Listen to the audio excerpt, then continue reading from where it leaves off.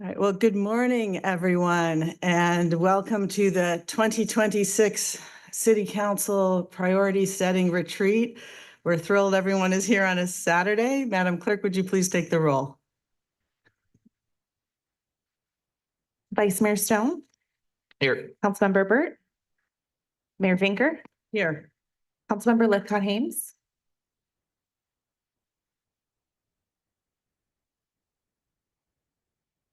Here. Councilmember Liu. Here. Councilmember Rectal. Here. Councilmember Lowing. Here. For the record, all present. Thank you very much. And I want to thank staff for their annual Herculean task of moving our meeting to this room so that we can be more casual setting and together with all of you. I want to thank my colleague, Councilmember Lithcott-Hames, for joining us while she is ill, because this means so much to her. So that is why she is remote this morning. And, you know, just a moment of introduction. This is really a great task before us. You know, when we're each elected, we go around and through campaigns, we talk to community members. Then once we're sitting here, we hear public comment and have office hours, and we really try to listen to what you want. But this is a time and place where we can really, you know, work through things together and listen to you. You know, on the job, we meet city staff, we take tours, we learn so much about this city. And today we get to put it all together. And think about how together we can really make Palo Alto the city we want it to be. What is probable, what is possible, and what is a priority. And that's our primary task today. I have spoken about unlocking Palo Alto's promise, and today is about the how. How do we get there? How do we achieve that promise? And all of us up here have some experience under our belt with this retreat process. So I'm looking forward to a really thoughtful, creative, exciting discussion. I think that we will live into one of my favorite sayings, which is that none of us is as smart as all of us. And that doesn't just apply to the 7 of us here. There are 3 legs to this stool: council, staff, and residents. And while it's our job to set the 2026 priorities, we do so with advice from residents and from staff so that we can give staff some clear direction on how to best serve our residents. Now, we always have challenges, and this year is no exception. We received a challenging long-range financial forecast on Monday that will require some belt tightening. We are seeing unrest on city streets in different parts of our nation, and cities in this very county are considering how best to prepare for similar situations in our own county. And we're worried about federal grants, wildfires, and the reliability and capacity of our grid. But we're also excited about the prospect of opening Project Homekey, getting a Cubberley plan approved by voters, and continuing our ambitious climate program and more. So I'm eager to get started. We have a very promising day. And I think with that, I'll turn it over to the city manager. Thank you, Mayor, members of the City Council, and attendees here. One piece of logistics, I believe Councilmember Lithcott-Hames has a statement she needs to make. Yes. Thank you for that, City Manager. I am attending by Zoom, invoking the just cause provision of AB 2449. The reason for my doing so is I have the flu, despite having a flu shot. There are no adults over 18 in the room with me presently, but over the course of the day, my son Sawyer or my partner Dan might come in here to bring me some liquids. And I will be keeping my camera off when I'm not speaking. Thank you, Councilmember Lithcott-Hames. We certainly wish you a speedy recovery and really appreciate your dedication to be with us this morning.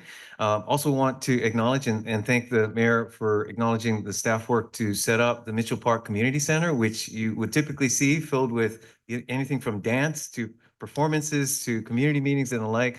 And our city clerk's office and IT departments in particular just do an amazing job to transform this into really a city council chamber for the day. And also note for those who may be attending online that we have most of our senior staff here, department heads and other executive leadership team members here to support the council's work this morning.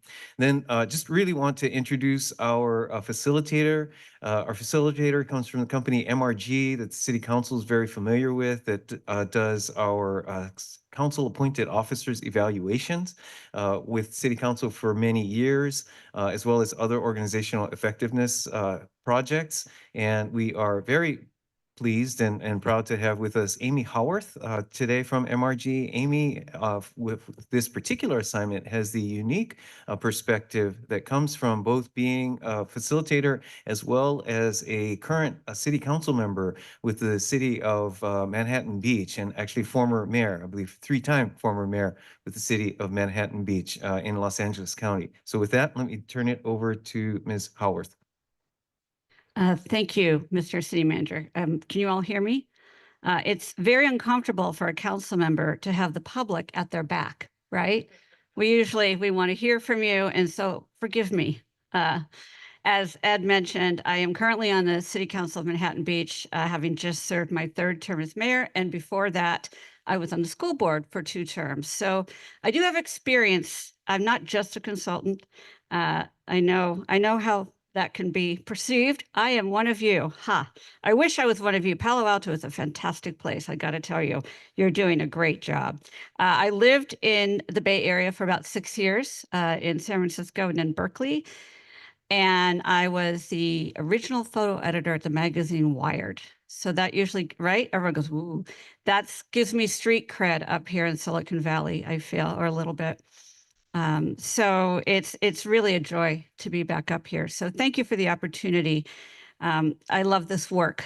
I am passionate about local government and want to only add value to what you're doing here in Palo Alto. So I will do my best to facilitate this very accomplished, dedicated, engaged group. And I'm sorry that I won't get to meet Councilmember Lithcott-Hames in person, but feel better soon. So I just want to give sort of ground rules, if you will, and if there's anything missing, perhaps the council member can weigh in. Hopefully we will have candid and honest feedback. We're going to allow time for that feedback. Time is the only non-renewable resource we really have, though. So it's part of my job as a facilitator to make sure everybody gets a chance to speak. And so there may be times when I say, Madam Mayor, that's a fabulous point, but I'd love to hear from the gentleman to your right. And I expect there'll be times when you say no, but that's our job today. We want to hear the ideas and perspectives of the residents in the public comments before their discussion. When I spoke to the mayor, she spoke about how much the entire council values your engagement. So that we will do. And we will adhere to the schedule and allow the facilitator to move the conversation along. So I'm here so that the mayor can participate, so she doesn't have to turn to this colleague and that colleague. I will probably use this microphone and walk around and say, just a second, I think Councilmember Rectal wants to jump in here. So I will be watching you guys and trying to keep the conversation going, and so that we can have a nice, good discussion. Before we get to public comments, I wanted to ask a question, if you will, of our council members. And that question is, and I'll give you an example, what has surprised you the most about being a council member? Now, I know some of you have more time and tenure on the council, so maybe you're not surprised anymore, but maybe you can think back to when you were just a baby council member and what has surprised you about being a council member. I know for myself, when I joined the council, I'm friendly, right? And staff knows I respect them, right? So if I call them up and say, oh my gosh, I'd really like to have M&Ms in the closed session tonight, or I'd like to have M&M chocolate in closed session. I did this. I'm telling you, because I did this. My favorite color is pink. Why do you care? Because the city clerk dropped everything she was doing to make sure she could get pink M&Ms to have in that closed session that evening. Now, that's really great. Thank you, staff. Staff just wants to please council, but I didn't think they would drop everything because, I'm just nice. I was just saying for the future, if you have time. I didn't realize how much staff wants to please the council members and how they'll drop everything, at least in my city. Maybe I'm speaking out of turn, but that surprised me about being a council member. So who would like to go first? Okay, Councilmember Ekdahl. Yeah. That's the last time I'll ask, by the way. The thing that surprised me is really the caliber of the people I'm working with. The council members in closed session and in committees, they really are thoughtful, and there's not a knee-jerk opinion among any of us. They think about it and they know the trade-offs and they make the hard decisions. And quite often you think of politicians just being knee-jerk and having preconceived narratives, and that's not the case here. I think that the council is very collaborative and very sharp, I think. And also staff. It is kind of the opinion on the street quite often is it's a cushy job and they're not working hard, and they really are working hard. They're worried about the budget. They're working about what's the best way to deliver these services. So I'm quite impressed. I was impressed before, but I'm more impressed now that I work with them closely. Can we just go down the line, and then we'll be sure to get Councilmember Lefcourt-Hames as well, or Lefcourt-Hames. Well, I've been on council for about a year, and I think what surprised me the most is the collegiality, how different it is from campaigning. And like Councilmember Rechtel said, how there aren't knee-jerk reactions, so we can actually work through differences. And I think more often than not, more than I expected, find unanimous or near unanimous approvals or disapprovals of controversial items. Well, I agree with both of those. So I'll shift gears a little bit. I think what surprised me was how much broader the scope of work is in this city than many of our neighboring cities. Not every city is on the bay, but if they are, they may not have a whole lot of land up in the foothills where they need to worry about wildfires. Not every city has a regional water quality control plant that serves, 5 other entities. Not every city has an airport. Not every city has that university you might have heard of across El Camino. And not any city, I believe, in the state owns all 5 of its utilities. So we're rate setters too. So the breadth of what we do, I had, I knew about, but not the way, not until I saw the scope of work that our staff does and the issues that are before us. And that's what makes it exciting and to have such a vibrant city.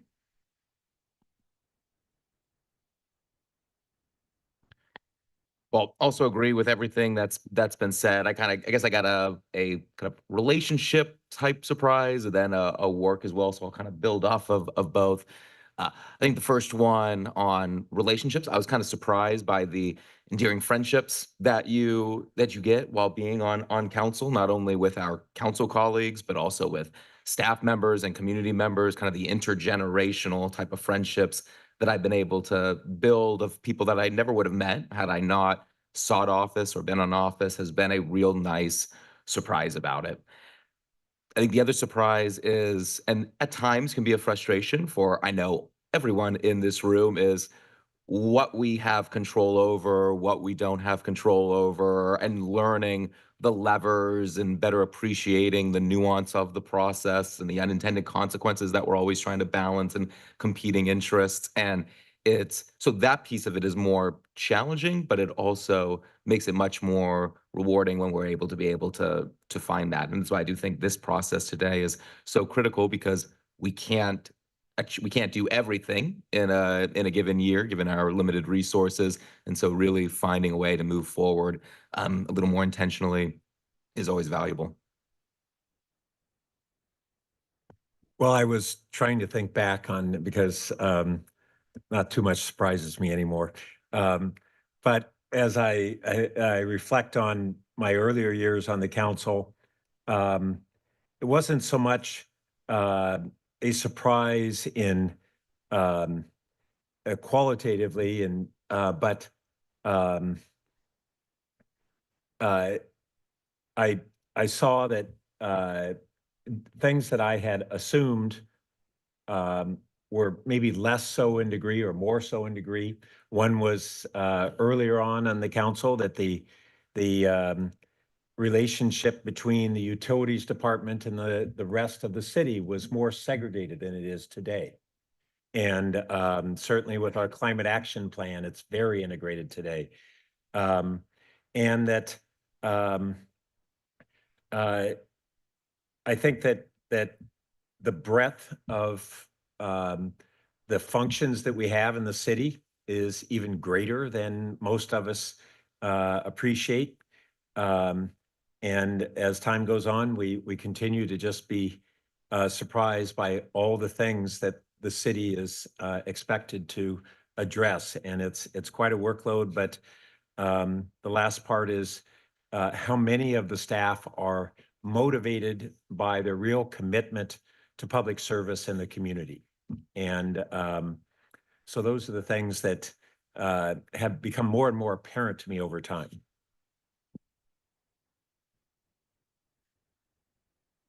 So I gave this some thought and try to get it down to something that was substantial for me. In spite of the fact that I spent a lot of years on commissions before I got to this body, there, of course, I was in recommendation mode, and now I have a vote on policy and so on.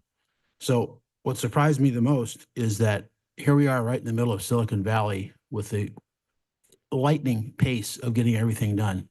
That does not describe our city in terms of how we execute. So that was an adjustment, frankly, for me to make. And this is not a negative or a criticism. It's just a fact. And sometimes I would push back on that and say, you know, well, why is that happening? Well, one is that we're very dedicated to public process, and we want to hear from citizens all the time. And that sometimes actually slows down the process, which I think is good. It's not a negative at all. And then there's this thing called laws that I heard about from our city attorney. I said, why can't we do that? And she said, well, there's a law against it. I go, law, come on, let's get going here. So it is what it is. I think there's places that we can tweak that, but based on what we want out of public input and the pace to make sure we're making the right decisions, particularly on the bigger decisions, that just is what it is. So I had to sort of scale myself down from Silicon Valley, you know, to Palo Alto. Okay, I really appreciate, and I'm sure the public does too, hearing all this, because I think it was Councilmember Stone, you know, or maybe it was Councilmember Liu who mentioned you get up on the dais and you agree more. You're looking for the similarities. You're looking where you share common ground, as opposed to when you're campaigning, you're looking for the things that are different, right? You're differentiating yourself. And that's a lot easier to do, right? I think it's a line in Hamilton where, oh, golly, and we have Julie. I'm sorry, Julie. I will, please, I'm dying. I'm sorry. I want to hear from you too. This is the last time that will happen. I'll give my line from Hamilton later. No worries. Can you hear me? Yes. Okay. I agree that the relationships are really quite good on our council, but I believe that human beings are capable of that, so I won't list that as something I was surprised by. My biggest surprise was how much I didn't know about Palo Alto. As a resident of more than 20 years, I thought I knew our city, but there was so much more for me to learn about our assets and our opportunities and our challenges. I was also surprised by the volume of work. I work hard. We all work hard. The folks on the council, like Vice Mayor Stone, who have a full-time job in a school district, I don't know how he does it, because it feels like, for me at least, I'm constantly setting aside all my other commitments to try to ensure that I am serving the city at the level required. It feels like a rigorous PhD program to serve this city. And the third surprise is I love that. I absolutely love doing the work of local government. I never expected to love it. I have really become quite enamored of the sector and of the possibilities inherent in work at this level. That's it for me. Thank you. Thank you. And I'm so glad we got to hear from you because, like you, I was surprised by the amount of work and discovered a passion. And I'm glad that governing, what I was going to say from Hamilton is campaigning is easy, or fighting a war. Well, yeah, let's not talk about that. Campaigning is easy, but governing is hard, right? Because that's where you do have to come together. And sometimes 4-3 maybe, but that's, you have to get there. I come from a council that there's only 5. So this is that much more of a challenge and a strength. And I am sure that you are all sitting here in the audience or at home and thinking, wow, we are so lucky and grateful to be served by people who take it so seriously. So thank you for that. So Madam Mayor, I believe we are going to turn to public comment now. Is that where we are in the agenda? Because I took my glasses off. That's my Okay, understanding. so yes. I'm gonna let y'all run that. Okay, well, I'm going to turn it over to Madam Clerk. Do we have any public comment? I'm guessing the answer will be yes. I'm hoping the answer will be yes. Yes, we do. We have one group of 5, and total for requests to speak, that would bring us to 12.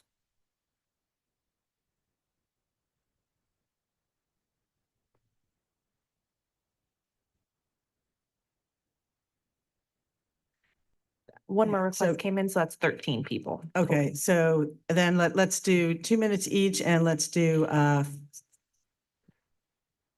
6 minutes for the group.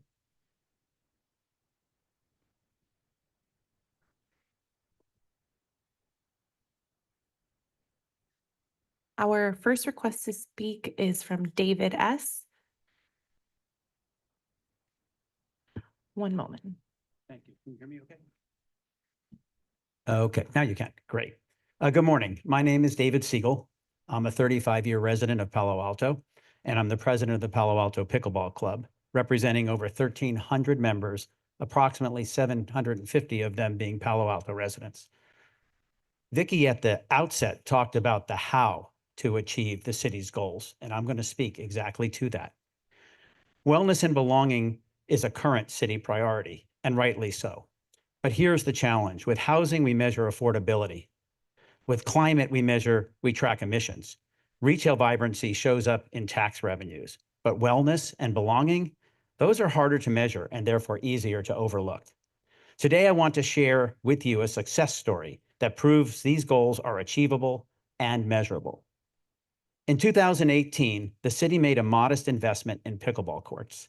Coupled with grassroots citizen support, that investment has created something remarkable. Many Palo Altans of all ages and backgrounds experiencing life-changing outcomes. Let me be specific.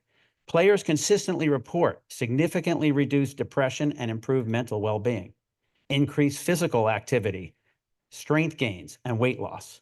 Dozens of new friendships within the community, and perhaps most of all, more joy and laughter in their daily lives. These aren't just anecdotes. These are measurable improvements in wellness and belonging happening right now in our community. Now, I want to be clear about something crucial. This isn't just about providing space for a sport. It's about creating a genuinely welcoming community space for open and inclusive play. This distinction matters because it's easy to see pickleball as just another recreational activity and miss the real lesson. This magic happens through what we call open play. Unlike sports requiring prearranged teams and locations like baseball, basketball, even tennis, pickleball allows anyone to show up at the cluster of courts at Mitchell Park and find a game within minutes. Strangers become partners.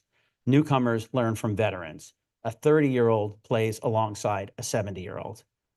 With a gentle learning curve where beginners can participate meaningfully within their first hour, pickleball breaks down barriers. It creates spontaneous connections. It builds community organically. This is wellness and belonging in action. Now, while open play represents about 95% of court usage, we've also developed targeted programs. For seniors, for example, our club volunteers 50 of its members annually to support the Bay Area Senior Games pickleball division. In fact, we recently hosted the Stevenson Retirement House residents to learn and play. Attending the event was a spirited 90-year-old participant. Community partnerships. We've hosted 2 fundraising tournaments with the Rotary Club to benefit local charities. Another is planned for this fall. And youth engagement. Through classes, programs, and tournaments, we've built a club membership of over 100 young people, creating intergenerational connections on the courts. Down the road, you will hear plans to greatly expand the club's emphasis on youth, including a proposition for dedicated youth courts. I need to share an uncomfortable reality, though, with you. Current community demand vastly exceeds available court space. Long waits are common during peak days and hours of play. Consider some numbers. Nationally, surveys show twice as many pickleball players as tennis players. Locally, the Pickleball Club has over 1,300 members compared to about 125 for the Palo Alto Tennis Club. And at last year's Bay Area Senior Games, held here in Palo Alto, 350 pickleball players participated versus 91 tennis players. Yet, Palo Alto currently has 15 pickleball courts and 58 tennis courts owned between the city and PAUSD. At a future council meeting, you'll hear about a straightforward solution, converting just 2 of those tennis courts into 8 additional pickleball courts at Mitchell Park. That's right, each tennis court occupies the same space as about 4 pickleball courts. So converting just 2 of these courts will reduce tennis court capacity by about 4%, while increasing pickleball capacity by over 50%, bringing supply and demand closer to equilibrium. This represents a very effective, economical, and environmentally practical approach to expanding wellness and belonging in Palo Alto. I recognize the countless priorities you're balancing with limited resources. Here's what makes this opportunity unique. It can be implemented with minimal, if any, cost to the city. Our club has volunteers with diverse talents and expertise, ready to collaborate with you to achieve meaningful progress on wellness and belonging in 2026. That's the how. We have a strong working relationship with the city and many partner organizations. We're eager to build on this success and deliver an exponential return on social capital. Now, I understand council meetings aren't designed for dialogue, so I welcome the opportunity to discuss your questions and thoughts separately. Please feel free to reach out. Thank you for your time, your service to our community, and your commitment to making Palo Alto a place where everyone can thrive. Thank you. Thank you. And Madam Clerk, I'm going to interrupt because I had misunderstood and thought there were 13 to 15 in addition to the 6. There's not, so let's raise the limit to 3 minutes. Our next speaker is Herb B.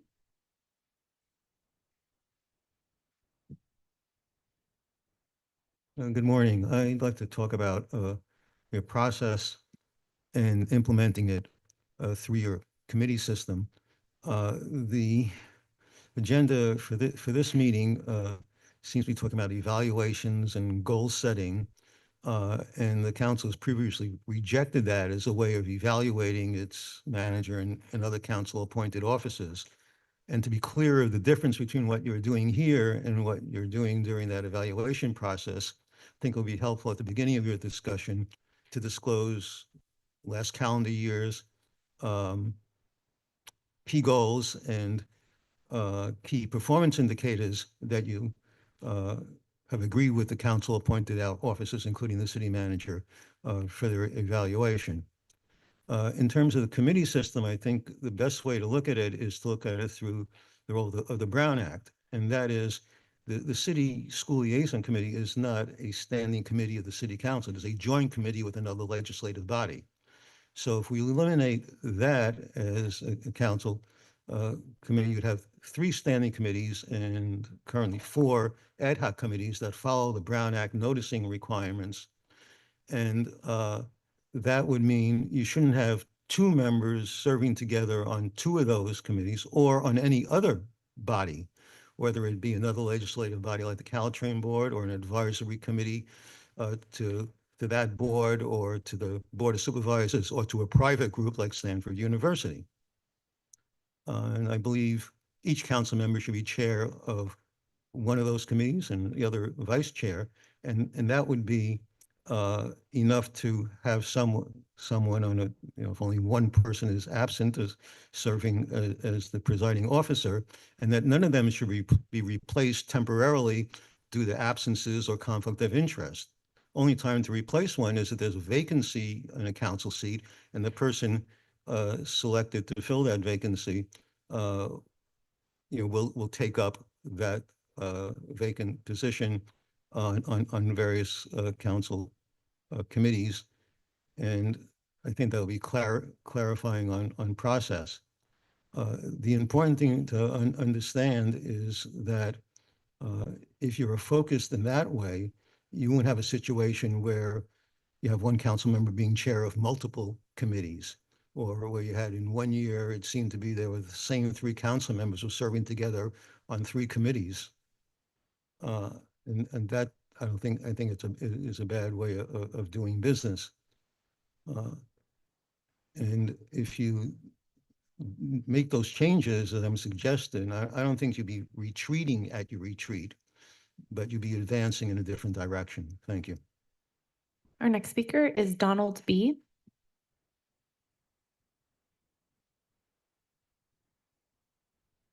Thank you very much. I am here with 3 hats on. Number 1, I'm on the board of directors of the Avenidas Senior Center. Number 2, I am on the City Human Relations Commission. And number 3, as many of you know, I have been an advocate for affordable housing in Palo Alto for more than 20 years. And that is what I want to do, is to advocate for affordable housing and to encourage you to keep as number 1, because I believe in the previous year, number 1 was affordable housing. And I would encourage you to include affordable housing as the top priority for the coming year. And I would like to have you follow up on a particular housing opportunity that you have already identified. And you recall that when the council identified potential downtown city lots for housing, one of them was parking lot C, which is the lot on Ramona between University and Lytton, as well as parking lot T, which Alta Housing is working on developing. Parking lot C would be a perfect place for housing for seniors. And I think that you may recall that the Avenidas did a survey of seniors, and for seniors who earn less than $70,000, 66% said housing is their principal concern. And you had an RFI, request for interest, on parking lot C, and Mid-Peninsula Housing submitted a response and said they would like to build senior housing on parking lot C. And I have been in touch with Mid-Peninsula Housing. They still are very enthusiastic about having the opportunity to develop housing for affordable housing for seniors on parking lot C. It's 3 blocks from the transit center. I'm not sure if that meets the quarter mile or half mile under SB 79, but it's about 4.5 blocks from Whole Foods. And it is right next to Avenidas. And so it is, I can't think of a better spot to develop affordable housing for seniors, and the city needs affordable housing for seniors. So I just encourage you, please, to take the actual step to have developers come in with specific proposals for parking lot C for senior housing, and to get to then move forward to develop housing for seniors that is affordable. Thank you. Our next speaker is Shawnee K.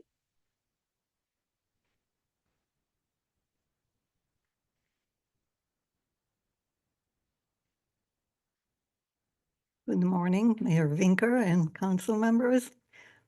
Just got back when I'm a bit jet lagged, but I thought it was important to come and talk to you, and apologies for not having the chance to discuss this before. Globally, biodiversity is collapsing, and this is partially due to climate change, but not entirely.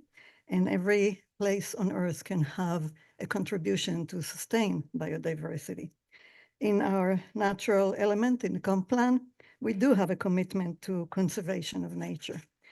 So my requests, and I try to make it very short, keep the natural environment and include biodiversity in overall goals of sustainability, and potentially ask, and this would be something I'm happy to work on.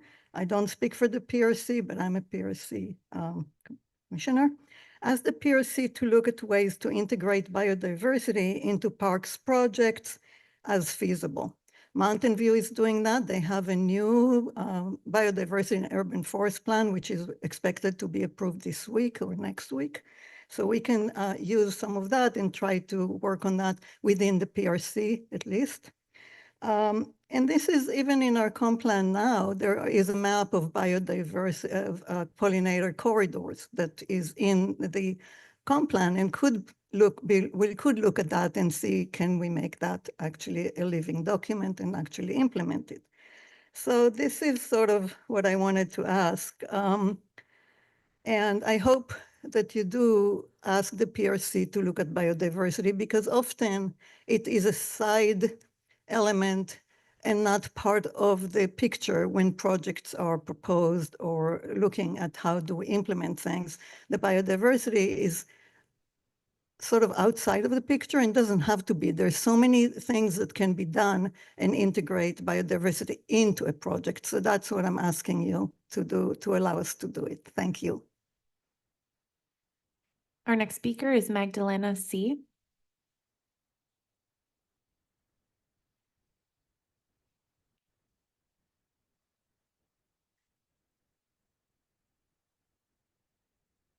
Thank you. Greetings, council members and Mayor Vinker. I thank you for allowing us to be here in front of you once again. Claire and I are here to confirm that the council's vote did determine as policy the need to set up a pilot study of a natural grass field. On behalf of our group, we are grateful that council has voted for this positive step forward. According to the studies we have researched, we believe it possible to devise and execute a natural grass turf, one that has a drainage system in place to channel groundwater off the field and out to the storm drains, which can result in perhaps as many playable hours as an artificial turf field. It will be essential to hire the right agronomist to design and oversee the project, and funding must include the ability to choose the right grass and then also have the field managed judiciously. Other communities have been able to do this, and so can we. We are asking that you make this pilot study of a natural grass playing field a first quarter Group 1 objective under Council Priority Climate Action and Adaptation and Natural Environment Protection for 2026. This objective would also help meet the public safety, wellness, and belonging priority. As I understand your mission for today, making the natural grass field pilot study an objective for this year aligns well with the city's goal to further reduce carbon in the atmosphere, mitigate rising temperatures, improve environmental standards, and address public safety. As you already know, plastic turf can have very high surface temperatures on a hot day, of which we are having more and more, and these heat islands generally increase the temperatures in the surrounding areas. This can pose a health hazard for the most vulnerable. Plastic grass also exposes players to the microplastics and toxic additives in the grass blades. With this critical pilot study of a natural grass field, we will confirm for ourselves and other communities close to home and even nationally that a well-designed, well-constructed, and well-managed natural grass field can and will work. I applaud you all for committing to leading the way in this domain. We thank you. And since I have 46 seconds, I'd just like to say, as you know, I'm a 4-time cancer survivor.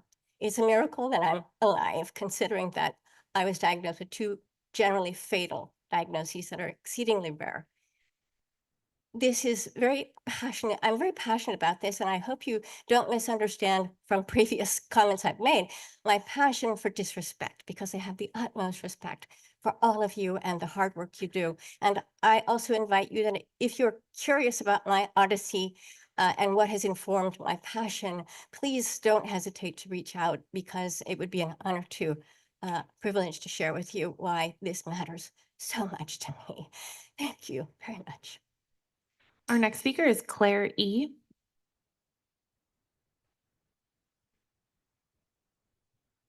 Hello again, council members. Um, Like Magdalena said, we really appreciate the time to speak and also your efforts going forward for a natural grass field. We'd love to see that happen sooner than later. But I also want to ask you to consider another objective, both that would also fit under climate action and adaptation, natural environment, that whole mouthful, and biodiversity. Thank you, Shani. But also the public safety category, and that is to develop a project to reduce microplastic pollution and the exposure of the public and environment to forever chemicals. And you can do this through education, development of thresholds for PFAS, and a moratorium on landscape use of plastic grass. So first, I'd like you to do several things. One of them is to reject the study that everybody, well, lots of people have agreed has faulty data and is already being quoted by other cities as a reason to put in synthetic turf in their cities. Also, ensure that the El Camino Park field will be the last one that we install on city land. Acknowledge that PFAS-free is not possible. So determine a threshold for what is acceptable levels in PFAS and make sure the new El Camino field has been sampled for total fluorine and not just a handful of PFAS compounds that may or may not be the right ones to choose for what was in that plastic. Especially as we recycle plastic more and more, we're getting unknown materials that were in there. But also there's an analysis done by an engineer the city hired to look at the data that came from field turf. It's in the study. It's actually one of the appendices in Appendix E that says that the primary material that's in the grass blades is a PFAS product. So I'm not sure that was really ever brought out. And then ask for a chain of custody for that El Camino turf when it leaves the site.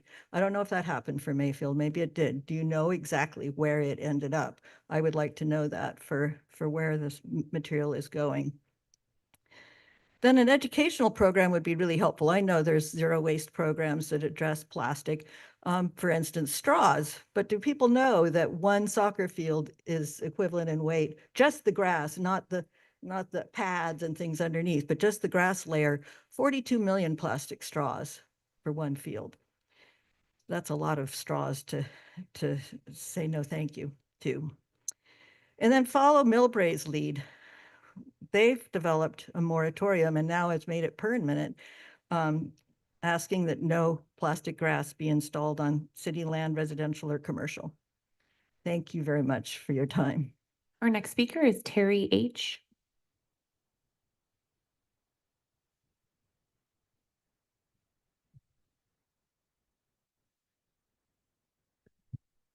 Thank you, council members, for letting me come and speak to you today.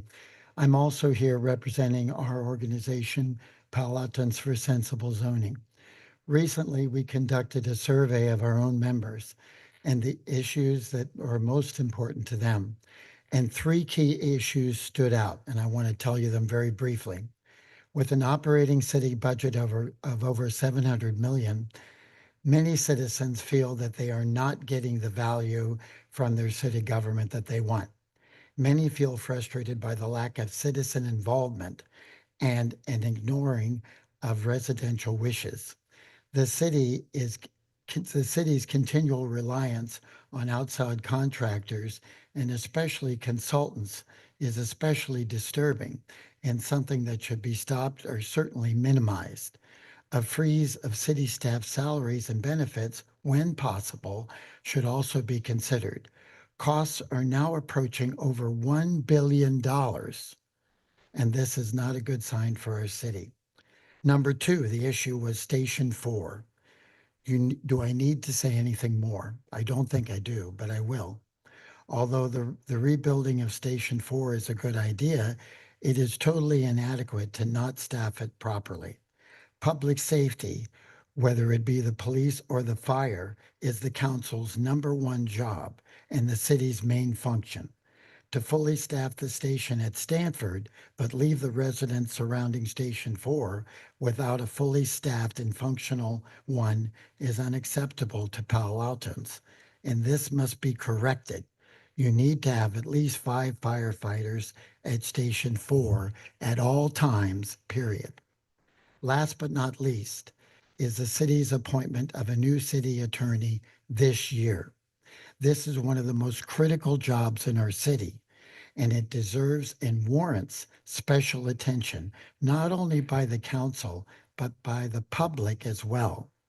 We encourage the council to seek out and appoint a special citizens panel run by citizens and having special open meetings to review what a city attorney should do and give feedback on potential candidates before the council votes on one this year. We shouldn't have a secret backdoor meetings with just council members selecting one. We need to have a city attorney who is supposed to represent the citizens, since they are paying that person's salary, and has the backbone to do their will. For too long, this has not happened in our city. So I encourage you to think about those things, those three issues. Thank you. Our next speaker is Monica W.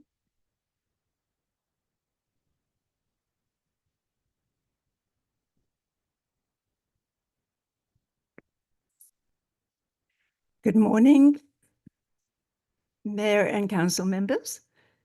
I'm Monica Williams, and I'm the co-founder of the Palo Alto Pickleball Club.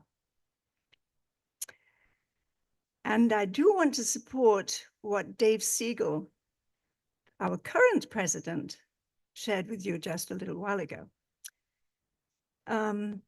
Thank you for the 15 very well-used pickleball courts that have brought a bundle of joy and social connection to hundreds of Palo Alto residents.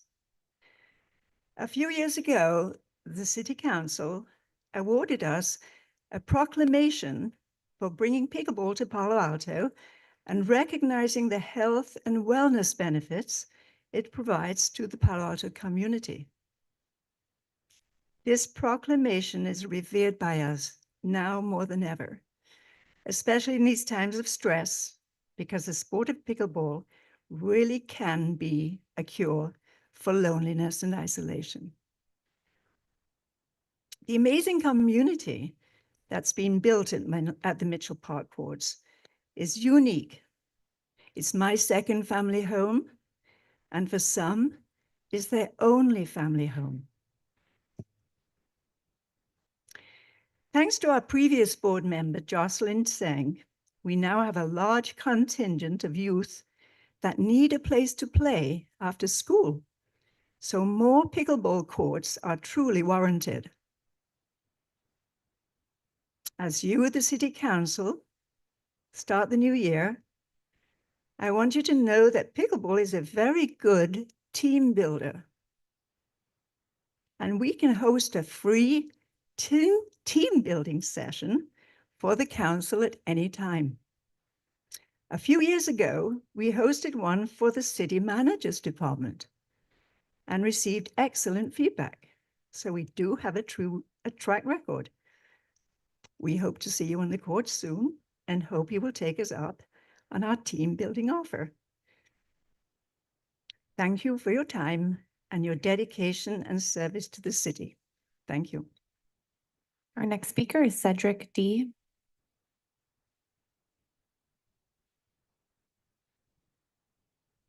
Good morning, Council. Thank you for your deliberations today. I think your existing priorities are good. I presume that climate change reduction and adaptation will continue to be a priority, but if not, it should be a value that is preserved for the foreseeable future. That's obviously a long-term deal.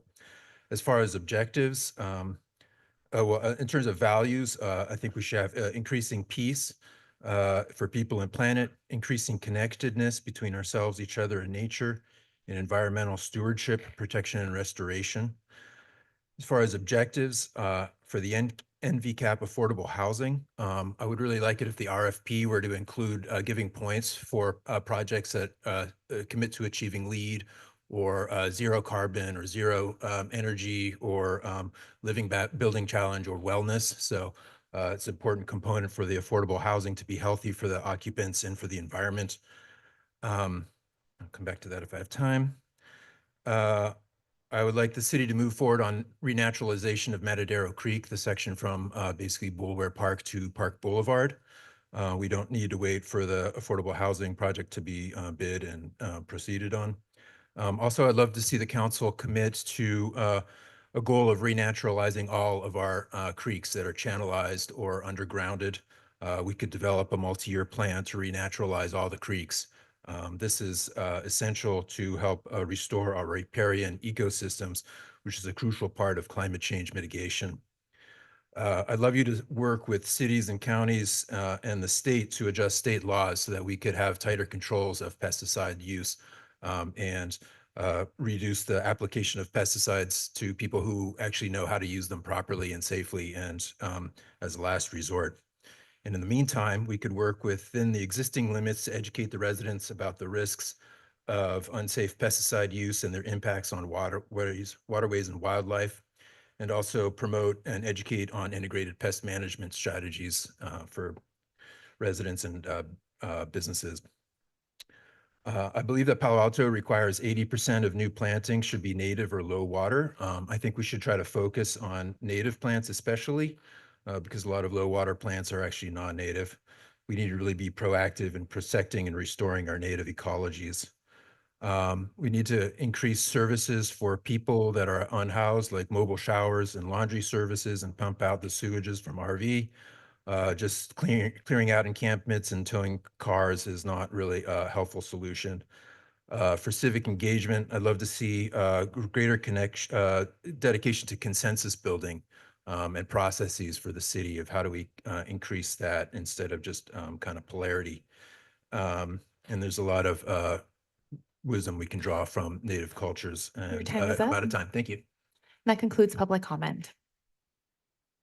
Well, thank you very much. And I would just note to our facilitator and staff, I think we're at our break time, but I'm wondering if we hit it a little early and can go on to the staff presentation and then take a break before we get into council discussion. Does that work? That would be Solid? perfect. Okay, Let's I think proceed. getting nods from the dais as well, so thank you. All right, let's see if we can get our bearings on the slides. This should be slide 10, is that correct? And so with that, we'll do a quick overview of some of the inputs to your discussion this morning. Let's go to the next slide, please. So I'll do a quick review of some of the work that has led to this point, and then turn it over to Amy for discussion of the path going forward. Next slide, please. So first off, want to do a quick recap of the input that we have received through our community survey. This year, as we have done for the last several years, we did a specific survey asking for input leading into today's retreat and priority setting session. This was done during the month of December into January. And as noted here, received 291 visitors with 178 responses. This is actually fewer than we received in the prior year.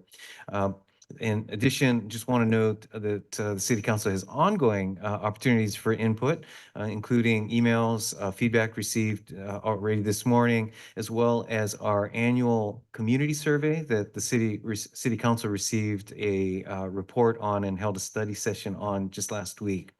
As well as our ongoing neighborhood town meetings, as well as a number of other methods of receiving input. So then focusing specifically on the survey that was done in preparation for today's session, let me do a quick overview of some of the feedback that was received. As noted here, there are a few neighborhoods that were at the highest in terms of respondents, but that said, responses really came throughout the city. Next slide, please.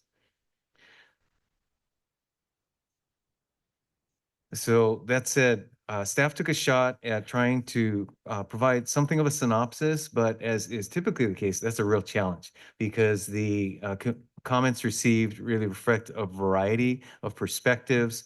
And we did provide the actual specific individual input as part of the packet that has been distributed for today. That said, let me do a quick overview in terms of some of the categories that are comments that fall within the 2025 priorities.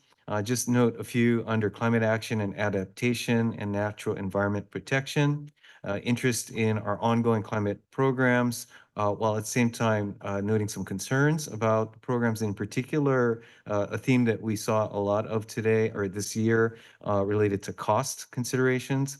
In particular, in this category, I would just note utility rates being one of the areas that those costs are felt directly. And I won't read through all of the comments and bullets listed here, but they are available and would be happy to come back to refer to them if needed. Under economic development and retail vibrancy, interest in, again, more filling of storefronts, noting barriers that can exist for business openings, interest in additional retail, and interest in comparison to our nearby communities. Next slide, please. Under the heading, oops, back one.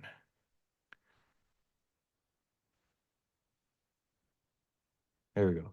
Under the heading of implementing housing strategies for social and economic balance, again, interest in more, certainly interest in more housing supply overall, as well as affordability being key areas of interest, housing approval and timelines, and mixed comments related to density. Under public safety, wellness, and belonging, interest in traffic and safety overall, but certainly traffic safety and traffic enforcement. Mixed comments related to wellness and belonging, and certainly interest in a variety of areas there.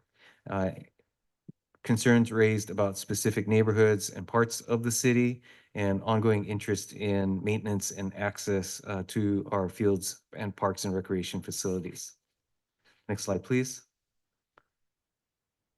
And then finally, on more general topics, concerns raised about city processes and governance, as well as interest in ongoing progress or continuing progress on transportation infrastructure, addressing issues of noise and uses of public spaces. Next slide, please. Actually, with that, I think I will turn it over to Amy to start a discussion of nomenclature and your priorities for 2026. So, Madam Mayor, we could begin here, or do you want to take a quick break? Because once we start this kind of slide in this area, I think there's going to be a lot of discussion. So, which is fine. I mean, it's great. But do you want to start with this now? Yeah. So what I might suggest is that just so it's framed up. Yep. Maybe just do the first couple of slides Sure. on input, and just so we kind of we have now the community input that was just described, and then maybe for the public, just what these three levels are and what has gone before, and then we can come back and figure out what we're going to do going forward. Would that work? Okay. All right. I will, as the outside person, do my best. I can't always, I don't know that I'll capture perfectly everything that has come before. Although I did watch your council meeting on, I believe it was the 12th, where you were discussing today, and you were discussing priorities, values, objectives. I did watch that meeting with great interest. So I suggested this slide, and I do think this is teeing up the bigger discussion. Because you have your council values, which I believe are in your policy and procedures handbook. Is that what the PMP is? Right, and those were set a number of years ago. And they are enduring goals and intentions that guide the work of the council. So these are big things like environment, sustainable environment, protecting environment, climate mitigation. All of the seems to be a huge theme, and seems to be, and is in your values from before, but it was also in your priorities that you guys discussed. So I was thinking, maybe you want to, and again, I think we need to to talk a lot about this, but I have another slide coming up, but not yet, which will show that a lot of your values from before align with some of your priorities from last year. So maybe some of those priorities become values. That is one suggestion I have, but that is just an observation. Because your priorities, you have these 4 priorities, and priorities usually are things that have some time urgency to them, right? Or a set time. Maybe it's not urgent, not an emergency, not a catastrophe, but there is a shorter time frame to which to accomplish them. So it's, as is said so well here, it's a topic that will receive particular and significant attention during the year. Now, housing, which is high on every single council's list in the state, there are so many aspects of housing. I believe it is on your values or will end up on your values for sure. I don't have a crystal ball though, but anyway, but there's a lot of steps to housing, right? So maybe you will be able to determine by the end of the day a priority which is related to housing, right? A priority that can be accomplished in the year or started in the year. Maybe it's a phasing, maybe it's a planning, maybe it's going out to bid, maybe it's a work, whatever. So this is how I am thinking about it, but I live in Manhattan Beach, which is beautiful, but I would move here in a second. So once again, and then your council objectives are those discrete projects that can be achieved within the year. And what I saw from staff, and I believe that was also what you all saw last time, all these objectives, I would call those a work plan, right? That's what they're working on. And I decided to spare you my home-drawn iceberg. But I think you all know what an iceberg slide is. It's where, you know, you only see the tip of an iceberg, right? And that tip usually represents 20%, maybe 10% of the whole iceberg. Consider iceberg as the city itself. Your police people are dealing with your safety every single day. You don't see that above the water.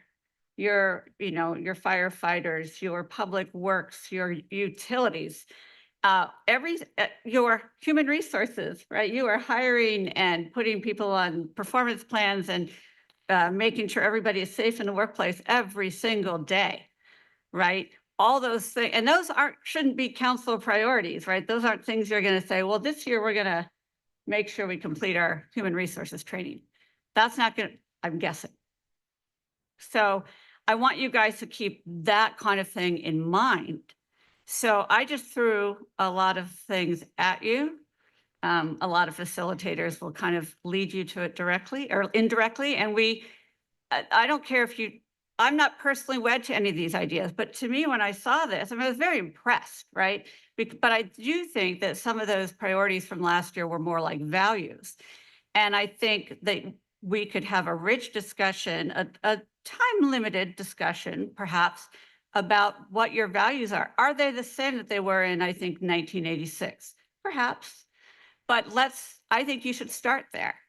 And then perhaps you can look at what staff has provided you with, like, here's our work plan right now. And maybe you say, well, listen, and please know I'm using this as an example. Maybe pickleball is on there. Please, this is an example. You're Ruh-roh. brave. Yeah, I know. Okay, I'm gonna change the example. Porta potties. Maybe there's somebody who really wants all pink porta potties in the city of Palo Alto. Phew. You can decide you want to add that to the work plan and where it's at in your priorities or whatnot. But I would suggest we think about this as a framework. And I don't know how this concept lands with you, but maybe we can have a reaction to the concept and then maybe we take a break and then go into the discussion. So I think the break is, sit with this while you have your coffee and talk about pickleball. But this is a suggested framework for going forward for discussion. All right, well, That sounds good to me. So unless I see any objection, I'm seeing some nods. Let's go with that. Let's get coffee. What, 10 minutes? Does that work for folks? I don't think we need 15. Yeah, so we'll get back to business in 10 minutes. All right, thank you.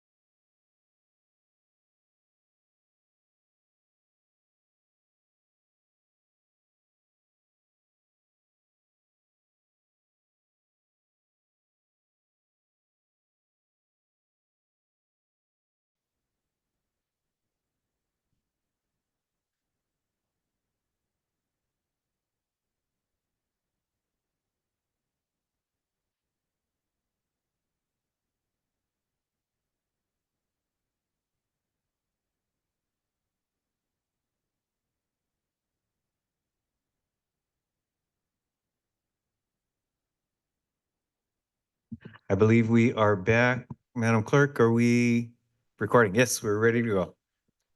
Amy, I think we're back to you. Okay, all right. So if we could go to the slide, that's council 17, thank you.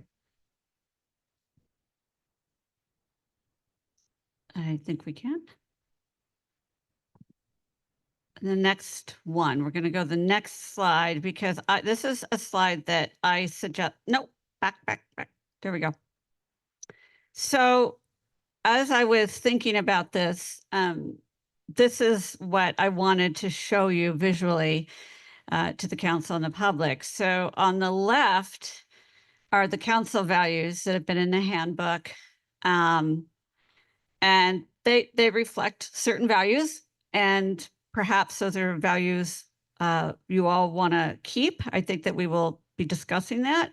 And then on the right are your council priorities. And what struck me, this is the stuff I wake up in the middle of the night and think about. If you look at on the left, number 2, the Palo Alto City Council will make decisions that are environmentally sustainable now and in the future. And if you look on the right, the second priority is the first priority is climate action and adaptation and natural environment protection. You know, that doesn't tell you a priority, what they're going to do in that area, but it does say that's a value of yours. So that's what I'm trying to show, the alignment there. Under, let's see, implementing housing strategies for social and economic balance. I think that could become a value. I mean, you could look at create a healthy, safe, and welcoming community for all. Maybe you need to broaden that to reflect housing per se. Public safety, wellness, and belonging. Create a healthy, safe, and welcoming community for all. Right? I mean, I think you can see the synergy, right? You can see the alignment with the level of wording, right? That's actually what I'm trying to get across. It's not the content, it's the fact that it's so high level. So that's what I noticed.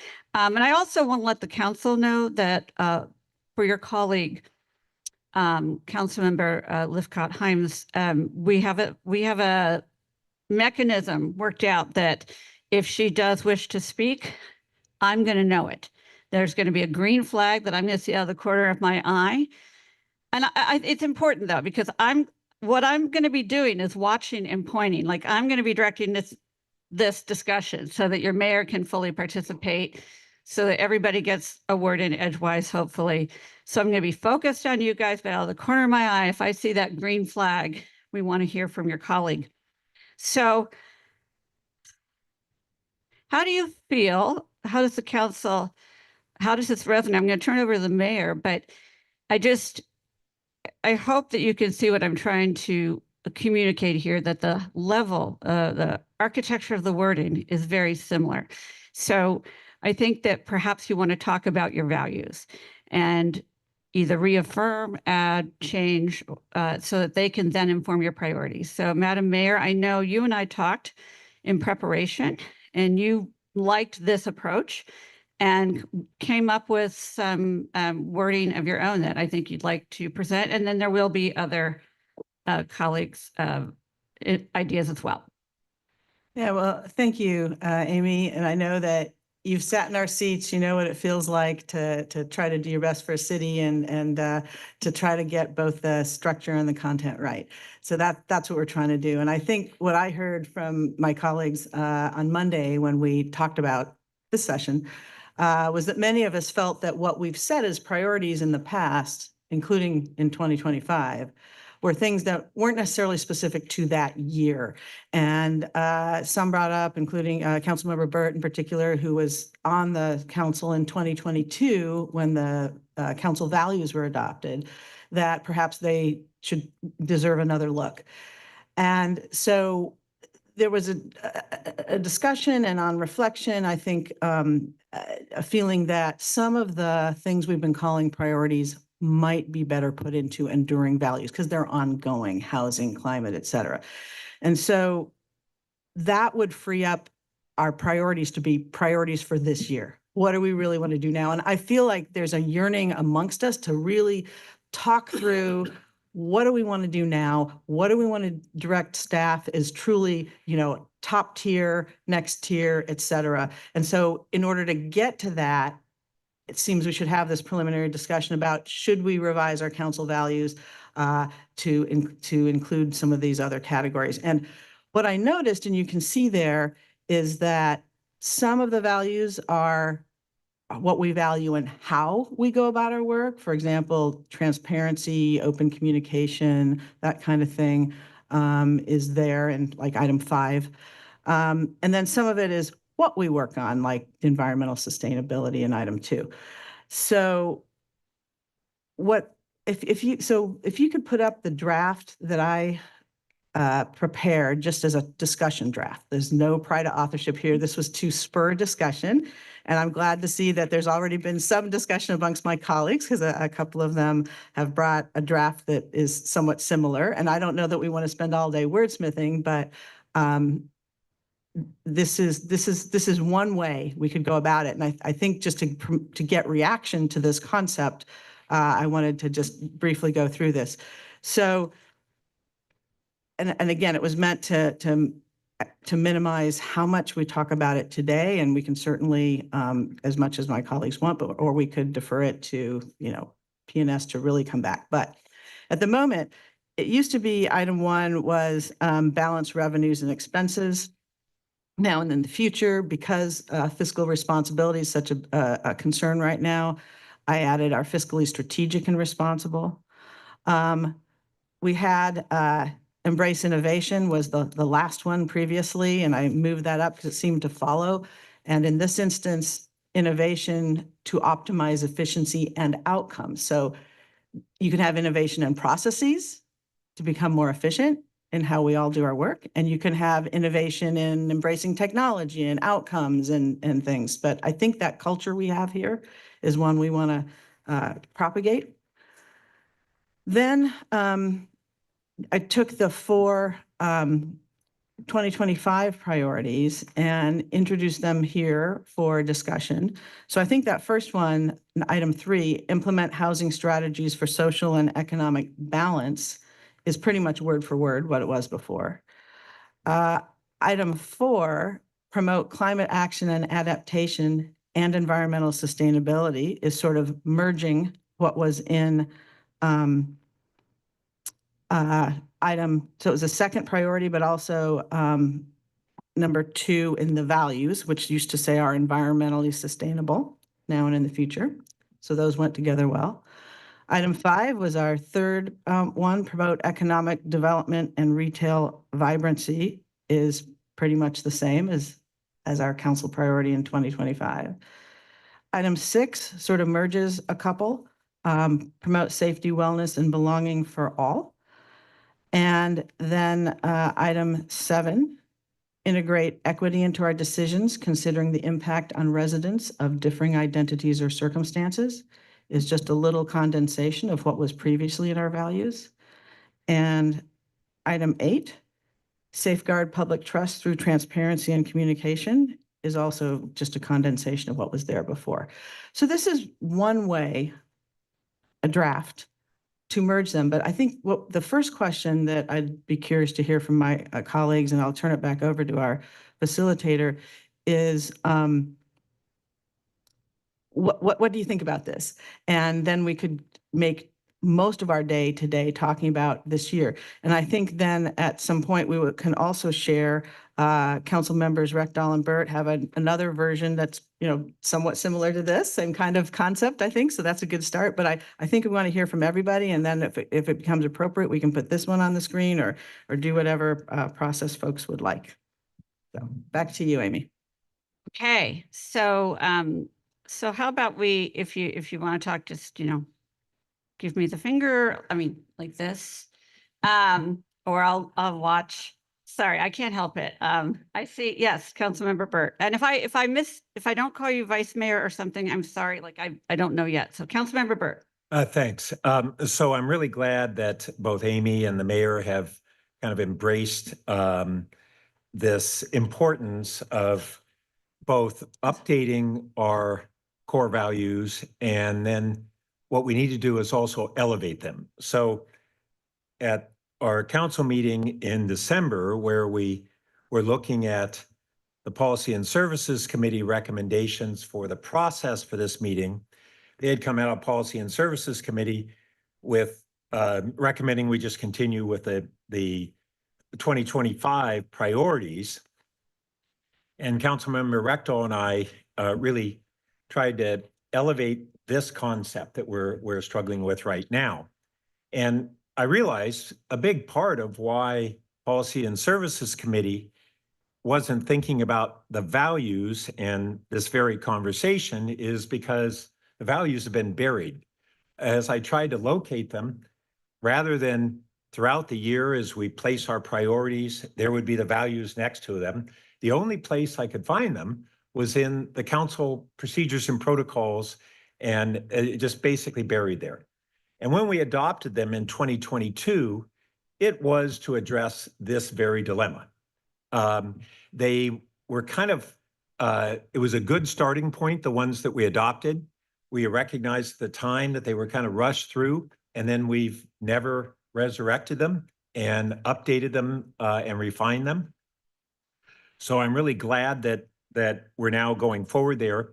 I would like to say that maybe we can put on the screen, Councilmember Rectal and I had worked over since that December on just a draft of updates to the council values, as well as kind of framing it. But I think that you have at your places the framing that we did, but I think that's really been discussed already on why it's important that we distinguish that.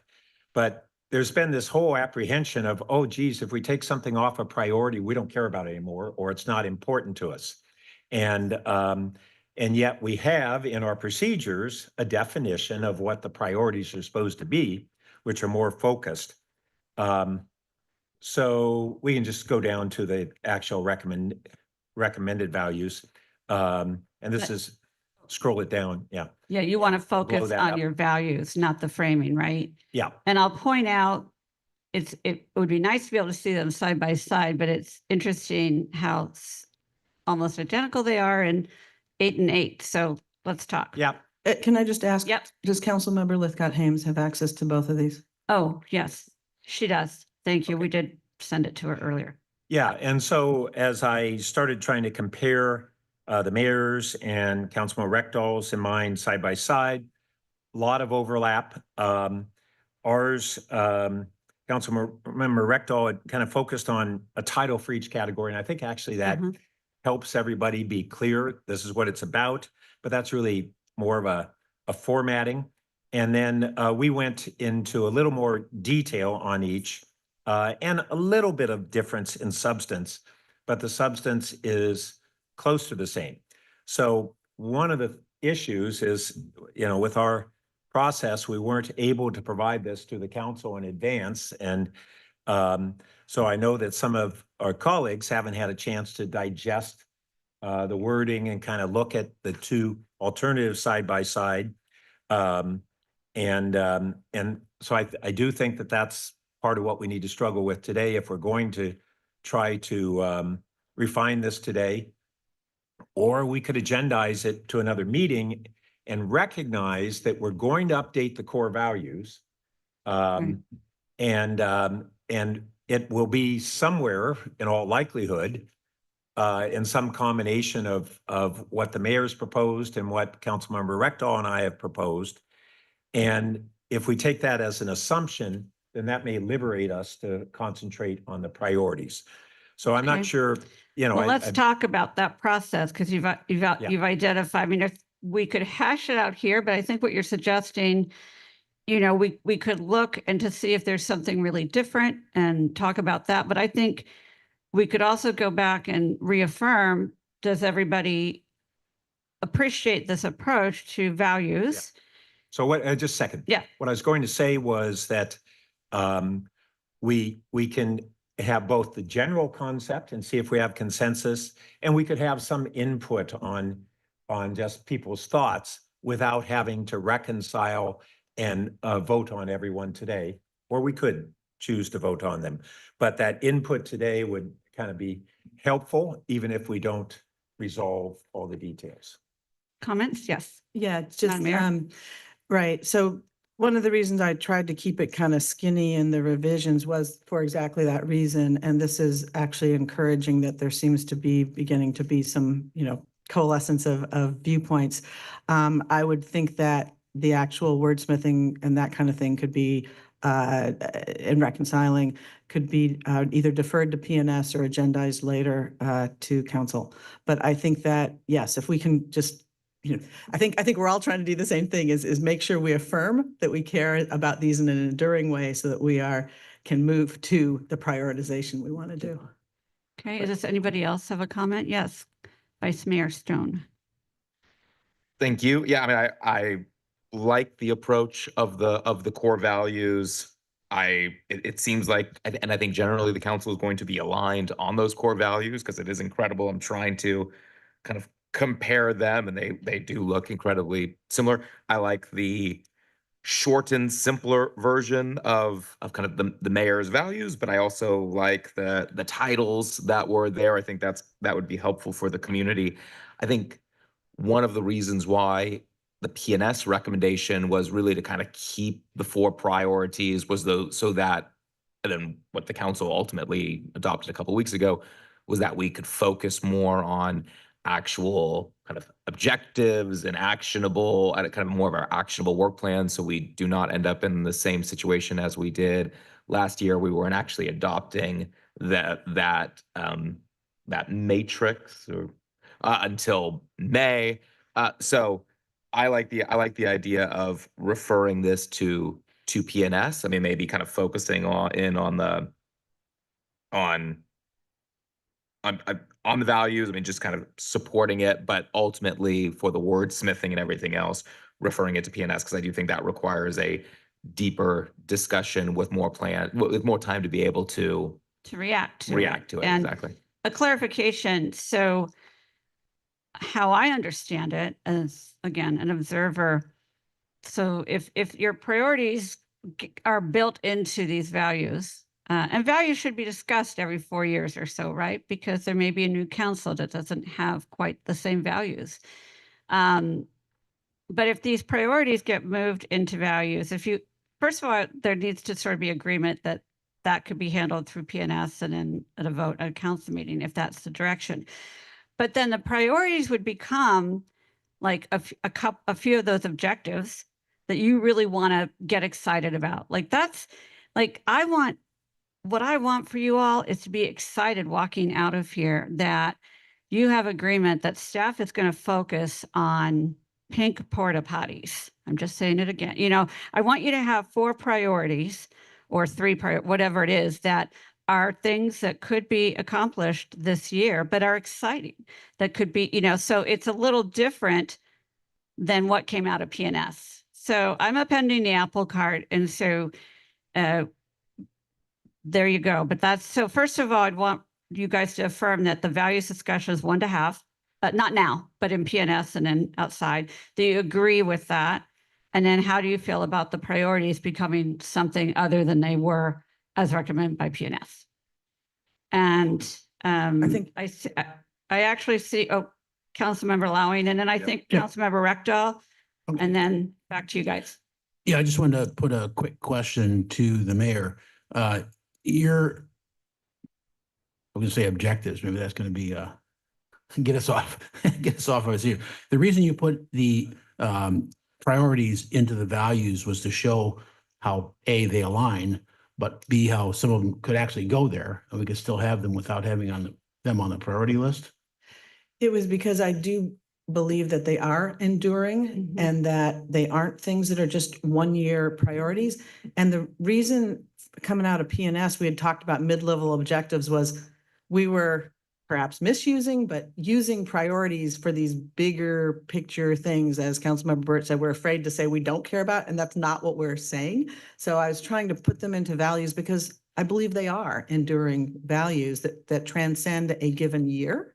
And then what that does is we don't need those mid-level goals, because the whole point of those was, what do we want to do right now? And we can go back to what the P&P describes priorities as, which is, what do we want to do right now? So that was the goal. It also provides clarity to the public, which I think has been sorely missing, to communicate clearly to the public what we're actually doing.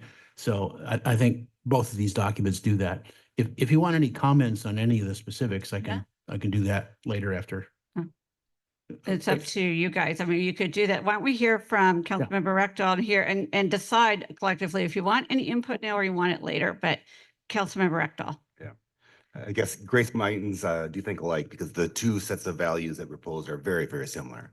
So I just think we have to say, we're going to move something like that and push that down the road. I don't think we want to spend our time today doing it, because really what's important today is the objectives, and we really want to get that in. And the staff does a really good job of going after those objectives and completing them. So this is not just a theoretical exercise. This is saying, what is the staff going to work on? I think that's really critical. Yeah. The two things is that we want to make sure that the objectives now in the past had to be tied to a priority. And I think if it's tied to a value or a priority, that frees us up to do what we have those priorities be priorities. And the second thing, as Councilmember Burt's mentioned, is whenever we list the priorities, we also should be listing the values at the same time. They shouldn't be separated, because they go together. They're saying, what do we value from year to year, and what are we exceptionally trying to work on this year? And so I think we want to keep that and not have them separated or buried. Okay. I think it was Mayor. Just quickly, I want to affirm what Councilmember Rectal just said about the objectives don't necessarily have to fit under a priority anymore. I think that there is a lot that the city does, and there are things we might want to see that don't fit on that, hair on fire we really need to do this year. I think it's more about prioritizing for staff, but there may be, so I think as long as it fits under a value or a priority, I think that the objectives are fine. Is think that's there what I heard agreement? you Is say. that okay? And the clunkiness a little bit, if I may. So you still have these priorities up there, and staff had already put like mid-level goals underneath these priorities. I don't think we have to throw that baby out with the bathwater. If you guys can be fluid in your understanding that this is in transition, right? That there's your values, and that's okay if the values are driving the staff objectives or your objectives, right? I mean, that's what you're saying. So I feel there's agreement here on value, the priorities were very high level, and actually it was time to update the values. So now these are going into there. And so now how you, and you've agreed that the two are very similar. The two approaches, the rewriting, and they're so similar. It's incredible.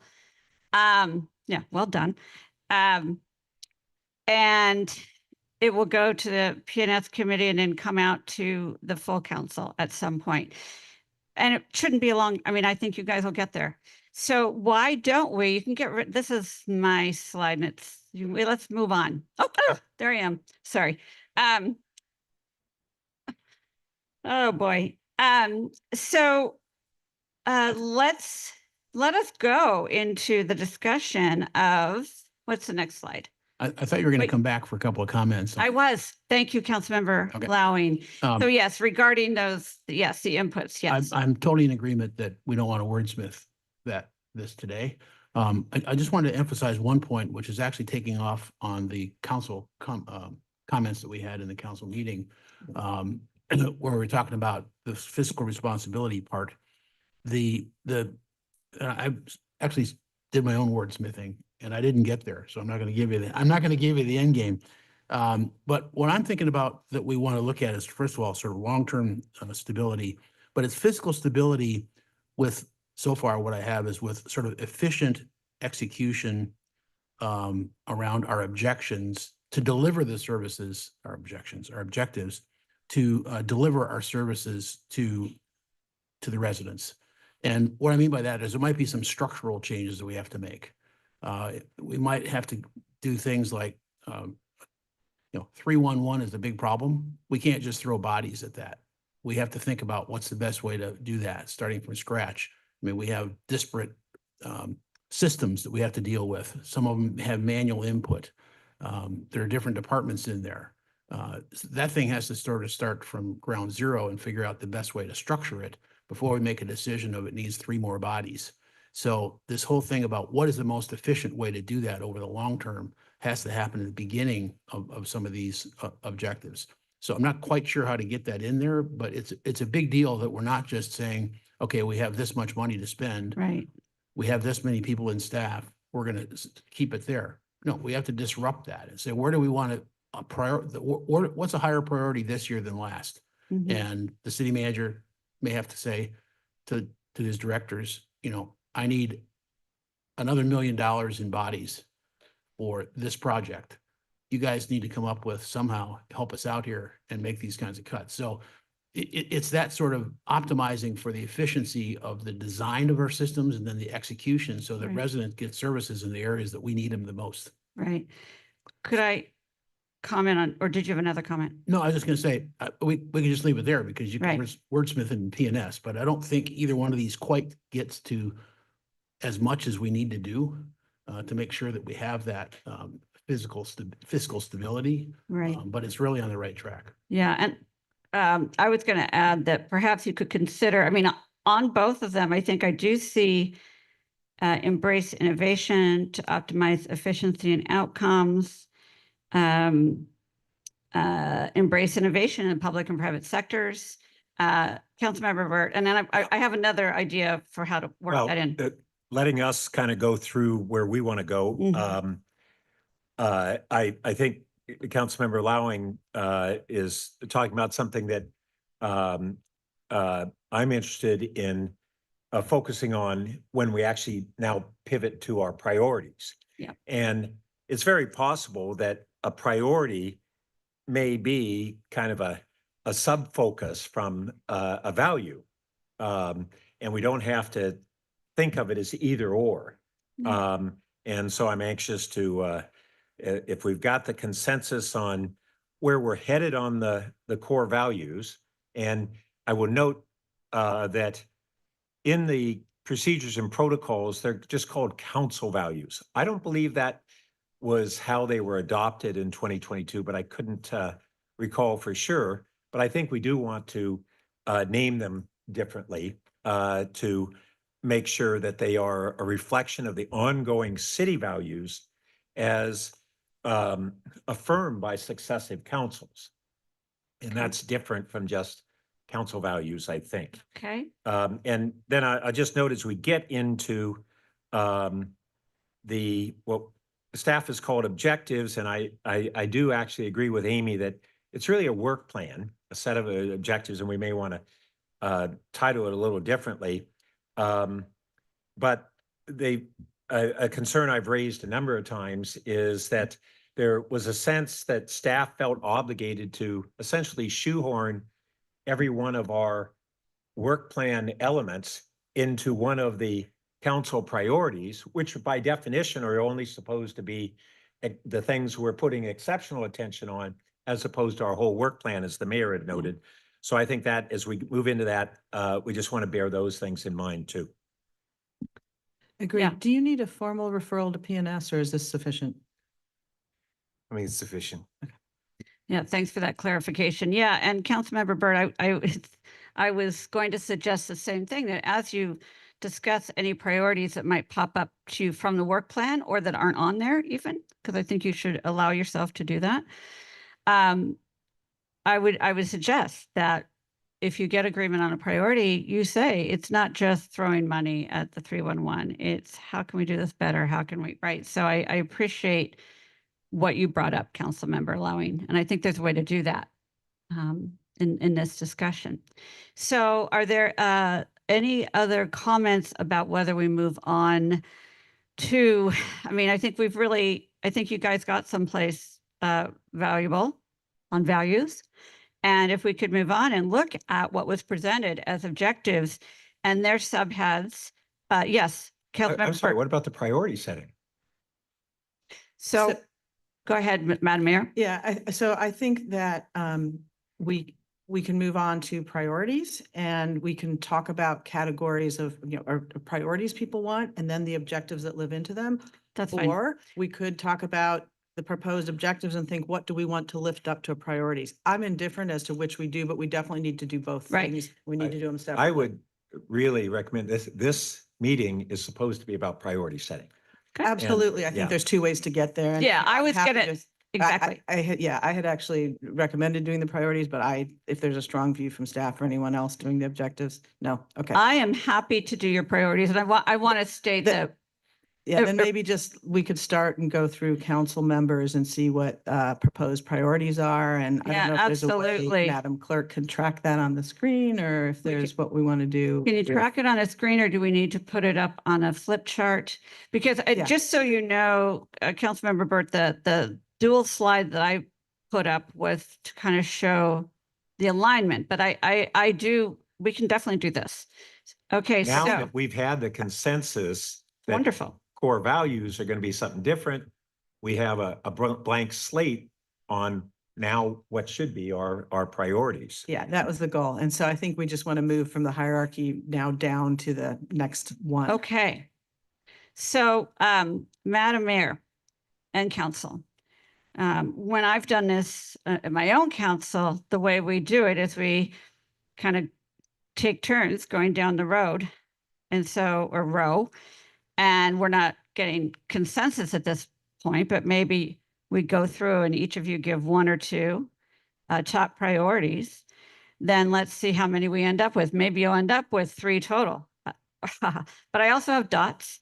But go ahead, Madam Mayor. I don't know how No, you guys have I done just it. say, because Councilmember Lifcott Hames isn't here, maybe we just do popcorn style and she can raise her hand whenever. And, when somebody is spurred to have a thought from someone else. Yeah, Yeah. that's fine. We don't have to go and it's not fair to go down the road because that way it's always the same person after each other.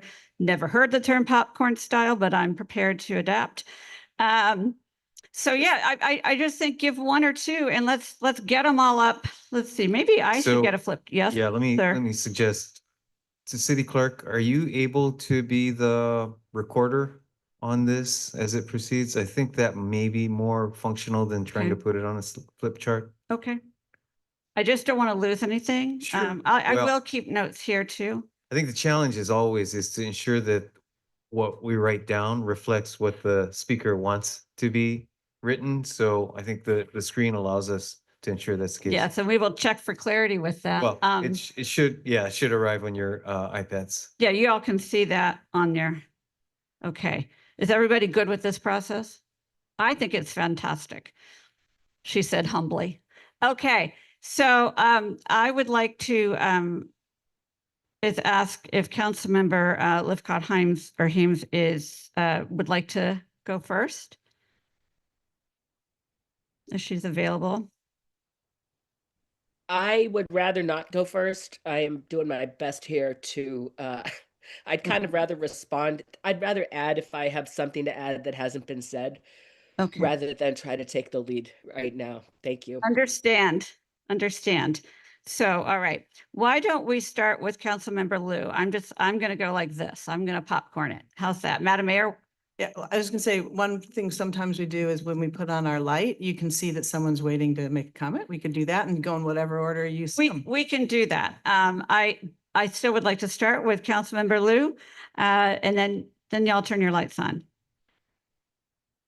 I love revisiting the priorities and also trying to make them more focused. I'll start with the short list and not speak too long about any of them in particular. So I think climate should be a priority. I think our priority should be to reduce greenhouse gas emissions by a given target. That will encompass most of what is in the current climate action and adaptation priority. A lot of goals about electrification, but also goals we can elevate around ped and cycling mode share as like mid-level goals. And so the exact amount we can pick with a little bit more investigation offline. But for climate, I would just say reduce greenhouse gas emissions by some reasonable target. I think we should have a priority about economic development, and it should just be economic development full stop, not necessarily economic development and retail vibrancy. If retail vibrancy is part of that. I think some good mid-level goals would be to do all the business development work we've been thinking of, to actually set targets about incremental sales tax or transit occupancy tax or other sorts of revenue, because we are in a crunch, and I think we can set good mid-level goals. What did you, I'm sorry, I want to clarify. Mhm. Were you talking about, perhaps talking about increasing TOT and sales tax? Yes, yes. We have targets to increase revenues in our long-range financial forecast or tentative long-range financial forecast. So if we are already putting ourselves on the hook for an incremental 800K in revenue on average per year, we should align some of our priorities and framing and of mid-level goals and things like that around that. Okay, I have more thoughts about that, but we'll come back to that later. And on housing, I'll echo a point that the mayor has made around getting a pro-housing designation from HCD that encompasses probably everything that is currently in the housing bucket, but makes it more focused on a specific outcome. Thank you. More to come, I'm sure. Councilmember Rectal had his light on. Yeah. Oh, wait, I'm sorry, Madam Mayor, is there a question?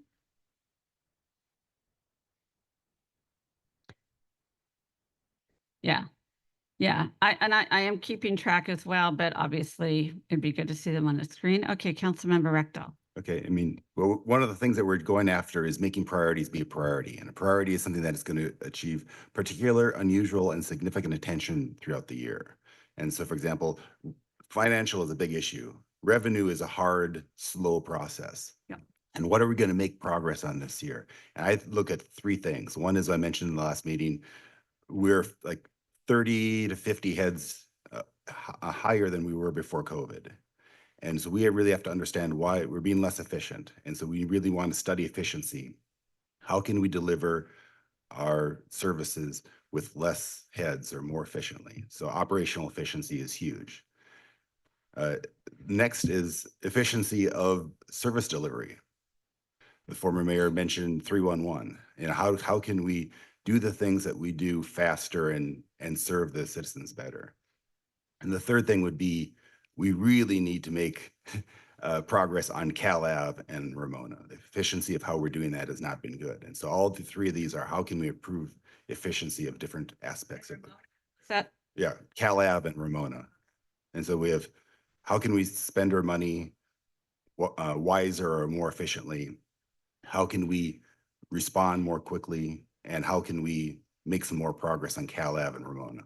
Right. Those are the three things that I really think we need to make progress on this year. Okay, appreciate. And we're just going through now. We'll discuss, get to consensus later. Okay, wait, I've got to stand up. Does anybody else have a light on that wants to go? Anybody else have some priorities? There we go. Oh, wait. Oh, yeah, we'll get there. And I wouldn't worry about, for staff, let's see. Oh, yeah, because he did say mid-level goals. Okay. Yes. So first, I agree on a number of the points that Councilmember Liu had made and others, but I see those as objectives within the work plan as opposed to a priority for the year. And I'll note on the climate action plan, which I'm deeply involved with and committed to, we already have those goals established. We have our 80% reduction by 2030. We have our annual SCAP work plan, which goes into very specific goals. And then we actually have our carbon neutrality goals. So those are all established, but then we need to make sure that within the work plan, we're pursuing those. Similarly with revenue. But as we're facing a really significant budget challenge, not only this year, but in the coming years, this whole concept of focusing on how we become as a priority for this year and next year, if it's a 2-year goal, on government efficiency. Now, some of that always goes on in the organization, but one of the great values of this work plan has been that it really directs our staff from the top level downward on a unifying focus on those objectives.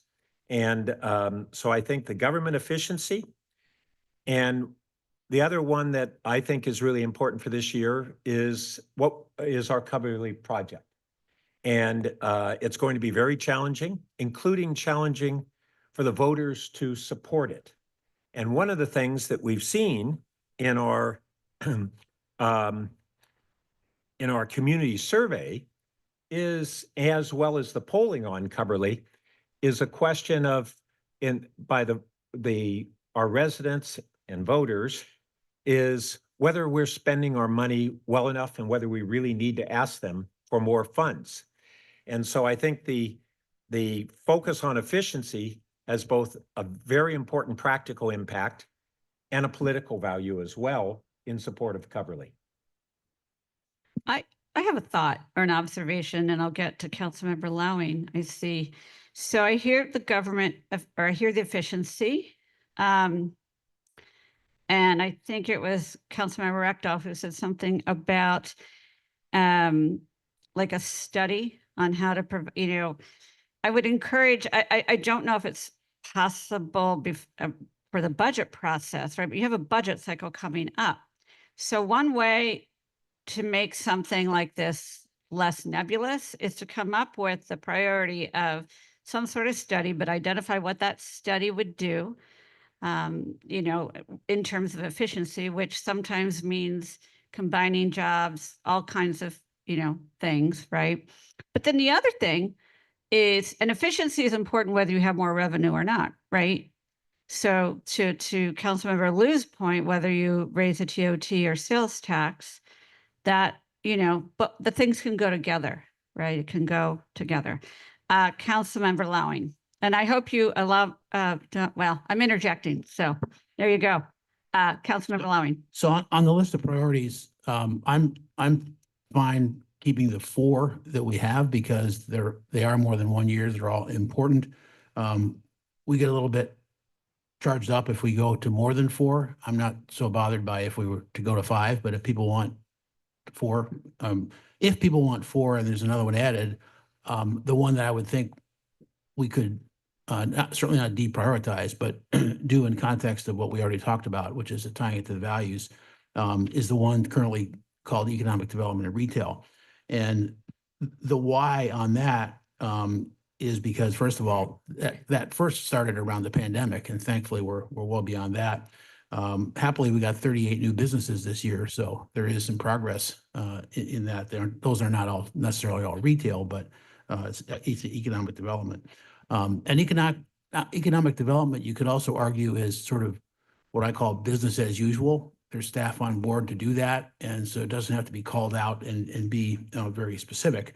But that said, we're not succeeding at retail right now with some of the goals on Cal Ave and Ramona. So that would be the downside for taking it off if that meant that it would have less visibility. I do want to sort of agree with basically what Councilmember Burt said, and consistent with my previous comments, is this idea of efficiency in distribution of services is just so critical, particularly in a difficult budgeting year and difficult budgets ahead.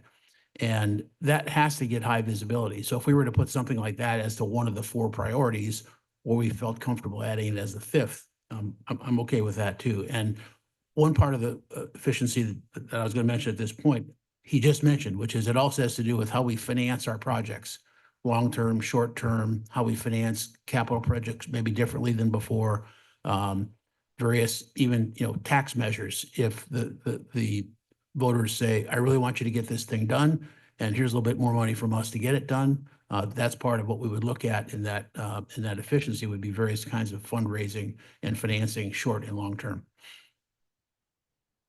All right, yes, Vice Mayor Stone.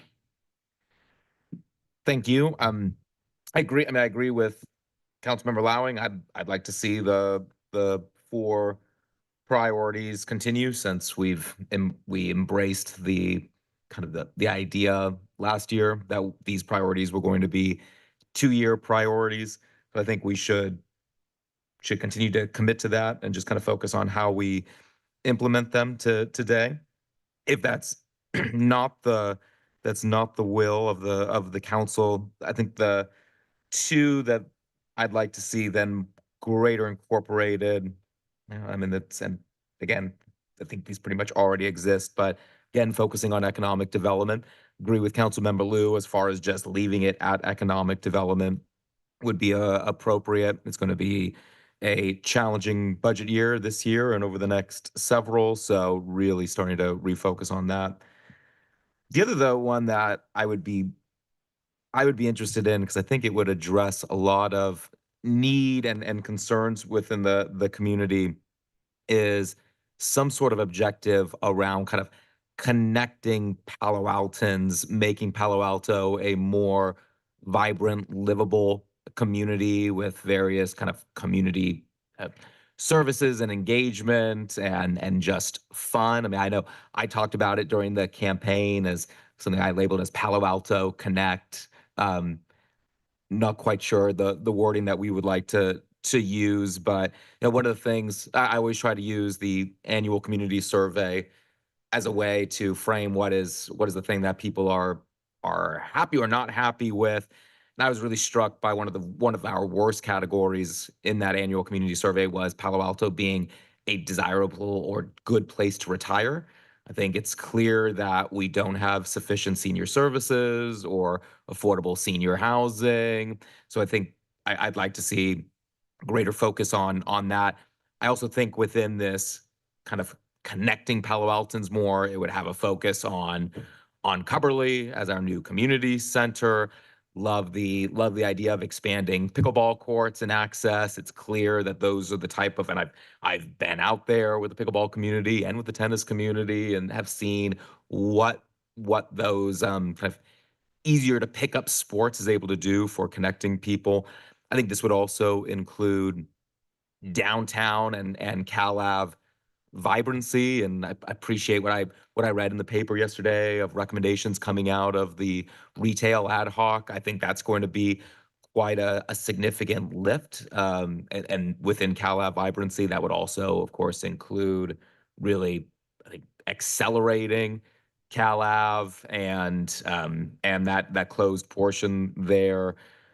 This could include expanding parkland and finding ways of how do we maintain those essential services that community members really rely on and appreciate during a year where we're likely to see some fairly significant budget cuts. So that would be like kind of maybe the one that I would trade out, potentially promote safety, wellness, and belonging, because I think that could all be included in that, but with a more focus on these type of, again, kind of connecting our community. Right. And you could also just add that to one of the values that both the mayor worked up and the other group worked up in terms of connection.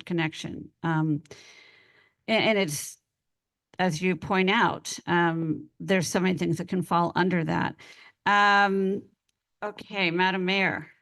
Yeah, I'd like to chime in on the priorities, but I've spoken a lot. I wanted to make sure we're not excluding our online colleague. No. Oh, no, I'm looking. No, okay, great. Yeah, I just didn't want- she does. Oh, now she does. Let her go before I Thank you. speak again. Okay, thank you. Thank you so much. I'm not able to see that I'm on the screen. Can people see me? Yes. Okay. First, I want to say I appreciate this framing of values, the reframing of values, the rewriting of values to incorporate the things that over the past many years have been enduring priorities. I really like that the priorities are being merged up a level into the values so we can carry them forward and not go through this, hand wringing over why do we seem to have the same priorities year over year. So for that reason, I do support the 4 that we've got currently as priorities, really living in values and then being more specific at the priorities level about what we're calling, specific, we're going to give them specific attention, particular specific attention, whatever the language is supposed to be about priorities. So I'm in favor of not carrying the current priorities forward as priorities, but elevating them as values, freeing up room for more specific things at the priorities level. In terms of what's been said by my colleagues, I want to say a +1 to what Councilmember Liu said about getting a pro-housing designation from HCD. The reason I'm excited about this is you can already envision the work plan objectives that would come underneath that. What does it take to get an HCD designation? I don't know, but I imagine that things like enhancing our ADU efforts to make ADUs even more attractive and part of, the first time home buyer set of options, by condoizing them, increasing our number of safe parking spots and shelter spots, and working to build more affordable housing. Those are just 3 items that could be in a work plan rolling up to the priority that our city would earn this designation from HCD. So I like the frame of this. The other 2 things that I would mention are, yes, I agree with all of the yearning for greater efficiency. When it comes to economic development, I agree with cutting it at economic development, not retail vibrancy. And with specific measurables of what are we going to do, focus on this year, whether it's a reduction in the vacancy rate on certain streets or increase in TOT and sales tax, or however we think we're going to measure it so that at the end of the year we can say, this is how well we did at achieving that priority around economic development. And of course, I have to mention Cubberley, being the chair of the ad hoc that I serve on with Councilmember Burt and Rickdahl. And I don't know how we phrase it, but is it, that in this year it is a priority that we get that land purchased from the school district en route to building or rebuilding an enhanced community center. We can wordsmith what we should say about Cubberley, but I do think that Cubberley needs to be on here. And Councilmember Burt's point about the efficiency that voters and residents are demanding is very much baked into the Cubberley question. And so we would want to be sure to, if this makes it as a priority, that we have efficiency in the description of what we're trying to achieve with that. That's it for me. Thank you very much. And thanks for the system. Kylie is helping me bring my request to raise my hand. She's bringing it to Amy's attention. So thank you. I appreciate your accommodating me in this strange circumstance. Okay. Thank you, Madam Mayor. I thought, yeah, okay, excellent. Well, thank you, Councilmember Lithcott Hames, for hanging in there with us on a Saturday when you're ill. So appreciate it. And I didn't know what a great segue that would be to my comments, because I +1 to the way you phrased the comments about the values and priorities. I think that so when I look at the priorities for this year, I'm thinking that we need to narrow them to what do we really want to do, what's urgent this year, even though we're not abandoning the 4 that we had. And so I'm first going to start with one that I'd like to add. I had written down the same exact phrase that Councilmember Rickdahl mentioned. So we are in a mind meld today. Operational efficiency, it's sort of an overarching priority, but I would wrap service delivery of 311 and the other things into that. And I think it is sort of an umbrella thing that's, I think our staff does keep that top of mind always, but I think that this year we need to be in greater partnership because of some of the budget considerations. And I don't know exactly what that looks like, but I think also to let our public know that we know that right now is a time we really need to keep an eye on that and support efforts toward that. But Councilmember Lowing, I agree. We don't want to just have a whole bunch of these. So we'll have to figure out now within the other four, whether we can let one go as a priority this year. And so let me go through sort of my thoughts on within those four, what we might list as a priority. So for housing, obviously I spoke the night I was selected as mayor about the pro-housing designation from HCD.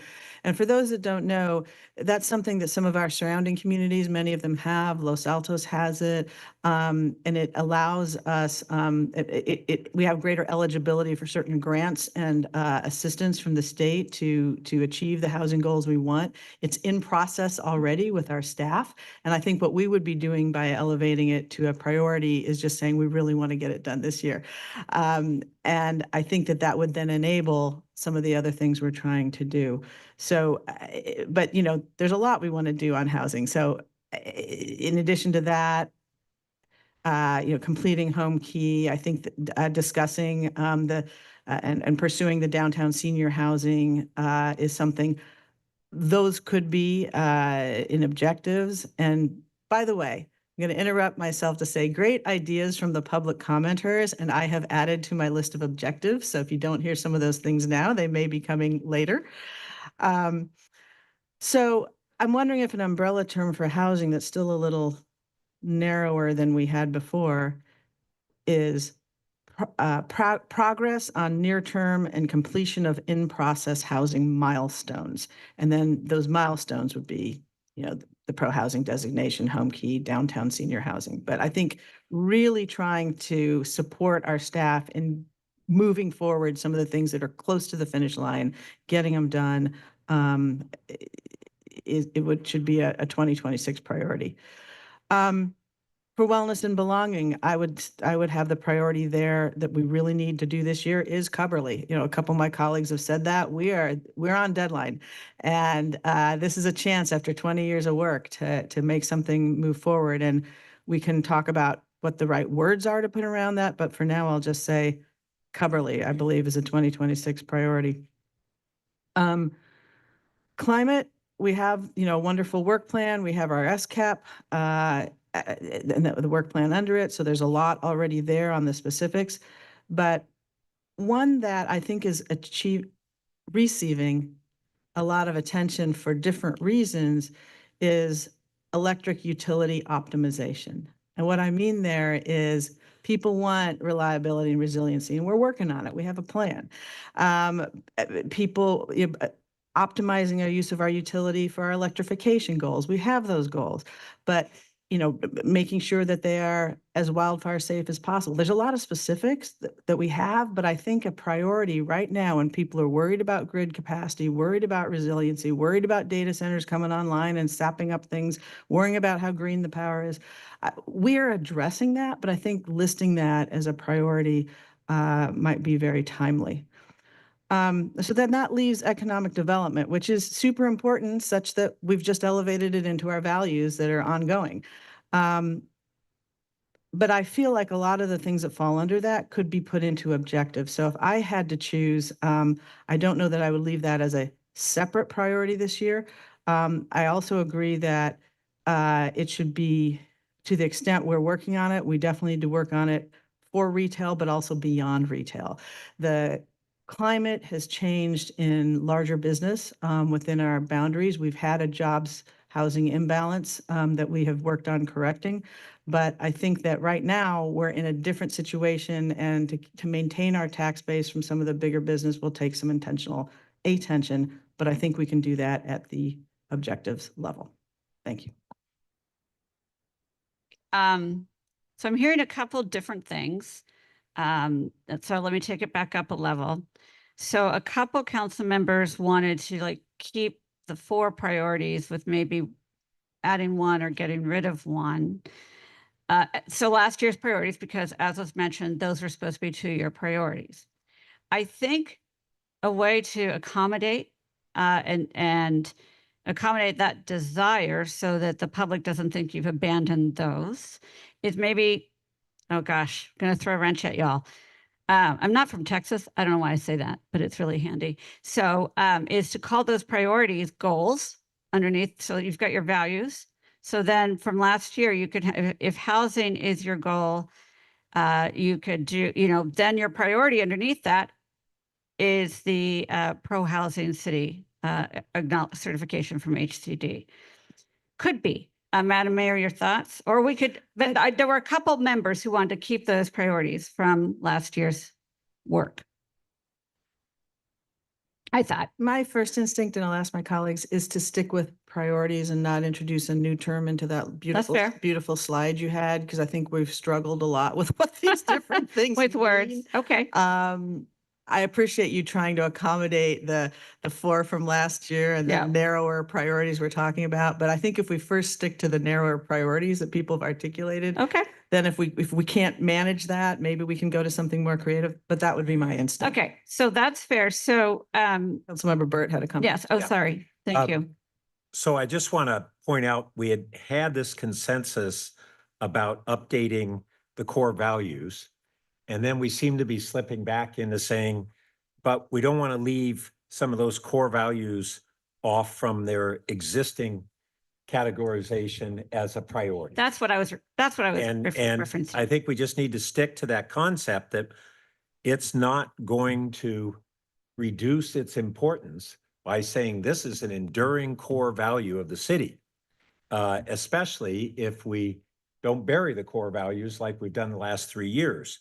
So I again think that we were on the right track on really looking at the guiding language of that the priorities should be unusual and significant attention during the year, as opposed to ongoing attention.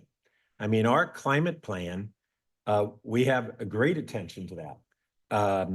And we have similarly with a lot of the other things that we've discussed. So I do think that it's best that we really discipline ourselves to think about the priorities in the way that the council procedures say we're supposed to. I think that's on the right track, and we should continue that way.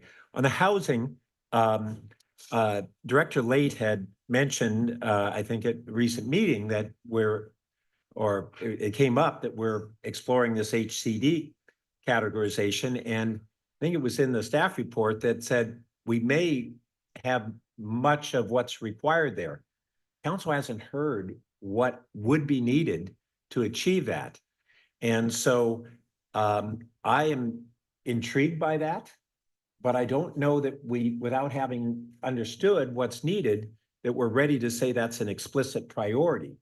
The mayor had kind of talked about something that might enable that. And then we would, even if it's not today, it could be, I can't remember. I don't think it's yet in the work plan. Is that right, John? No? So it might become part of the work plan, or is it that city manager have some insight on that? I was just going to confirm that it's not part of our work plan, but it could become one. Yeah. And so I'm intrigued by it, but I don't think it's ripe for us to say we know that we want to set that as a high priority. It's very promising. So I would again really emphasize that we focus on things that we're really going to have the unusual attention. And with our budget, operational efficiency or government efficiency, the Coverly project, and whether there's some element of economic development, perhaps, that might be so. The discussion about a vibrant community, or about kind of some of what the vice mayor was talking about in the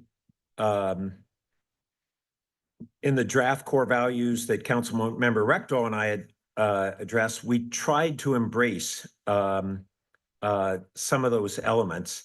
But once again, as it goes to Policy and Services Committee, that can be flushed out more. But I certainly agree that that value is something that is really important to the community. I don't know that it is a one-year top unusual focus. It's an ongoing focus.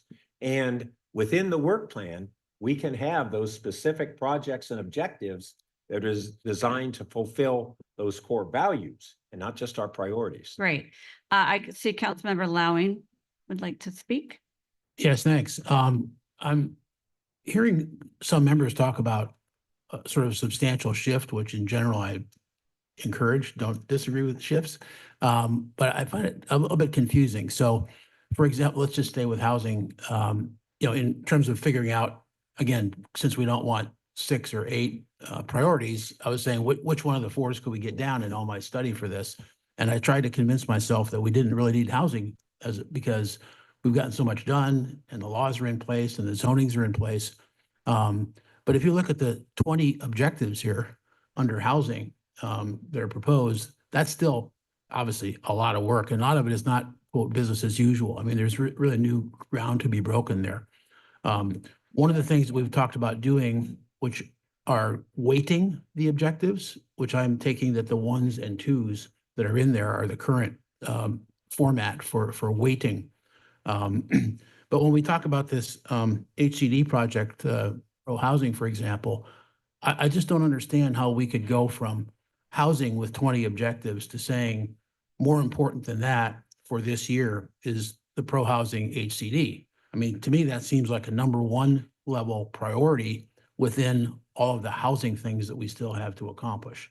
So, and maybe this will be even less popular, but I'm using it for debate. Cubberley, I think, is a top priority in terms of getting that project done, but it still feels like a project to me. It doesn't feel like something that you would throw away 20 things on housing and say, we have Cubberley up here. So I'm bringing up this examples, which may be controversial, to just sort of focus on what's the difference between a priority and objective, not for wordsmith reasons, but for focus reasons. Did you want to, Madam Mayor? Because I did. I think the difference between priorities and objectives is in the eye of the beholder, where exactly that line is. But I agree that we need to try to get more consensus around that. Well, that's a bad answer because we want everybody to know what we're talking about. Yeah, I know. And so we have to get more consensus around that so that we can have it less than just individualized. I agree with you. Madam Clerk, I want to thank you because we kind of put you on the spot with doing this and you've done a tremendous job. If you could scroll back down to mine, I just want to clarify one. And it's because I generally agree with what Councilmember Burt said about we've sort of elevated our 25 priorities into enduring values. And so what I was trying to do is get a little narrower on some of them. And so on that third one, but I was correlating them with the 4. So the third one, wellness and belonging, that actually is Cubberley. So you can just pop that up there and we don't need one below it. So with respect to the HCD discussion that has gone on, I agree that could be an objective. What I was trying to do was say there's a few things that we've been working on and trying to do this year, and if we can kind of trying to do over the last recent period of time, and if we can throw our weight behind trying to make sure staff has the resources to do their best to bring some of these home, that's what I'd like to do. And so so I was trying to make it narrower than all the housing things, but allow room for those bullet points below there to be in our objectives. And so I do concur that if we, whether or not it's these 4 or what 4, that we should try to have priorities that are narrower than our values. And then we need to get down to how do we live into them. And we're going to disagree on just exactly which is it priorities and which is it objectives level. But I think if we can get some consensus around substantively first, what we really want as this year priorities, then we can have the follow-up conversation about which get demoted. Yeah, and I see your city manager as a comment, and let me ask if this, if I want to clarify something you said. If some of these priorities, obviously we'll have like objectives below them, but maybe actually ask the city manager, if they had 4 things up there that were a mix of or 5 things or 3 things, does it help you and the staff? Because then you can say, okay, Coverly's been an ongoing thing, but we have to put more of our resources towards that? Or is that just a given? Like, does this help you if they do that? I'm not quite sure how to position a response to that question. So let me think about that. But go back to the comment I was going to make, which actually is responding to Councilmember Lowing's point on the distinction between the two, priorities and objectives. And let me put it this way. Your priorities will impact our ability to have objectives and what those objectives should be, and certainly our capacity to deliver on the objectives. I'll give you, and first, let me make the comment. First off, I really appreciate this conversation. And what I'm sensing is a wonderful freeing of your ability to talk about what's really important in this moment, as opposed to feeling like, you had to carry over the 4 from the prior year and either modify it or what have you. So this is actually wonderful. I will note it will present a challenge to our staff as you get more granular in trying to respond to, can we do this? And that question of can we do this, I certainly expect will be a substantive part of how we spend the afternoon. So that said, again, let me reiterate my point. Your priorities will impact our ability to deliver on objectives. I'll give you the example of operational efficiency as it's just described here. As you all know, we have our current budget process that provides a structure for reviewing at some level operations. And so clearly what I hear you referring to is more than that. And I will also share that through my career and having been through multiple iterations of downsizing in organizations that are very difficult, but nonetheless necessary, that how we scope, how we approach, and how we follow through on that interest is really critical. And it ultimately could be a massive undertaking that is, again, super important, and that on behalf of our organization, I know we're very willing to undertake. That could certainly impact our ability to undertake new initiatives in a variety of areas. So I just want to use that as an example and reinforce the importance of the conversation. And then when you get specific as to what you want to accomplish within any given priority this year. And actually, I think you did answer the question. And Vice Mayor Stone? Thanks. I just want to and follow up with the city manager. I like the idea of the council values. And I think it should advance my one concern, and I think I raised this the other week after Councilmember Rectal brought up the idea of the enduring values and right, kind of the council values that we adopted to in 2022. And I think I asked the city manager similar question. I think you needed a little more time to kind of consider. So to re-ask the question, if we have council values and then priorities, I think we're all kind of okay, well, then the values are going to continue to get as much attention, but now we're adding in additional priorities.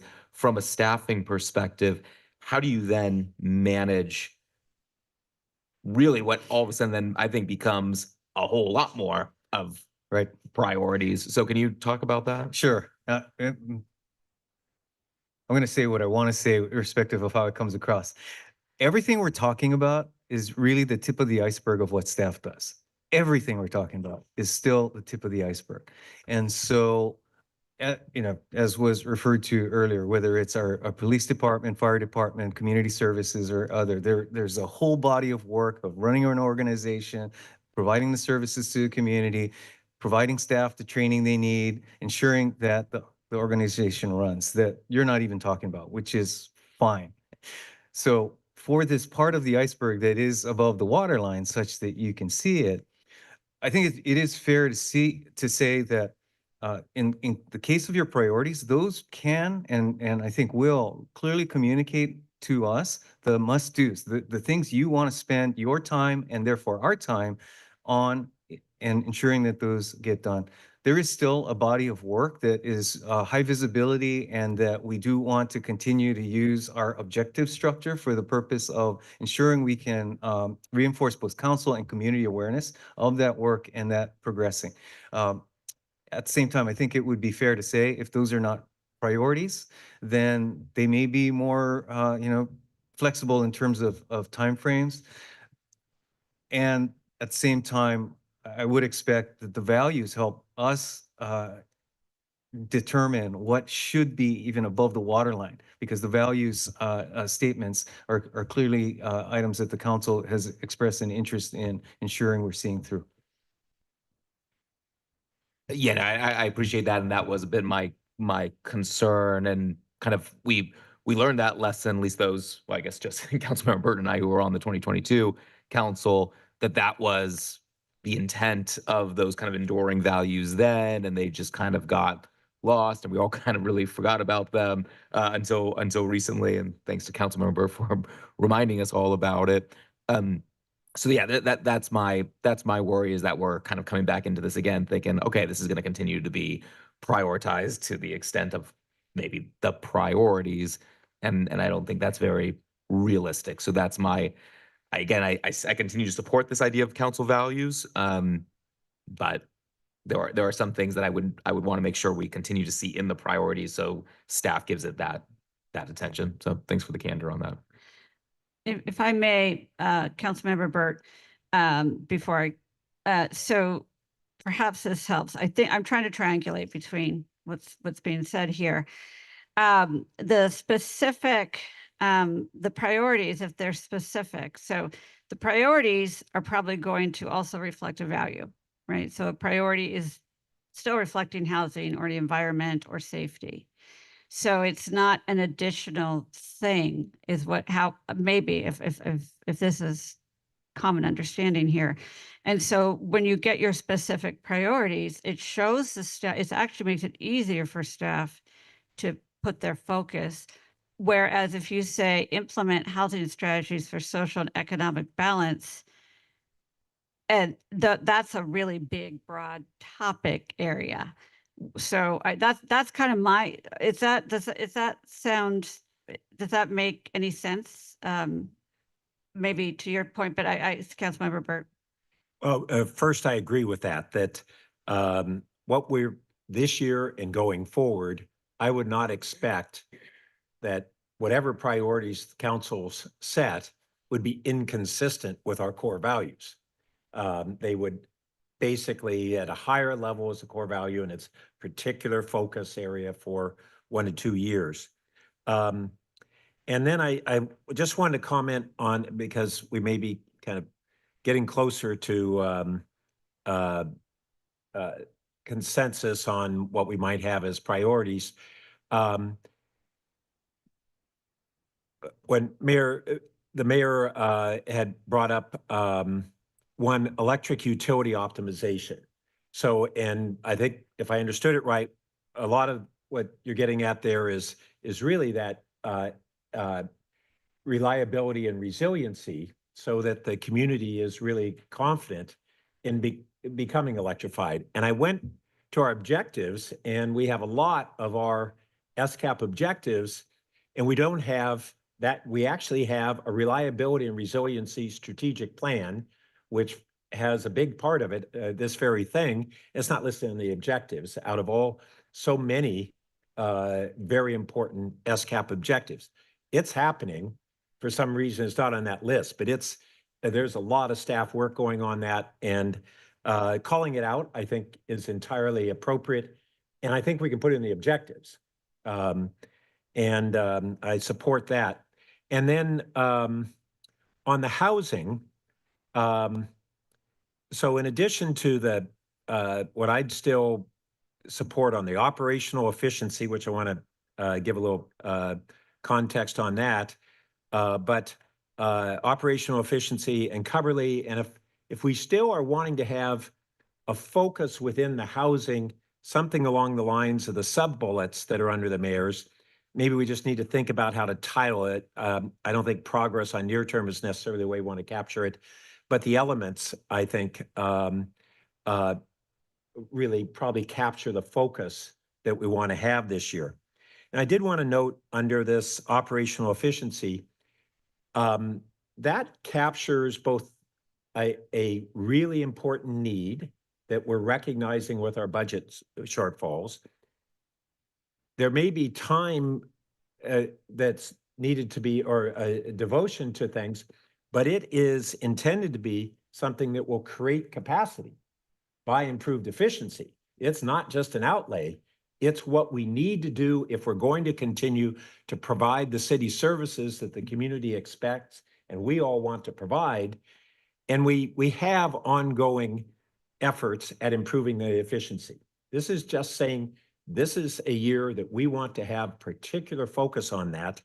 And I'll note, out of ones that we're already working on, we have, in my mind, the consultant study on how we have more efficient and less reliance on outside consultants, process streamlining, our own city processes that not only create time and expense for businesses and residents, but for our own staff.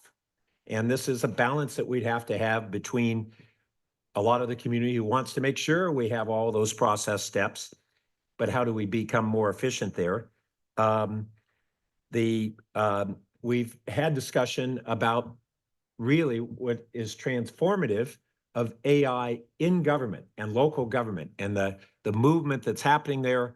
3 years ago, it was a twinkle in everybody's eye, maybe with over expectation of what it could happen and when, but the real world values to that are emerging and our staff is starting to do some of that. Other cities, I would say, are even more aggressive on that. And I think that just AI society-wise, for all its pluses and minuses, is viewed as a massive productivity tool.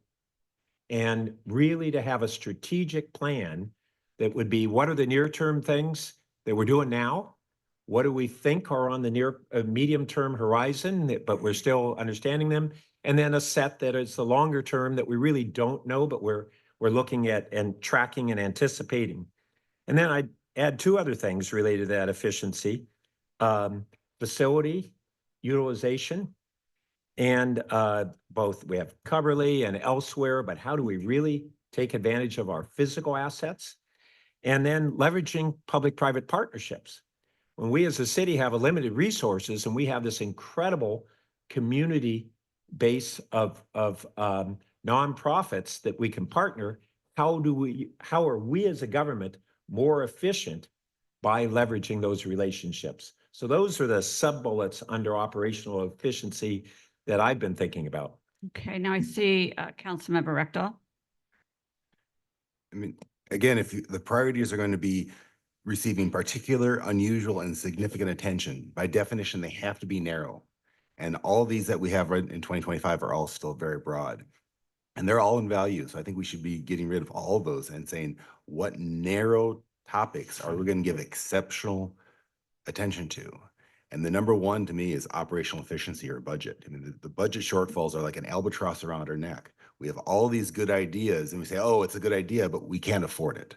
You know, whether it's affordable housing or Coverly or fire staffing, CalAV, climate actions, or bike ped stuff, those are all good ideas that we want to do.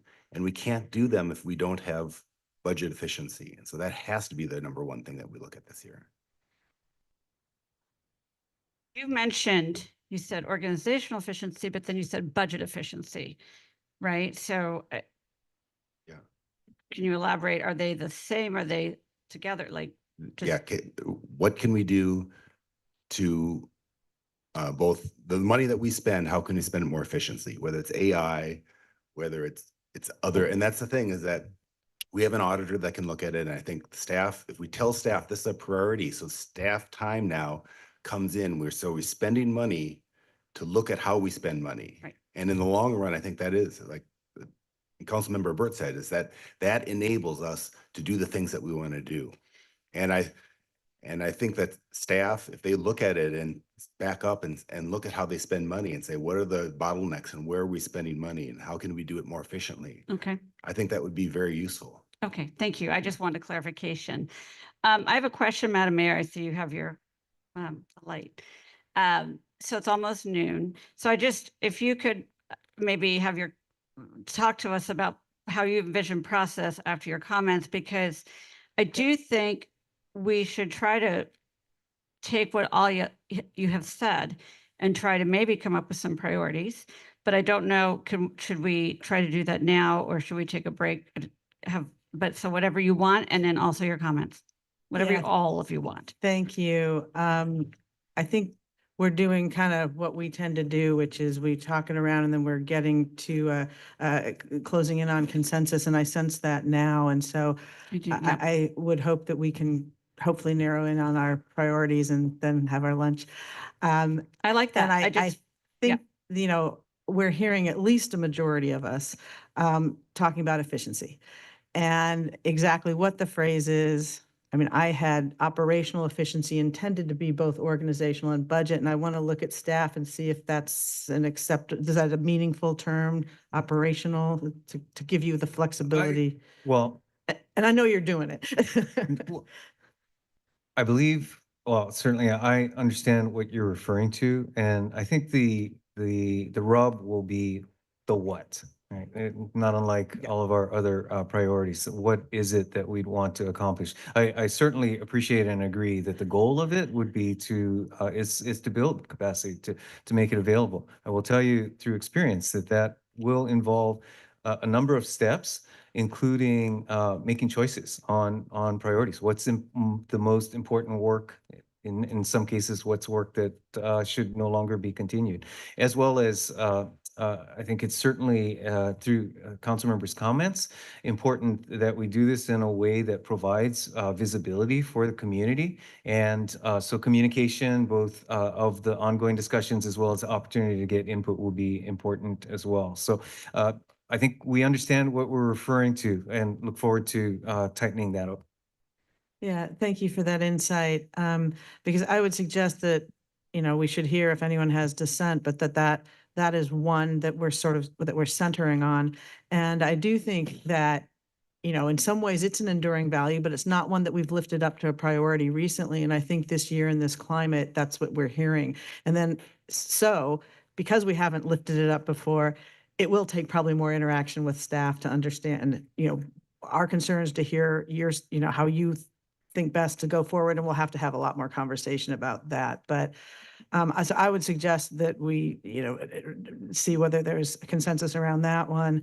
You know, I agree with Councilmember Byrd on the housing thing.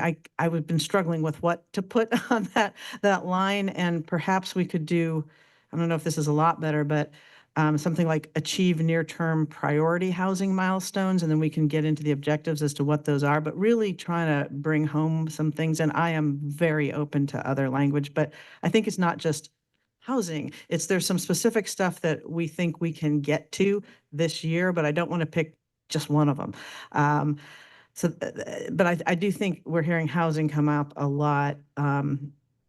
Coverly, I don't know if we've got a majority on or not, but I'd be curious to check. And again, I think, and that's one of those, well, yeah, it's in the eye of the beholder as to whether or not it's a priority or an objective. And I think there may be enough to say it's a priority, but we should check. And then finally, on the electric utility, there is a lot of work going on the reliability and resiliency strategic plan right now. And I do think there's a bunch of objectives under this. I guess the reason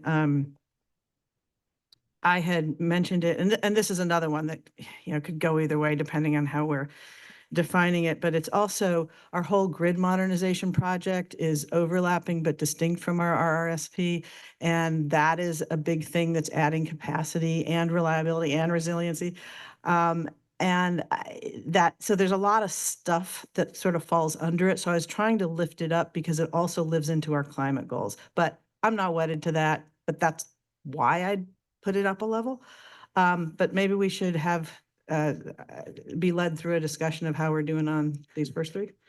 Okay.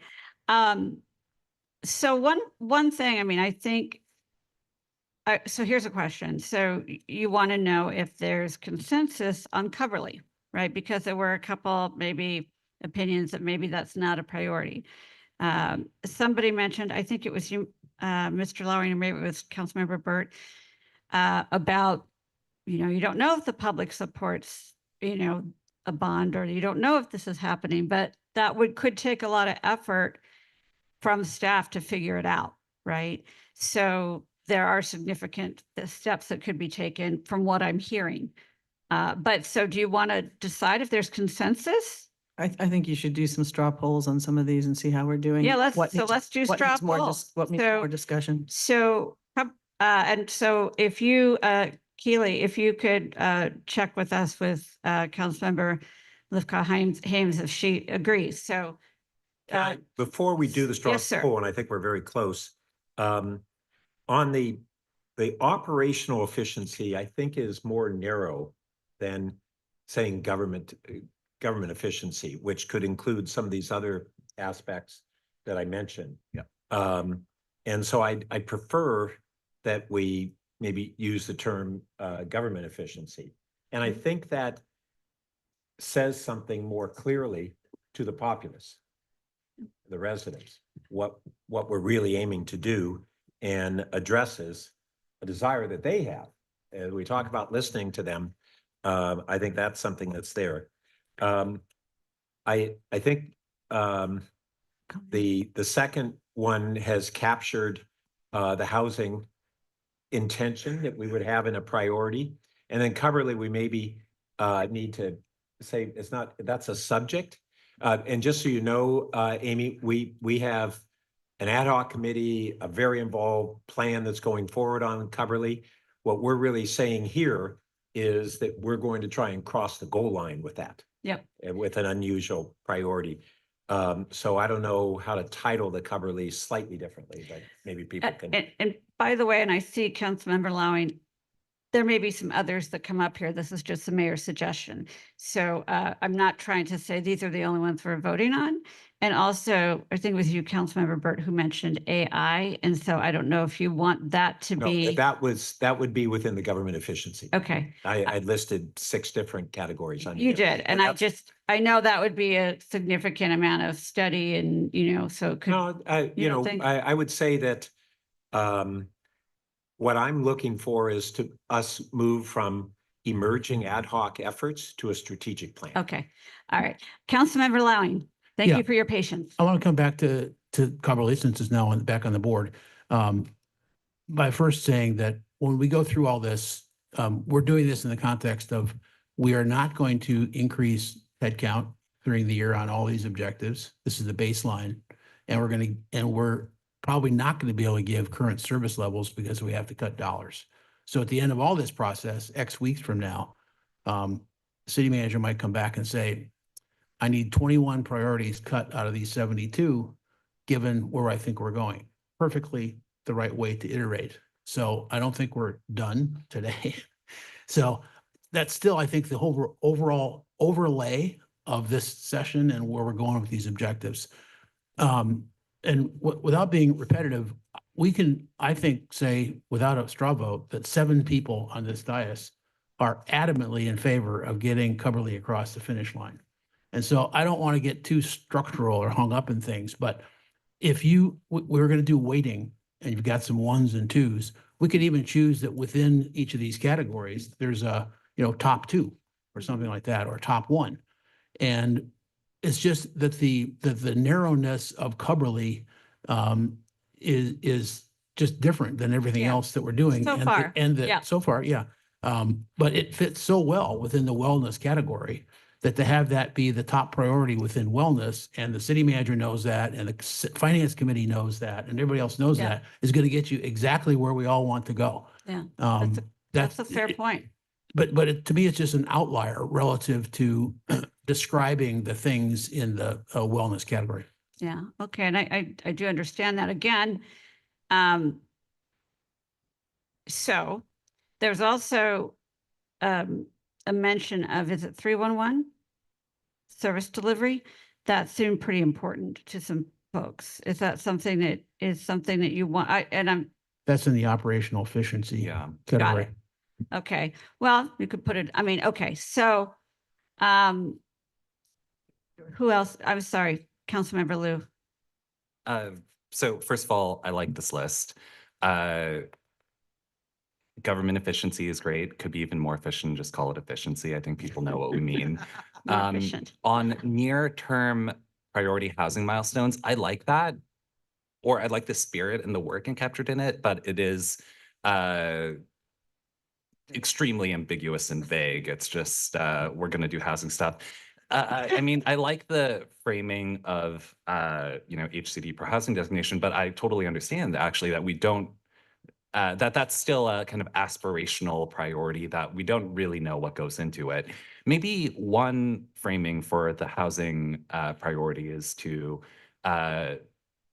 be in control for the mid-cycle RENA update, which should be in 2027, just be in a really good position that we that our own housing plans sort of carry the day as far as the state is concerned. So that means achieving all our housing goals and doing them really well, and maybe also getting a pro housing designation. On Cubberley, yeah, I realize I agree it's framed differently. We could call it something like community spaces or community connections, because that would encompass the work for the teen center, for Cal Ave, for Ramona, for even our playing fields, while being pretty obvious that Cubberley would be the headline project within that. And as a fourth one, I would still pitch economic development. I think there's so many opportunities for this city, not just from a budget perspective. We see a lot of Class C office buildings stay as Class C office buildings. We also see a lot get renovated into Class A without adding square footage. We see a lot of motels on El Camino being renovated and generating a lot of transit occupancy tax. And we also see a lot that are seemingly falling apart. We see some car dealerships investing, we see other car dealerships leaving. And I think there's an approach to zoning and more strategic approach to economic development that I think won't pay off on year one, but will make us a more vibrant and livable and sort of happening city. So those are my comments on the 3 and what I would pitch for 4. If I may, Councilmember Stone, I appreciate what you're saying, but maybe you want to get a little more granular rather than putting economic development, because I think the point is to help the staff figure out where you want to focus. I don't know what you all think about that. Maybe not, because there's revenue enhancements, there's zoning amendments, there's things that could help that. Councilmember or Vice Mayor Stone. Well, just +1, Councilmember Lou. But also agree with you, Amy. I think economic development, we can get a little more granular to be able to help staff there. But I think given the economic situation we're in and what we've just received last week from staff, what we know what to expect this year in the budget process, I think that makes a lot of sense. I really liked how Councilmember Lou kind of modified my kind of connect Palo Alto to community connections. I really liked that verbiage that he used, because I agree with what Councilmember Lowing has been saying to me, and I think we're all incredibly supportive of Cubberley. I just don't like the idea of making one project, no matter how big that project might be, a priority. So if Cubberley is the #1 thing that we're achieving under that community connections, great. And I think the impact ends up being the same. But then there's other things that we can also focus in those community connections that are going to be so critical, and I do think are going to be higher priority projects this year.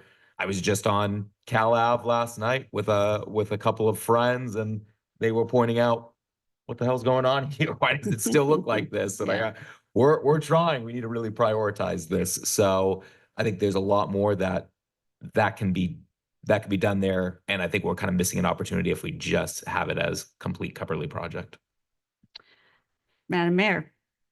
Yeah, just on that last point, I just think Cubberley needs to be named because we are on deadline. The others, I agree. We need to move them at the Ramona, the Calab, all of that. But if it lagged again, we wouldn't lose the opportunity to do them. I feel like Cubberley, man, we got it. This is our shot.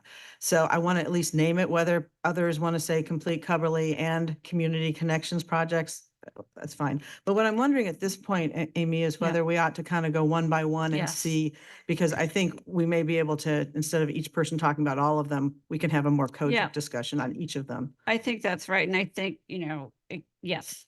So, so we'll start with government efficiency.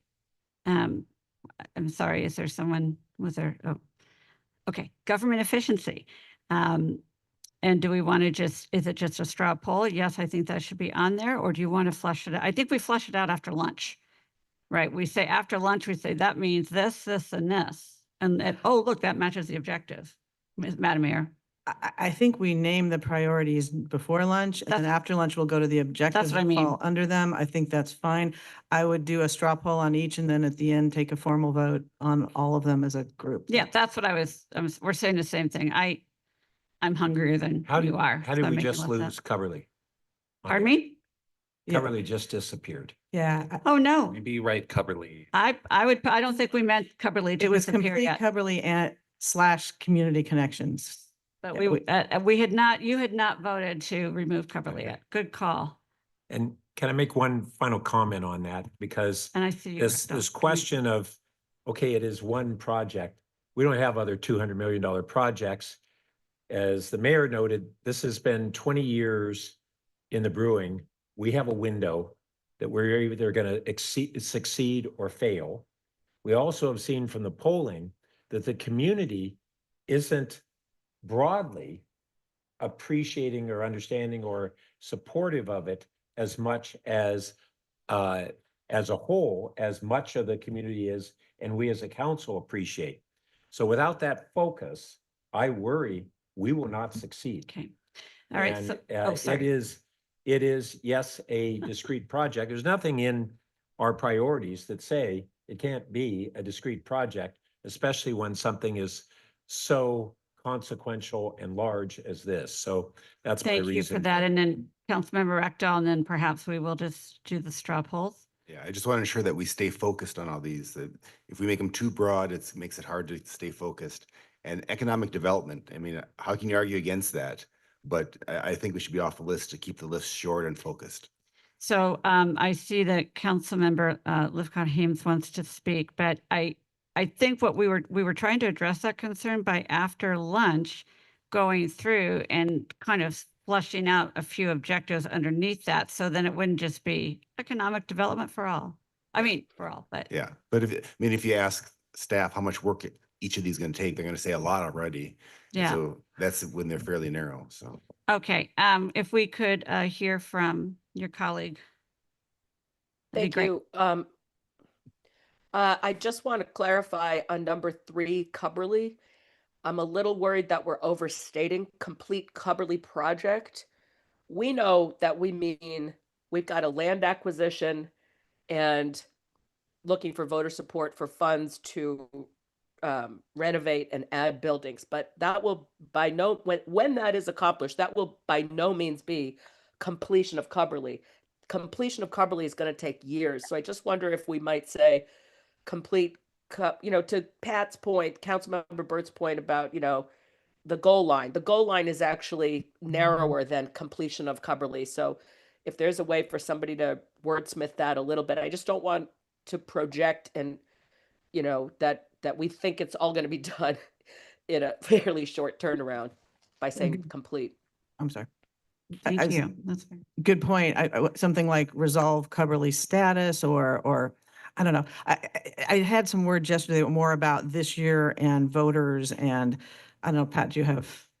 Yeah, I think Councilmember Lifcott-Hames' point is really appropriate. And I don't know about reusing milestones, but we have certain Cubberley milestones. And really the thing is, achieving funding for land acquisition and renovation. I don't know if we want to be that specific. I'm certainly open to others coming up with a way to capture what Council Member Lithcott-Hames was getting at. I agree with her wholly. And I'm sorry to jump in, but it's so cumbersome with me being remote. I really like what Councilmember Birch just said. I would thumbs up that. Thank you. Maybe successfully fund acquisition of Cubberley, or seek funding or revenue streams for Cubberley acquisition Acquisition and renovation. and renovation.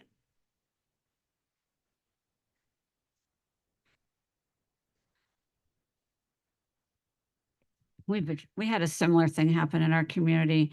So actually, if we could put that up on the board, if we could change on item number 3, it's not complete, Cubberley. Yeah, I see that you've written it down below. Whether it's acquisition and renovation, determine revenue sources for. What if we just said Cubberley acquisition and renovation funding? That's great. That's so efficient. Oh, that's my opinion. Sorry. Did the council hear that? Cubberley fund acquisition and renovation funding instead of complete. How do your colleagues feel? Cubberley, it would be Cubberley acquisition and renovation funding. Yes. Okay. I mean, This is, see, well, you guys can see it on your iPad, but, so, and to Councilmember Rechdel's point, now this number 3 becomes more of a real goal, right? Like a specific, there's tangible stuff that could be done on this, right? And a real focus on it.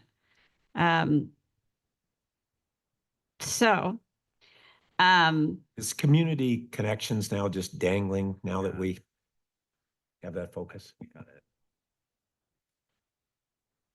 Up, Council, Mayor, George. Okay, thank you. I was watching him say it, didn't see the light, but yeah, cut that. So do you want to do your poll on number 3 since we've wordsmithed that? Sure. So let's with number 3, may I get a raise of hands of who support that? 1, 2, 3, 4, and there's 4, and Councilmember Lithcott-Hames. So that's 5 who do. It's not a formal vote. You said you would do that at the end, but so let's move on to up to you guys. Do you, 1, 2, or 4? Which ones of those do you want to narrow? I think 1 is easy. Okay, tell me, hit me. Somebody, yes, council members. Oh, we've got 3 hands. I'm going to go. I think we're just doing the straw vote right now. Oh, we're doing a straw vote. Okay, We've all talked right. about it. Straw vote. I thought you guys were raising your hand to speak. Thank you. Yeah. Okay, so I think right now we're asking for a straw vote on item 1, government efficiency. Yes. Yes. Thank you. Thank you for being a great facilitator. We have, wait, raise your hands again, folks. 1, 2, 3, 4, 5, 6, and 7. And then after lunch, we can come up with some nice objectives there. Okay, item number 2, achieve near-term priority housing milestones. We have 6 in-house and 7. Okay. And economic development. Can we talk about that one a little more? You, That's the only one I'm absolutely. going to slow us down on. So obviously I want economic development for the city. That to me though feels very high and broad, and especially when we think there's retail, then there's things like hotels and car dealers that are a little bigger. And then there's things like biotechs and tech companies that are more in play than they used to be. And I know this covers all of those, but that seems awfully broad and back up to the prior priorities level that we were trying to narrow down from for what do we have to do this year. So that was why I was suggesting we take it off of the list, but I'm fine with it being on the list, but I would ask the proponents of it to see if there's a way we could narrow it. Okay, I think, so if you're a proponent of this bullet or this item, yes, Councilmember Burt. I just want to point out that in the core values, and this can be tweaked, but this is something that is an ongoing core value as well. And so I'm not sure if it's a core value, what is the added, the importance of saying this is an unusual focus for the next year or two. That's exactly what I was trying to say. You said it better. Yes. I see. It's Councilmember Rector. Were you trying to hit your button or no? Okay.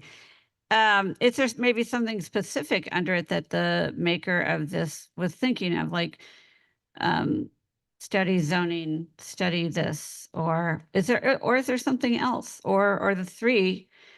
If your city manager did say government efficiency, and the different ideas that y'all brought up would be a big topic, right? So do you want to just have three, or do you want to have something else in this position? Or I mean, we can vote on this if you want to have this, but if there's, I think if there's no proponent that's going to speak to keep it on, well, if they are, they should speak now or hold their peace. And if not, we should take a straw vote on it.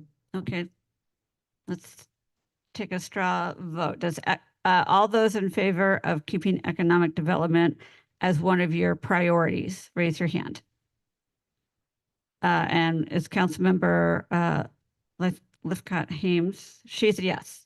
Okay, so that's 3 people. Was that correct? Okay. So, let's take that off for now. Here's what I go Since ahead. it's so close, do any of the 3 want to tell us anything more than they've said already? Or I mean, we'll leave it that we'll leave it without unless they do, but I'm happy to listen. Great. If you're go ahead. I can just say a very brief piece. I mean, I think efficiency and economic development go really hand in hand. We want to do more with less, but we also just want to have more. When you look at our built environment, when you look at the vacancies, when you look at the sort of economic opportunities that we could have, but we don't quite have, I think there's a lot of economic growth that we can have without major drawbacks or controversy within the community. So I think about budget increases. I also think about our ULI plan, where we discussed reactivating the university downtown train station area. And I think if we want to make concrete focus on growing our tax base and getting that ULI plan, which will create a really vibrant urban center off the ground, we should have some prioritization while those items are hot, while we need to grow budget over the coming years, while we before we forget about the ULI plan and before it feels less fresh in a year or two. So that would be my pitch for economic development. And of course, we can refine it and figure out which of all of those different pieces we actually want to take on. Okay, your colleague at home would like to speak. Julia? Thank you. Yeah, I laughed out loud when George said what he said. We want to do more with less, but we want to do more. And I want it to be in here because, yes, we need to become more efficient. We also need to generate more revenue. And so I'd like it reworded to be something like enhance revenue generating opportunities. There are so many things that fall under that, from zoning to activating CalAv to reducing the vacancy rate. There's so many things that roll up to that I think it's a lot more specific than economic development. But still big enough that it encompasses a lot of objectives that could come underneath it. Okay, so Vice Mayor Stone, I was going to reiterate the suggestion of making it enhance revenue opportunities, but go ahead. Yeah, and I could support that because I could see what we could do in the objectives to be able to further refine that. I just kind of want to bring us back to what the city manager said, that if I think in reality of what this is going to look like from the staff perspective, what's going to be prioritized, values might be more on a multi-year or maybe not as timely as these priorities. So even if something is within our values, our priorities should be something that we're saying specifically, we need to call this out this year because this is a particular important issue. I mean, we're achieving near-term priority housing milestones. We have housing in our values, but clearly saying we need to focus a little bit more on this. So I think this is consistent with kind of our philosophy, this new philosophy that we're saying is values, great, but what do we need to ultimately prioritize? And I think given our long-term fiscal outlook, not looking so great, and the budget constraints we're going to see in particular this year, I think calling this out and finding those additional revenue sources to be able to try to mitigate these to kind of mitigate the economic impacts as much as we can and expand the services, or at least preserve as much services as we can, Right. requires that additional prioritization. All right, so and I see, so if I understand you correctly, you are in favor of switching up a bit from economic to development to generate revenue enhancement opportunities.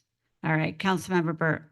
So I do appreciate that point from a practical matter. And I think that those specific objectives can be in the work plan. I'm also concerned on what that message is to the community as we're going forward with Coverly and other struggles that we're having. Is it going to convey to the community, we just want more money? And I understand it's much more complex than that, and we should be maximizing revenue. I'm concerned about placing that as a priority and the message that sends. So I strongly support looking at in our work plan, having objectives that are concrete that would enhance revenue. But I hesitate to put it there as a priority. I might comment. I believe there might be, to Councilmember Burt's point, some wording that might help make it a little more precise, what I think we're referring to, which is enhance revenues, not wherever it comes from, but it's to enhance revenues from business activity to support services or something along those lines. I want to suggest that if that is perhaps what the proponents are suggesting. And again, it's enhanced revenues through business activity. So I agree with all of my colleagues and on this one who have spoken so far. And the way I would reconcile it is, the reason I didn't support it before was I thought economic development was redundant with our value and that we really were at the objectives level, a lot of the stuff that Councilmember Liu, you described. But I agree with you that these are things we have to really focus on. So I like the way Councilmember Lithcott-Hames talked about enhanced revenue generation, but I also agree with Councilmember Burt's concerns. So I appreciate the effort to restate it, reword it. And I wonder whether what we want to say is enhanced business sector. This is a lot of words. At first I had enhanced offsetting revenue generation, but I do like the business idea. So what if it was enhanced business sector offsetting revenue generation? Now that's too many words, but if someone can take that and condense it, I think that's the concept we're going for, is that we're not generating revenue for revenue's sake. We're generating offsetting revenue because of some of the other circumstances in which we find ourselves. Councilmember Lowing. I think Oh, Keith might Councilmember. have been on first. Oh, sorry. I'm Okay. so, I am Councilmember Rectal. Yeah, I mean, in the past, Councilmember Byrd has talked about, for example, changing the zonings to track hotels. I think that's a really good idea, and I think that should be in the work plan. I don't think it should be a priority. I agree with Councilmember Byrd about the optics of that. Okay, go ahead. Yes. I spoke about this priority at the beginning, Yes. and I think this is sort of a business as usual. It's below the water level, but it's work that's getting done by staff, and we are staffed to do it. So I don't think this is something that's going to be dropped, and I don't feel like it needs to be on here.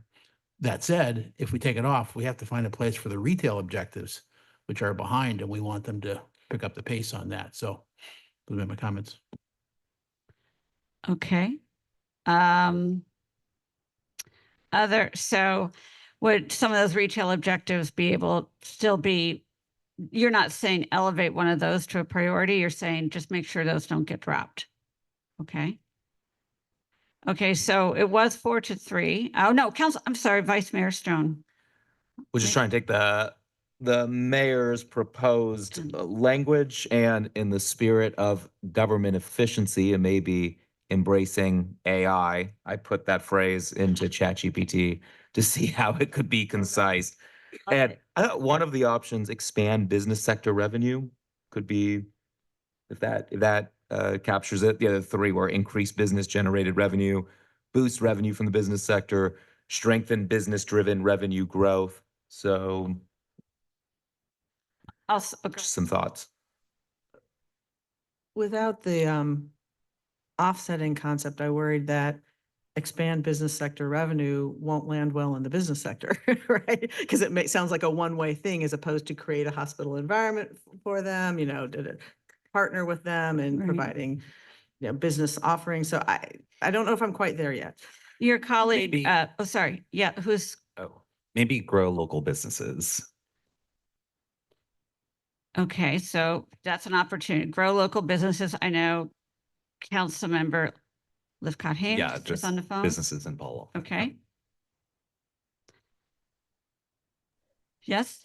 I am enjoying this conversation. I was going to add something, but I think you all are doing a great job of wordsmithing this. So I'm just going to hang back, and when the vote comes, I'll vote. You know where I stand on this. I would like this to be a priority, and I think we're figuring out how to articulate it in the right way, to Councilmember Burt's concerns, to what the city manager came up with, to what AI came up with, thanks to the vice mayor. I think we're on to something that will signal to our business community that we want to create conditions under which they can thrive so as to yield enhanced revenue for them and for us.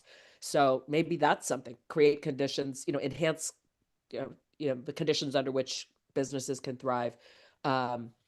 Just a thought. I'm not wedded to it at all. Yeah, that's a good point, because I think that's what the mayor was trying to get to with the offset-ish, like, because you don't want to, it's not that you're raising the business license fee, right? You're trying to create the zones for hotels or economic success for your businesses. So what was the AI? What was that?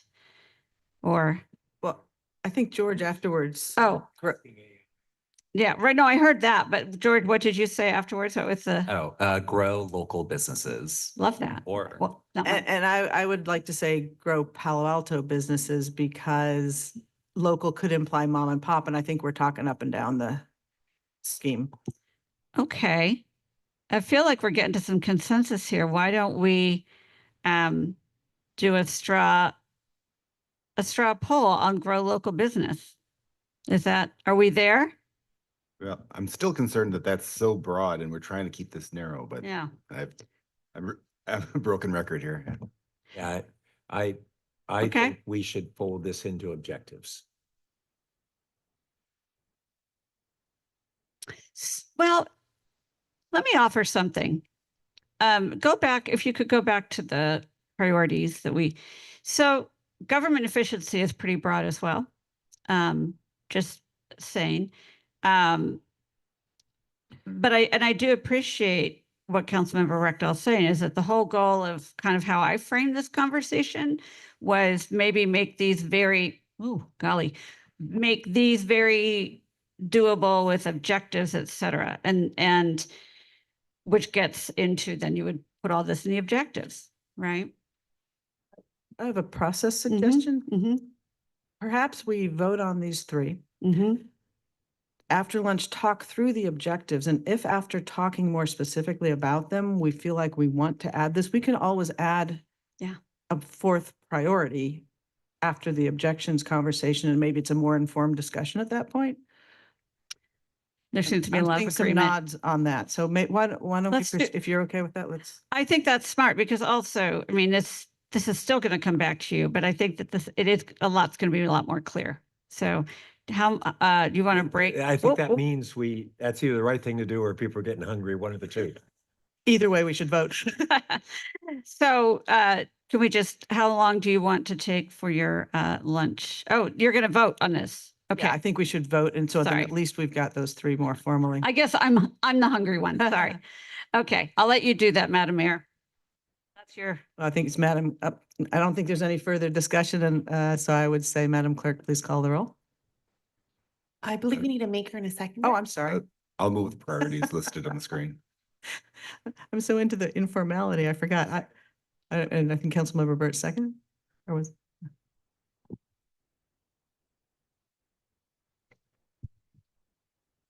Councilmember Lowing, Yes. Councilmember Rectal, Yes. Councilmember Lou, Yes. Mayor Vinker, Yes. Councilmember Burt, Yes. Councilmember Lithcott Hames, Yes. Vice Mayor Stone. Yes. Motion carries unanimously. All right. So with that, we can take our lunch break. Staff, what was the default that had been baked into this agenda? 20 minutes or do people, is that seem about right? So we can keep going. Mayor, it was 30 minutes. 30 minutes. What time is it now? How are we doing on schedule? It's 12:30, so if you took a 30-minute break, we would resume at 1 o'clock. Yes, but was that the plan? Or was there a plan? I don't know what, Oh, we're 30 minutes behind. we're 30 minutes behind. Let's do a 20-minute lunch. All right, thanks.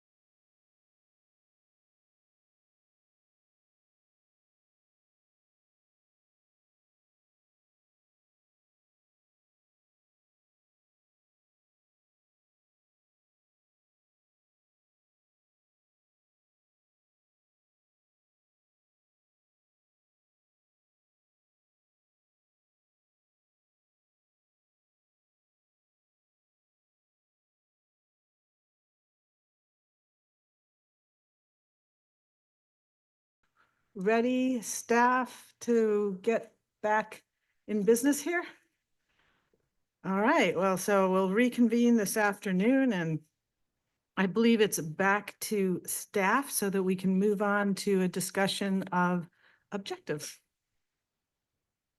Thank you, Mayor. I think we're settling in, trying to make sure we're all organized, and that Councilmember Lithcott Ames is also back with us. We're confirming that.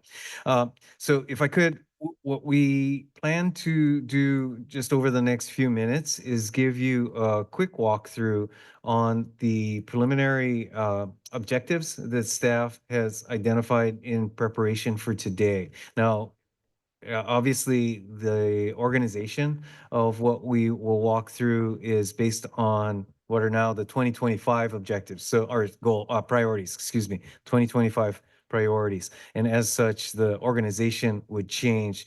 But this should give you a feel for the both volume and type of objectives that staff has identified to this point based on those priorities. What I hope you would take away from that is a sense of the types of, again, milestones we could expect to achieve this year. That said, given the work that the council has just done, we'll want to take another look at both these objectives as well as, I suspect, the conversation you'll have to follow, which will be what may be missing, and then work up what we believe to be an achievable work plan for the calendar year. So with that, let me ask our Assistant City Manager, Kylie Noze, to provide that walkthrough on the work that has been done to date. Thank you, City Manager Shikata. Good afternoon, Council. Kylie Noze, Assistant City Manager. So we're actually going to move towards the back end of the slides. So we're actually all the way on slide 32. As the City Manager just noted, staff came up with just shy of 70, I think we're at 66, 67 objectives, and then we grouped them into group 1 and group 2, with one of the key signifying differences between group 1 and 2, as group 1 is going to require significant council involvement in the actual accomplishing that goal or milestone. If I were to isolate for simply those group 1 priority objectives, there are 41. So you'll notice it is a much more culled list, as the council articulated a desire to stay in that 30 to 40 range. So we'll go to the next slide. Under climate action and adaptation and natural environment protection, you'll see a lot of items on here that are on the SCAP work plan that the SCAP committee reviewed back in early January. So we'll start from top to bottom, and just to orient you on these slides, the left is the row that equates to the same row that's in your attachment A in your packet. So if you wish to read your notes from your attachment A in your packet, it should be a 1-to-1 relationship. Okay, so under climate action, establishing additional green building standards and energy reach codes, continuing the work and finalization of the bird-friendly design standards, finalizing the 2026 BPTP plan, bike and pedestrian transportation plan, continuing and finalizing the stream and creek corridor setback requirements, preparation for ultimately council's acceptance of the biosolids facility plan in 2027. That includes refining recommendations this year so that we are ready to adopt that plan next year. Implementing the city's facility electrification plan, at least the first 2 buildings. Implementing Quarry Road extension in partnership with Stanford University, Caltrans, and VTA. And advancing the grade separation projects at Charleston Meadow and Churchill, ultimately identifying the selected local preferred alternative that we would seek 35% design at each of those crossings. On the next slide, we're still in climate and adaptation, piloting electrification as a service and ultimately at least one financing program for single-family, multifamily, and/or non-residential customers to be implemented. Developing a long-term climate action funding and financial strategy. And then final approval, a multi-year grid modernization capital improvement plan. This may include debt financing, the first tranche of it. Moving on to economic development and retail vibrancy. Develop a formal business retention and expansion program that's going to focus on increasing the tax base, job creation, and community prosperity. You will see this is a new priority this year. Second one, expanding retail opportunities, strengthening retail resiliency. CalAV, implementing the near-term signage plan, replacing the El Camino Real and Oregon Expressway signs. Continuing work on the new parking structure in downtown in Lot D. California Avenue outdoor activation guidelines, so both the activation of the street as well as the parklet regulations, finalizing those and implementing them. Expanding activation activities and events in partnership with the Chamber of Commerce and the Palo Alto Rec Foundation. Moving on into implementing housing strategies for social and economic balance. Again, we're still in those group 1 items. A lot of these are either projects that are continuing from the prior year or are part of our approved housing element associated with reaching our RENA goals. So the first one is accessory dwelling unit or ADU ordinance, updating it to comply with state law. Exploring approaches to incentivize multifamily housing over office use. Completing the Palo Alto Home Key project. Land use and transportation alternatives for the San Antonio Road Area Plan. Adopting objective development standards for the South of Forest Coordinated Area Plan or SOFA. Codifying RS1, SB9 interim ordinance and ultimately establishing objective development standards and increasing the maximum floor area for SB9 units. A study of short-term rentals and adopting housing and neighborhood preservation. A draft downtown housing plan scenarios for city council review, ultimately working towards drafting the plan and beginning environmental review. Support innovative housing typologies, including micro units, intergenerational housing, housing for aging adult students, and lower income households. And doing this through zoning incentives and development standards. And pause for a second so the clerk can catch up with the slides. Oops, thank you. And one more. Thank you. Okay. We are on row 52, development, updating and adopting new development impact fees for public safety, government facilities, housing, transportation, parks, community services. Yes, these are all of our development fees. This includes completing a nexus study as well as feasibility study. And as part of that, really looking at fee waivers for low income and inclusionary units.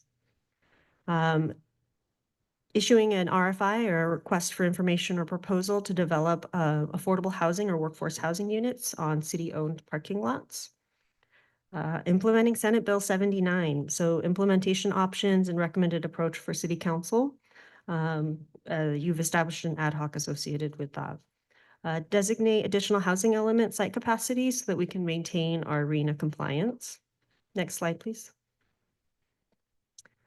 Implementing the oversized vehicle phase 1 work that you just adopted back in October, and then initiating the phase 2 work for oversized vehicles. Next slide. Okay, last one, public safety, wellness, and belonging. So opening Bryant Street Community Center, so 429, formerly 445. So just in case you're wondering the difference in address. So opening 429 Bryant Street Community Center, partnering with the county and continuing the assignment of a clinician to PD for the Psychiatric Emergency Response Team, or PERT. Updating the natural environment element update to comply with the recent state laws. Updating the safety element and developing an evacuation plan pursuant to some state laws. Supporting community mental health through continuing work with the JED Foundation under the current engagement. Advancing the Coverly Project. Developing and adopting updates to the seismic risk mitigation ordinance. Pursuing natural grass athletic fields pilot project. And then advancing quiet zones on Palo Alto Avenue, Churchill, Meadow, and Charleston, including identifying funding to implement those. So that reflects the top, I would say 40 in that group 1 with that staff's initial cut, but obviously we would need to revisit these in alignment with your revised priorities.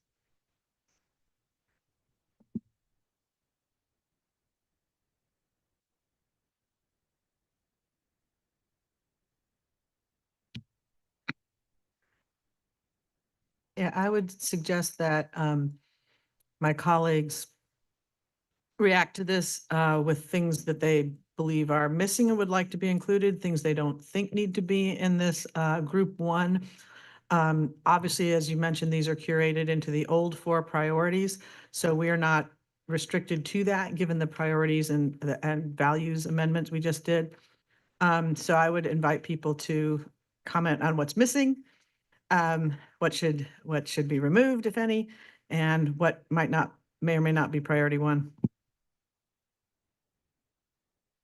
The Vice Mayor has a question. Yep. Kind of more of a process question of how best to move forward, because staff, I mean, overall, I think this is a great objective list. Pretty much everything that I came into today, minus maybe a couple that I was wanting to see as objectives, are included in here. But staff came forward with the objectives based on, I guess, what our prior plan was to continue the 4 objectives, and now, objectives for the year. Now we kind of have 3 new ones. So, will staff kind of go back and sort of rework this to just kind of regroup those? I feel like that would be, I don't think we need to waste our time today now trying to figure out where does each, sorry. Agreed. And in fact, I would take the liberty and on behalf of staff to set the expectation that we will drop things that are not perhaps needing the visibility with council, and add items related to the priorities that may not have already been listed. So yes, that would be follow-up. I think it's unavoidable. You're not going to be able to address that all today. I would just say that when you asked me about the process, thank you for adding that, because we've discussed that and I did not say it out loud. But yeah, I think the idea is to give staff more direction on these objectives, given our prior conversation about priorities, but we will get to see this again after they've heard what we said earlier, what we said today, and what they look at being able to do. And so, but hopefully this will not now extend to May 5th, because we're much further along than we were last year at this time. And I think that if I'm hearing it correctly, the ones that your assistant city manager went over are the ones that really are like in the council focus in the sites, right? They're the tier 1, correct? That was what was really presented. Well, we called it group 1, just Group again, one, in sorry, terms not of tier. the, Group one. not to suggest that there's a necessary hierarchy.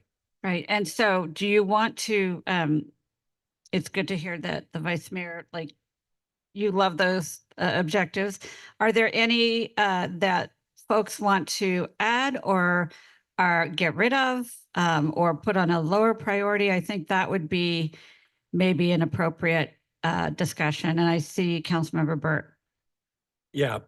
So first, just some thoughts on kind of the whole formatting. As we've acknowledged, we're going to need to come up with a new way that we categorize what they're fulfilling. Are they fulfilling a core value or a priority? And rather than have now, a dozen columns that you check, I'm thinking maybe there's a box that you just say, which of these, and that I see one of the things that we've done this year that hadn't been done previously was saying, well, which of these fulfill more than one? And we do acknowledge that. And then under each one, well, under many of them, we have a milestone.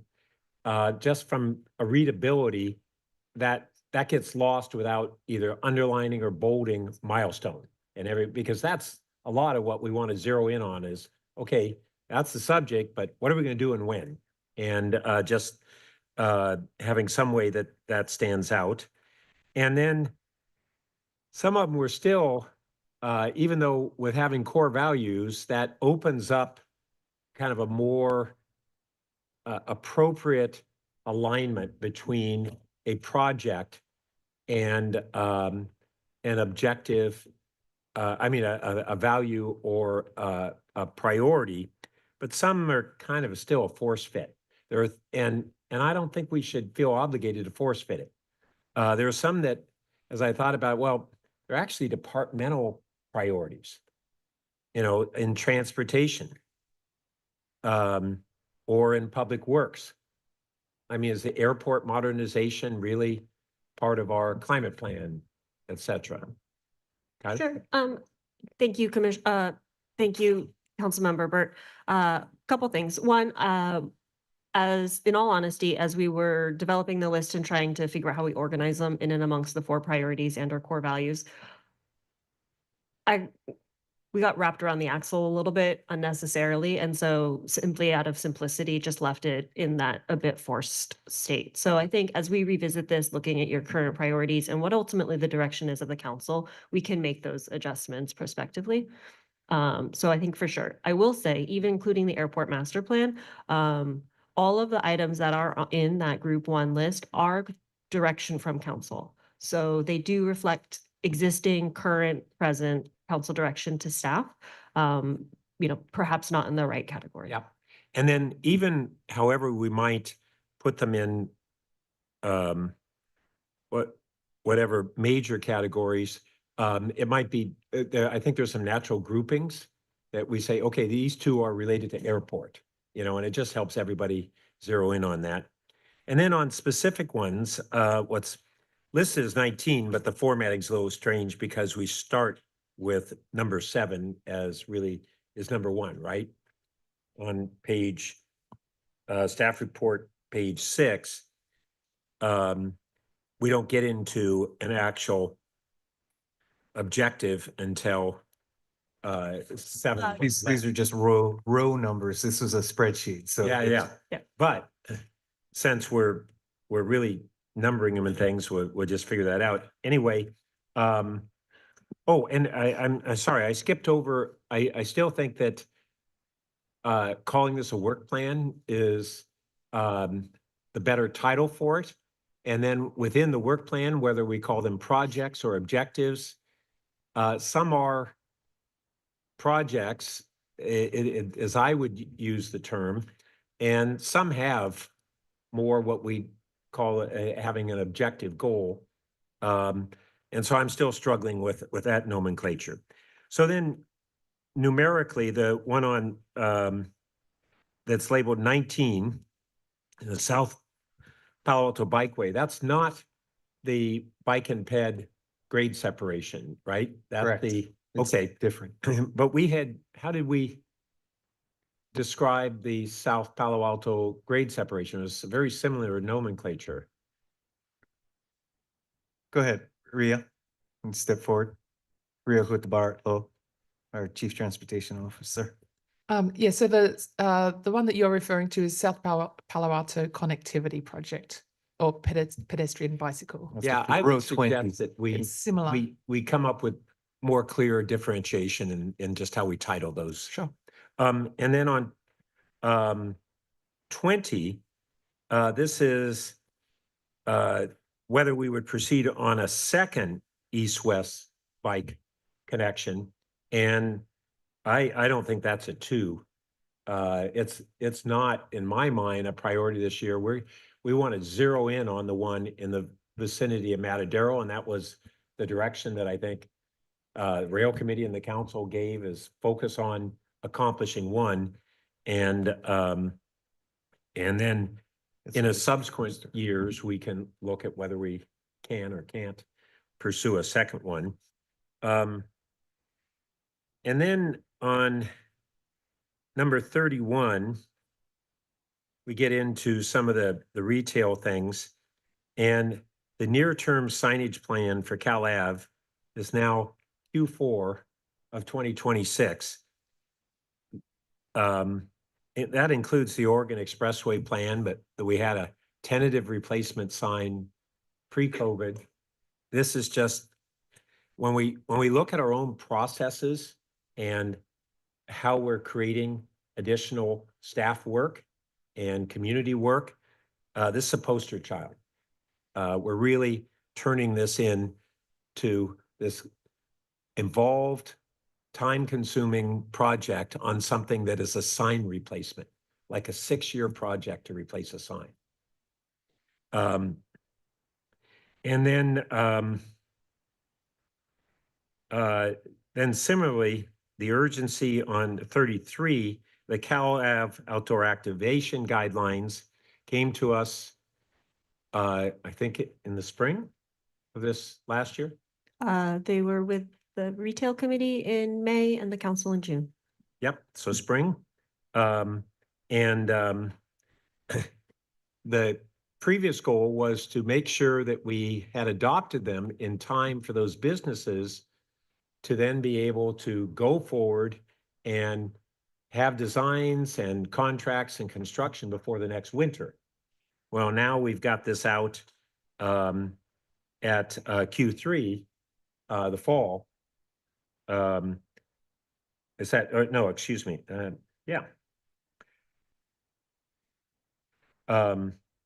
Excuse me, summer, which makes me worry that we're going to lose another year versus bringing it forward on Q2. On number 34, on the economic development, it talks about branding opportunities, and I think that's really good. I would add it's about marketing opportunities as well. I mean, that's why we're looking at doing the branding, is to be able to market ourselves. So I'd include that. I've got just a few other, well, let me just say on number 38, feasibility assessment district for university streetscape, over on the dollars, it's $2, $2 signs. I don't know that the feasibility assessment is expensive.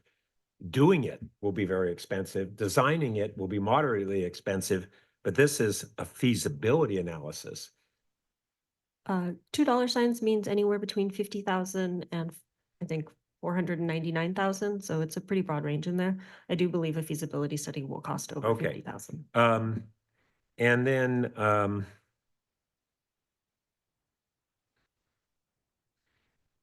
so $3 signs is over $500,000. Is that correct? Yes, there's a key on packet page 18. Okay.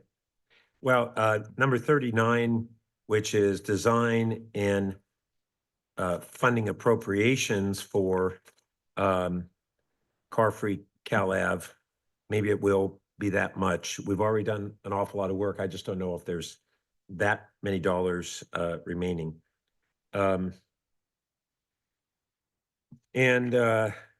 Just wrapping up, 49 is about a study on short-term rentals.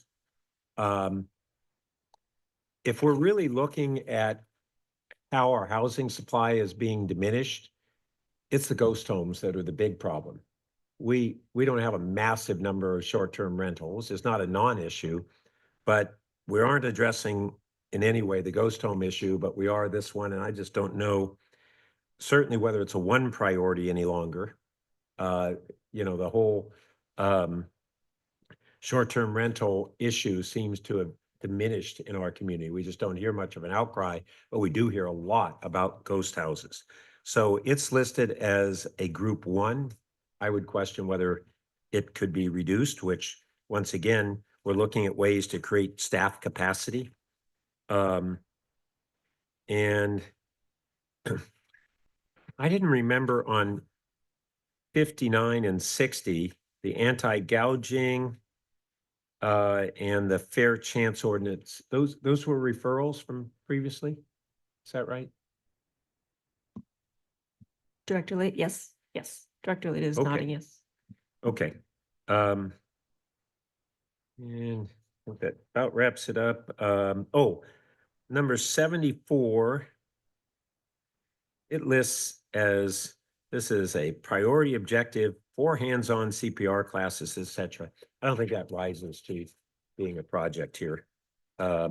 Similarly, on 75, within this electric stove initiative, goal of 50 electric cooktops, I think that is a detail beyond what we need in this plan.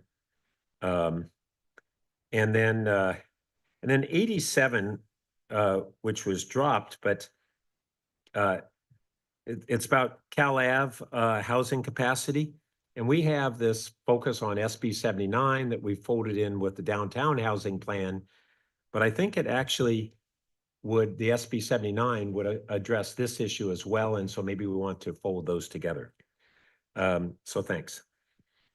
Okay, I have a question, and I see that Councilmember Lithcott Hames would like to speak, but are we capturing these? It's the intent to say, well, there's consensus here, let's drop this one, or let's fold this in, because if that's the intention, there were some good, there were some ideas thrown out there. So it was I thought that that's maybe what you're trying to do, more or less, or, codify these. So could we maybe capture them on the screen, or Mr. City Manager? I actually don't know that we would go that far Okay. this afternoon. I Right. would take Councilmember Burt's feedback as initial input that staff will use as Thank we you. refine and bring it back to council. That's fair. Okay, thank you very much. All right, so from Councilmember, Lithcott Hames. Okay. Thank you. Putting my retail committee hat on, I find myself feeling that a lot of the work that staff undertook and the retail committee undertook has not made the cut. When I look at the items that are neither group 1 nor group 2, but are in the third group that's not recommended to move forward, item 83, develop and implement strategies to activate vacant commercial storefronts. That's something we worked on in retail. It impacts Cal Ave, it impacts downtown, it impacts Midtown. Item 84, comprehensive update to the zoning code to include policies to support economic development. Right, this is, I'm putting my retail committee hat on, but this is all about that priority number 4 that we were arguing about, economic development. Okay, item 86 is on the cut list, vacancy tax for commercial properties that are empty and for ghost homes. Item 87, increase housing capacity in Cal Ave corridor by developing policies and zoning options. Item 90, design options for Cal Ave. Bruce Fukuji did a ton of work and came up with 3 concepts based on community input. Council got to look at it, and here we are trying to really reactivate Cal Ave and really define what it means to have a car-free street, a pedestrian place, speaking to our wellness and belonging values. And that's on the cutting board. So except for the sign replacement that has been alluded to as being a long time in coming on Oregon Expressway, there's 2 signs that are going in. One's at Oregon, I can't remember where the other one is.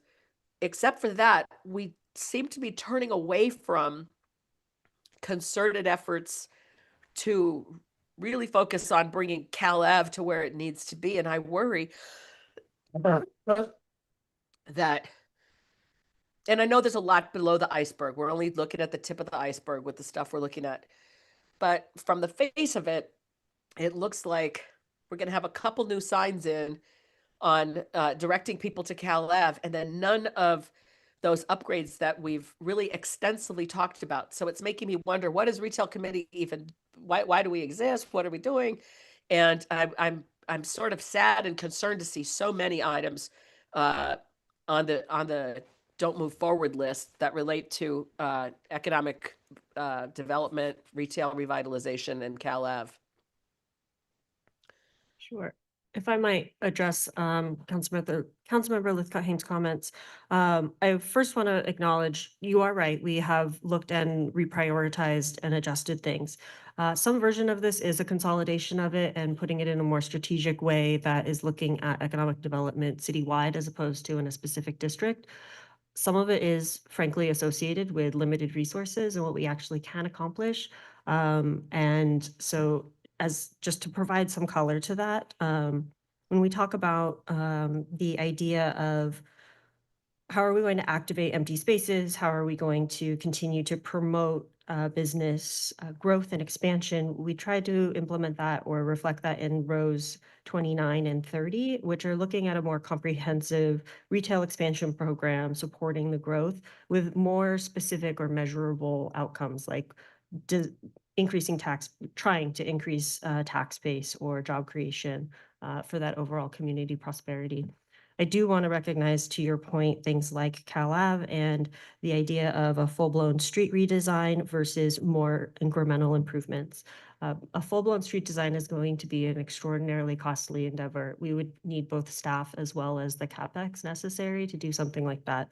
And so staff in row, 39, is reflecting those car-free improvements, including funding appropriations that would adjust for the council direction associated with bike and ped calming measures and creating those spaces, as well as eliminating some of the friction so we can continue to activate the outdoor space. So I do want to acknowledge they are in a more moderate capacity and reflect kind of staff's anticipation of what we actually can accomplish. Okay, Councilmember Recto. Thank you.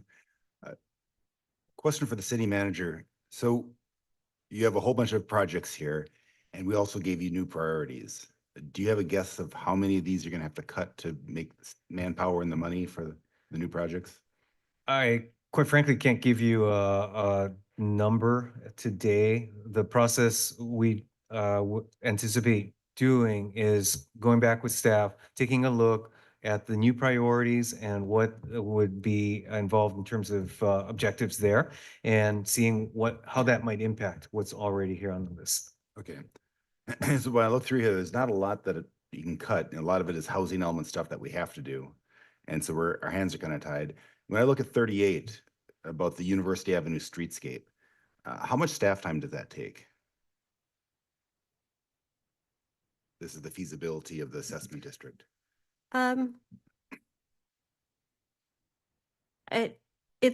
We would be able to do that within existing staff resources based on the current plan as outlined. The additional funding that would be necessary is we would need to bring a consultant on board to aid us in that, because ultimately, to be honest, there's a lot of outreach that needs to be done associated with it. Yeah, let me also just recap where we are. As council may recall, that the initial cost estimate was too high, really, for it to be supported by the businesses, recognizing that and some form of assessment district is expected to be the primary financing mechanism. So that said, we are currently finalizing initial value engineering effort, and that based on that, I think we'll need to have another round of community engagement with the businesses in order to determine whether it's worth proceeding. Yeah, I would like a new university streetscape. I think it's a lower priority than Cal Ave and Ramona. And so if we can bump this out to make more progress on Cal Ave and Ramona, I think that would be a good thing. Okay, next one is 41, which is the comp plan. Is that mandatory? Can we bump that out a year? I'll ask Director Lake to help walk through this.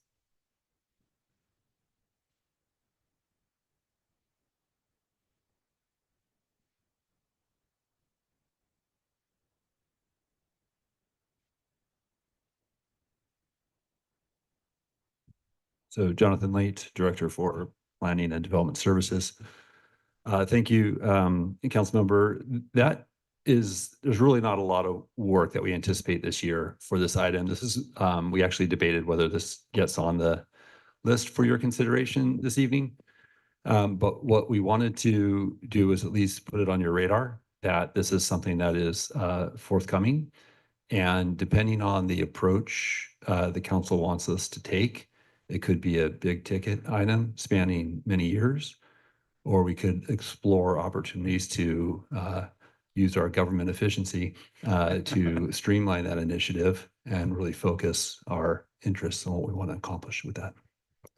But this year's work won't be a big push and does not take a lot of time. Okay, there's $3 signs there. Is that conservative? Is that the most we can assign to a category? For this year, it's not going to cost us anything.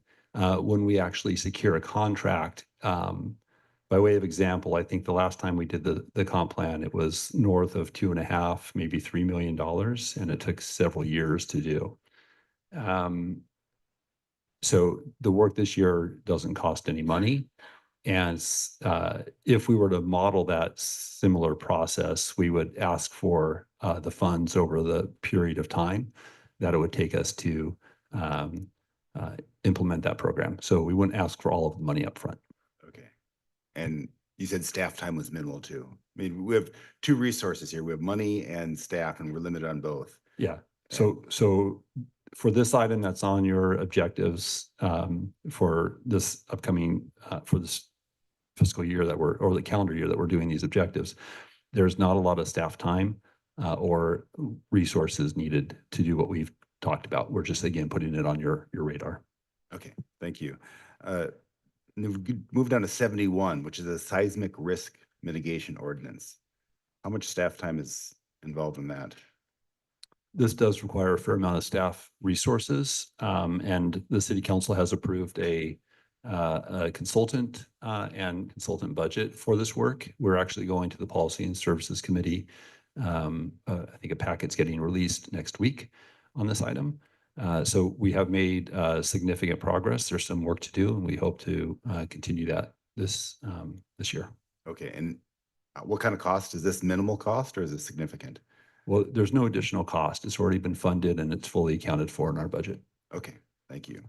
Then 87, which was one that was dropped, the housing on Cal Ave. I think I would like to take that, bring it back. How much work would that be to add, to evaluate the zoning for housing at Cal Ave? Yeah, great. Thank you for this one and for the other one related to El Camino, which is line item 85.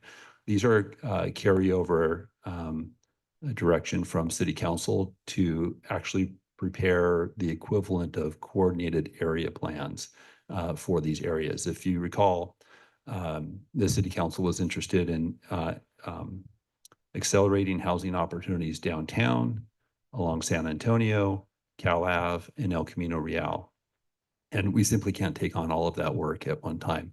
We are currently doing the downtown housing plan, or at least we were until SB 79 came into play. We have the ad hoc, and we're going to explore what our options are.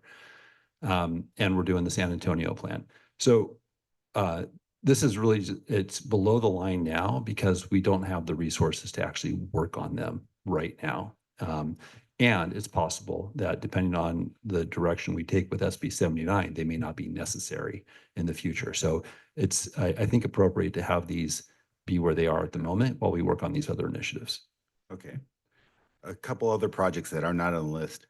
Entertainment zone. There's some talk about adding an entertainment zone to Cal Ave.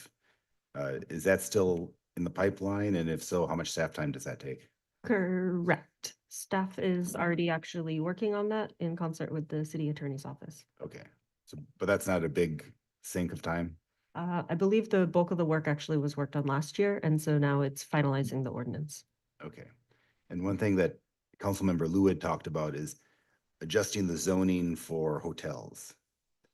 Do we have plans to look at hotel zoning?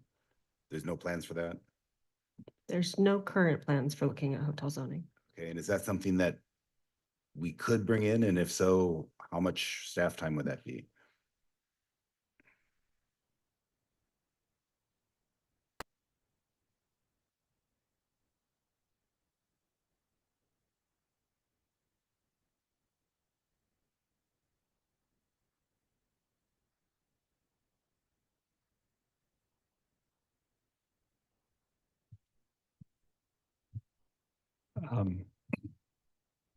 So yeah, I think it depends on the scope of what we're being asked to do. We currently incentivize hotels with greater FAR. So if the council, I guess the clearer the city council is on what incentives you want to offer, for hotels, then that might shorten the amount of work. If it's something that we're having to go conduct public hearings, receive feedback from hoteliers, and get that, build that knowledge, that's going to take more time. Yeah. I don't think, does Councilmember Burt want to chime in and I'll hear it all about his thoughts on hotel incentives? I would think it's just an FAR limit and giving that FAR, raising that limit. Yeah, when we increased the FAR to 2.0 in 2008, that then moved hotels above mixed use and residential and retail in the same zones. And that's what spurred us getting 5 to 10 hotels, and how we increased our transit occupancy tax and funded our principal funding for our major capital plan. It was a big deal. But now with the state mandates, housing has significantly higher FAR than hotels. So I think that at a minimum, we could simply choose an adjustment on FAR without going through a big study. And we may not get it perfect. But if we wanted to move something forward, I think we could do so without a study.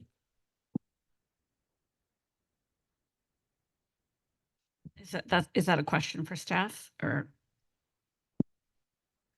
He was just asking for a comment on the context of when we previously did this and what it might entail from my perspective.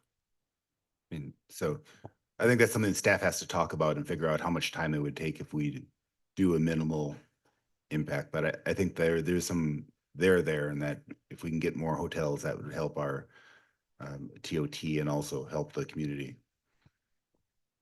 Yeah, happy to look into that. I'll note a lot of the hotel folks that come to us are also seeking parking reductions that align with their what they believe to be their appropriate amount. And that inevitably generates conversation about what that threshold is. But we can look at this as we go back and evaluate all of our objectives in the context of the council's priorities. Okay, thank you. That's all I have. Councilmember Liu? Thank you. All right. I'll start with some general thoughts before running through some specifics briefly. So one thing that I really appreciate is that we have more and better milestones. I see that effort went into that, and I really appreciate it. I still think there are some tweaks to the milestones that we could make to be more clear. So for example, on row 19, there's an item on the milestone is to initiate work on pilot bikeway project, and it's not really clear what work is being initiated. Similarly, there are a bunch of rows that say council review or council consideration. And I think from last year's priorities, when we did the recap, there's some ambiguity on whether that meant we actually approve or disapprove of something, or whether we just hear it in a study session. And, if we just hear it in a study session, it shouldn't be a tier 1 or a group 1 or group 2 priority. It's just something that isn't going to deliver outcomes this year. On things to take out, I think there are a handful of things that are definitely important, but I don't know how significant they are. And I don't know if they're the kind of things that would just go on council consent. Like green building standards, we always need to revisit that. But unless there's some major change incoming, I think that's in the past just gone on consent. And so, I see Director Late's coming here. So maybe there is some major change coming. But for example, if there's a major change coming, absolutely keep it as a group 1. If there are other examples where it's the kind of thing that will go on consent or not require much discussion, bump it to a tier 2 or take it off the list. Yeah, so I think it's yet to be known what level of work is going to be required on this. I will say it's not likely a consent calendar item. It is something that's going to take a fair amount of staff resources, not only in my department, but in public works and utilities and the city attorney's office. It's a pretty significant endeavor. Got it. So I picked the worst example, but the sentiment is there. Thank you. I appreciate the clarification. Okay, so right, things that will go on consent are things that are not necessarily actionable. Another example, something that's important but not maybe necessarily actionable, is that our natural grass athletic field pilot, unless we can do the pilot and collect data and hear something in council, that's really something that's maybe a tier 2 and then comes back to be a tier 1 next year, for example. So just fine tuning on, again, what is actionable. Some thoughts on what is missing. On the climate side, I don't see in the tier 1, or really for the most part in tier 2 either, opportunities to actually increase pedestrian or cycling mode share. And I don't see clear projects that will improve safety this year. And so quick build is sort of under consideration as a tier 2, but it's not really, we're not really proposing X number of quick build projects or X intersections daylighted. And we've been waiting for a while for the bike and pedestrian plan and for the safe systems plan. And I would love to see at least some concrete objective there. As I mentioned before, I'd also like us to decide whether we need to revisit our 80 by 30 goals. We'll see more in a study session in February, but we just want to make sure that our goals are always realistic and or a little bit more ambitious than we would like, but not. But if it's something we can't hit, it's not a great goal. On economic development, I think increasing revenue is a good goal. I think the first economic development item does a lot of work. It's developing a business retention and expansion plan for Palo Alto businesses. And for me, that kind of made me think of, oh, hotels. Maybe we need to be flexible on FAR and parking to retain them or get them to renovate or invest. I don't know, is that the intention of that item, to sort of look through the big economic development buckets and see what's most impactful for overall economic growth? Good afternoon, Alex Andrade, Economic Development Manager. And yes, the essence is certainly to preserve and enhance the Palo Alto business climate. And a good part of that is ensuring that we're building relationships with our existing business community.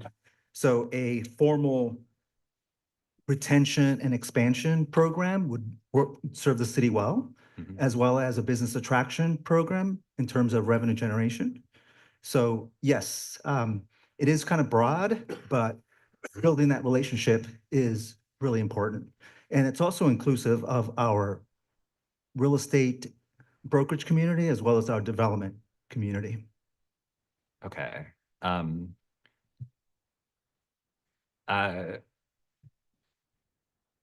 Well, I would like to see some objective that casts a clear goal for that lays out a plan for like actual economic development outcomes. Like if I keep using this example, but if a slightly rundown motel actually renovates, is that good for an extra $50,000 of transit occupancy tax revenue over a course of a year? And then we can do some math like, okay, if we get these motels to renovate and one of them to upgrade to a hotel, and we get this car dealership to expand somewhat, we can back into what we need to do to get $800,000 or more of new revenue for the city. So that's kind of what I would have, or what I would have imagined or wanted to see out of a formal plan to develop Palo Alto businesses. And improve the tax base, which is what's described in that bucket. So Councilmember, you're seeking more metrics as it relates to revenue generation? Yes, yes. Uh, yeah, and just seeing what the biggest opportunities actually are for growing growing local businesses. On housing, or actually on economic development, I'll say Councilmember Burt rightly pointed out that, of course, for the ULI and downtown station reactivation and development and revitalization, there are a lot of things that are outside of our control exactly, but there are opportunities with housing around MacArthur Park or making Sheraton Hotel a more inviting gateway where we could be creating some relationships and understanding what's possible. Okay, more properly on housing. In our housing element, there was an item to talk with Stanford about the shopping center and research park in December 20 by the end of last year, and the hope was that there could be some outcomes or conversations around housing opportunities. I'm just curious, is that removed or not on the list on purpose? Is that something we've already done? Yes, thank you. We pulled that off because it's not something that fit the group 1 or group 2 definition. It's just something that staff is, it's to use the metaphor that's been described tonight, below the waterline, I guess. And so it's just stuff we're working on. Okay, so we don't see any opportunities big enough for council consideration coming out of the research park or shopping center. Well, I wouldn't say that. We're having conversations. There was recently the ULI study that was done. There's SB 79, which factors into a lot of properties that you've referenced. I think the conversation is ongoing, but there's nothing actionable at the moment. Okay. Okay, I'll dwell on that a bit later. The last thing for housing is that I would love for us to take a more concrete objective and goal around safe parking or interim housing. So if we set a goal like identify 120 units of safe parking or interim housing in 2026, I think that would be a very strong metric-driven goal. So we take a number like 120, we know we get 88 almost for free from HomeKey. We can find 40 others between dedicated street parking or safe parking at religious sites or permitting extremely low-income housing. We can pull out, I think, ambitious but realistic numbers if we structure an objective that way. So comment, but also curious for thoughts. Oh, I was just going to say received, and we'll take that into consideration in what we bring back. Yep. Okay, those were my initial comments. I guess maybe we'll do another round about efficiency, because that's like a whole other big priority. But so I won't talk about that now. We could do that. Yeah, I see Vice Mayor Stone and then Councilmember Lowing. Thank you. I'll try. First, I'll focus my comments on what's in here that I hope is not lost, especially since if we're not continuing forward with one of our priorities being public safety, wellness, and belonging. I know it'll now be a value, but since the city manager said we'll be coming back with kind of revisions and some things are going to have to be lost. Hope and imagine we will keep item 69, supporting community mental health, and really appreciate the call out of continuing to work with the JED Foundation to support youth mental health and suicide prevention efforts. That is a must that needs to continue this year and as a tier 1. For me, 72, pursuing a natural grass athletic field pilot. I think that does belong as a tier 1. I think there could be some discussions as a tier 2 if staff is confident that by pushing it to tier 2, that does not create the risk that we find ourselves in another situation where a synthetic turf field is at end of life, we need to replace it, and yet again we are then approving it and saying because we haven't done the pilot program yet. So I would want to better understand the timeline of what we're looking at as far as end of life of existing synthetic turf fields to really know the level of prioritization. But I think it's critical. I think it was an implicit promise when we approved the synthetic turf a couple of weeks ago. I mean, I know we included in the motion the pilot program. I think there's a bit of an implicit promise that, or at least a strong hope that that was going to be the last synthetic turf field that we approve. And in order to make sure that happens, we need to have this natural grass pilot program. And advancing quiet zones, I think also needs to make sure that we keep that in there. So I'm glad that that's included. A couple other things. I was on the list that staff is recommending that we don't pursue. My 3 disappointments is the implementing a gas-powered leaf blower ban citywide. I guess I don't quite understand why that would be such a significant lift since we already prohibited in residential zones, expanding that citywide. So I'd like to maybe learn more about that, especially since we know just how terrible these gas-powered leaf blowers are on the environment. And I'd imagine continuing to allow them in commercial zones is a significant contributor to our greenhouse gas emissions in the city. Great. Thank you, Vice Mayor. Certainly no objection to the policy direction and think it'd be good for us to move forward on that.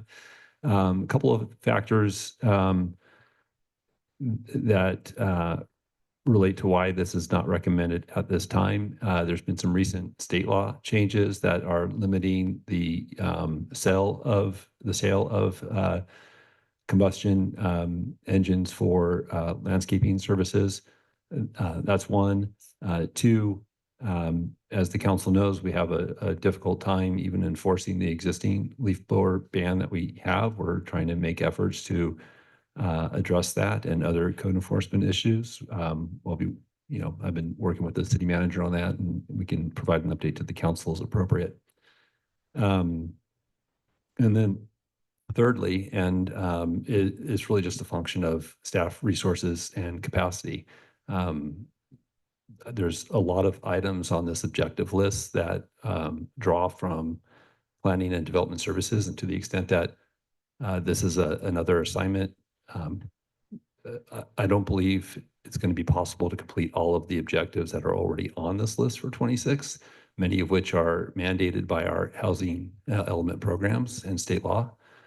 It's just, I don't believe it's realistic for us to do that without pulling other items off of the list.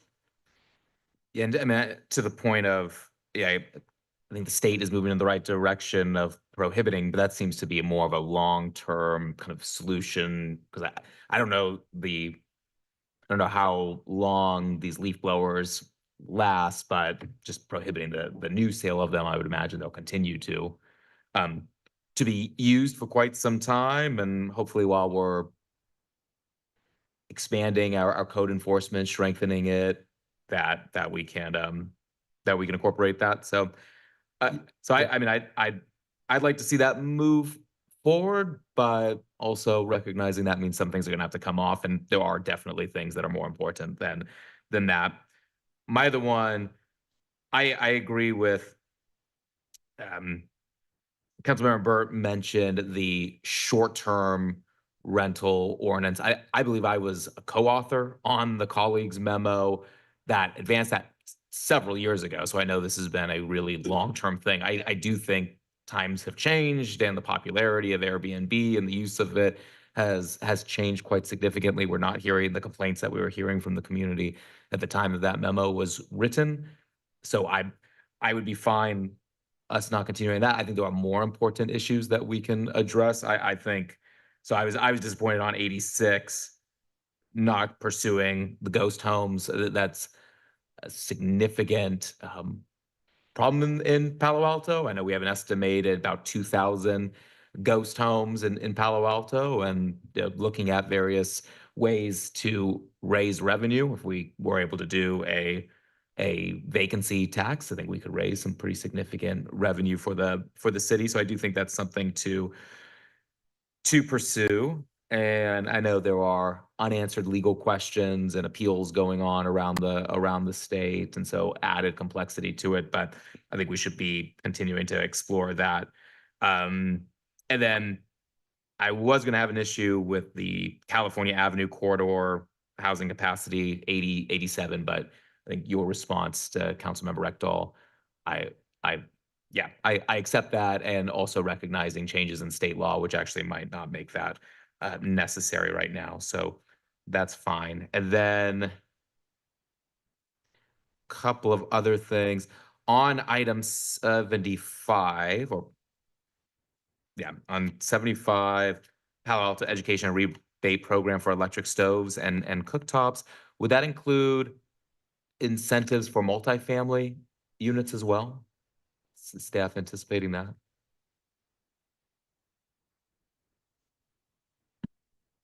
I believe this is Director Curatori.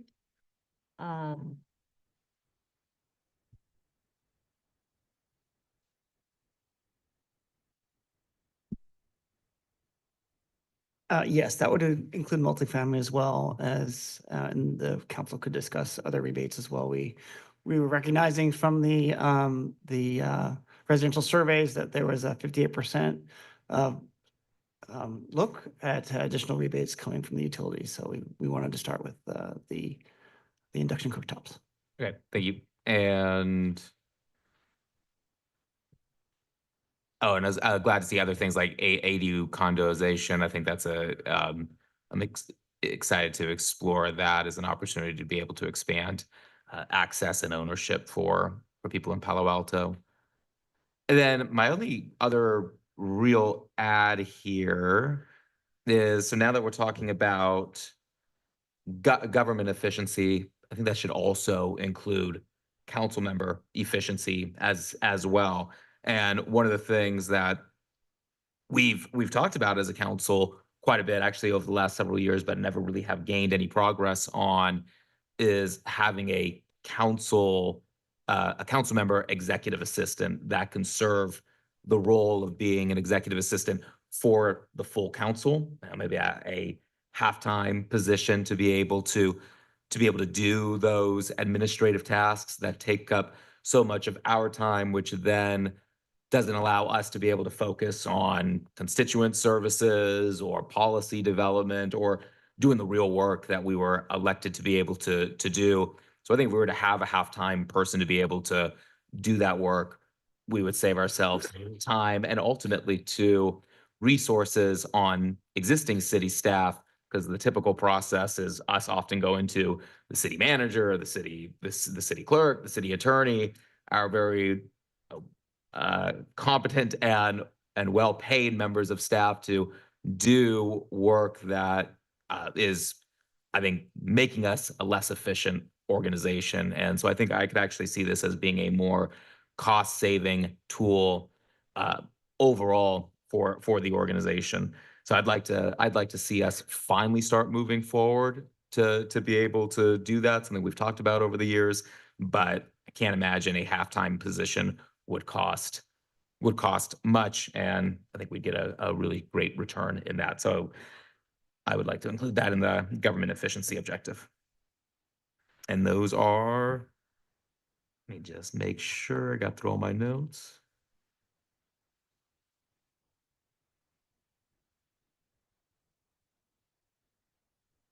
And those are mine for now. Thanks. Okay, Councilmember Lowing. Yeah, thanks. I'll generally go in order, but I want to start with 72 since Councilmember Stone just said a number of things about that. One thing about this one is it's an indication when you use the word pursue a natural gas athletic field pilot. That's not a good enough metric. We need to have something more specific there. What is it you're going to pursue this year that you're going to accomplish? So it's just an example of a number of places where we still need, as other council members have said, kind of beefing up the specific metric. Then I also noticed, like a lot of these objectives are all falling in Q4. So I know it's a busy year, but we can't have them all in Q4. And in this case, we need time for the grass to grow. Just semi-humorous way of saying that we kind of have some planning to do and some selection to do, and now we do have to get grass to grow. And so it seems like this is an example of one that should have more specifics and moved up. You know, it's recent policy on a controversial issue, and I think we need to get moving on that one. So going back, and I'll just briefly do +1s on items that some other folks have noted, but in the climate action area, the vast majority of things are happening in Q4. So that just concerns me in terms of all things that we have to accomplish.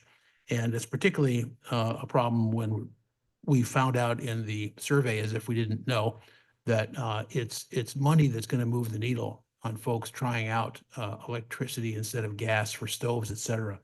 So when you have things like gas transition study, review at the end of 26, and then maybe not even to 27. There's one item that comes in Q2, which is great, Affordable Housing Electrification Grant Program. But generally, I know this isn't the time to talk about the exact quarter that you're going to do these in, but there's a general trend line there that's concerning.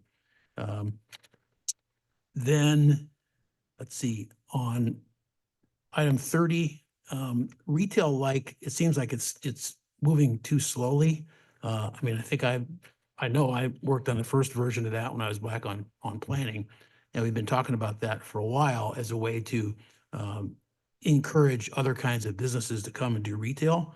So I'm not sure why we have to wait to Q3 for that, and PTC needing it, you know, in 4 or 5 months from now. So I'd like to see that get attention earlier than planned. Councilmember Burt already commented on 31 and 33, so just +1 concerns in that area. On item 38, +1ing what Councilmember Rectal said there, that, you know, maybe that could just be pushed. We're talking about there again, we don't even have a metric, begin feasibility analysis. I don't know what that is. You know, is that a summary of what we're going to do or whatever? Plus it's a consultant, and I think that can be pushed. Similarly, +1ing on 41, I think the comp plan can be pushed. 45 on the home key project. I mean, we're almost there, right? I mean, we're not going to drop it, but that's not something that's substantive, and it's on target now. So I think Q2 is right for that technically, but we might even be closer than that. Let's see. I didn't quite understand the action item on 55, which perhaps Director Late can speak to, that council has to address capacity shortfalls. We have buffers filled in there, and we knew from the get-go that some places are not going to be used for housing, and others that we didn't think would be are going to be. So this seems like a pretty simple task. So what's really involved there from a council standpoint? Approving a new list of housing sites is the council action. So Right. we do have a buffer. It was a tight buffer, and we expect in this year that we will exhaust the buffer for our moderate income housing units based on pending and planned development. And which means we will have 180 days, I believe, to find new sites in order to remain in compliance with state housing law. So this is not an insignificant task. This is something where we need to identify new sites and rebuild our buffer. We think we'll be able to do it. We have learned more from, you know, since our housing element was updated, and with changes in state law, notably SB 79, we think we'll be able to identify more sites. But it's a notable staff effort, and and we're likely to need consultant services to support us. Okay, I'll also add, actually, one of the things that we're going to study, and it ties into another objective on the list, is the downtown surface parking lots. And us, the city deciding whether we're going to continue to pursue that housing element policy, or if we need to identify additional sites to make up for us deciding not to pursue the surface parking lot program in the housing element. Okay, good. Glad to get that explanation.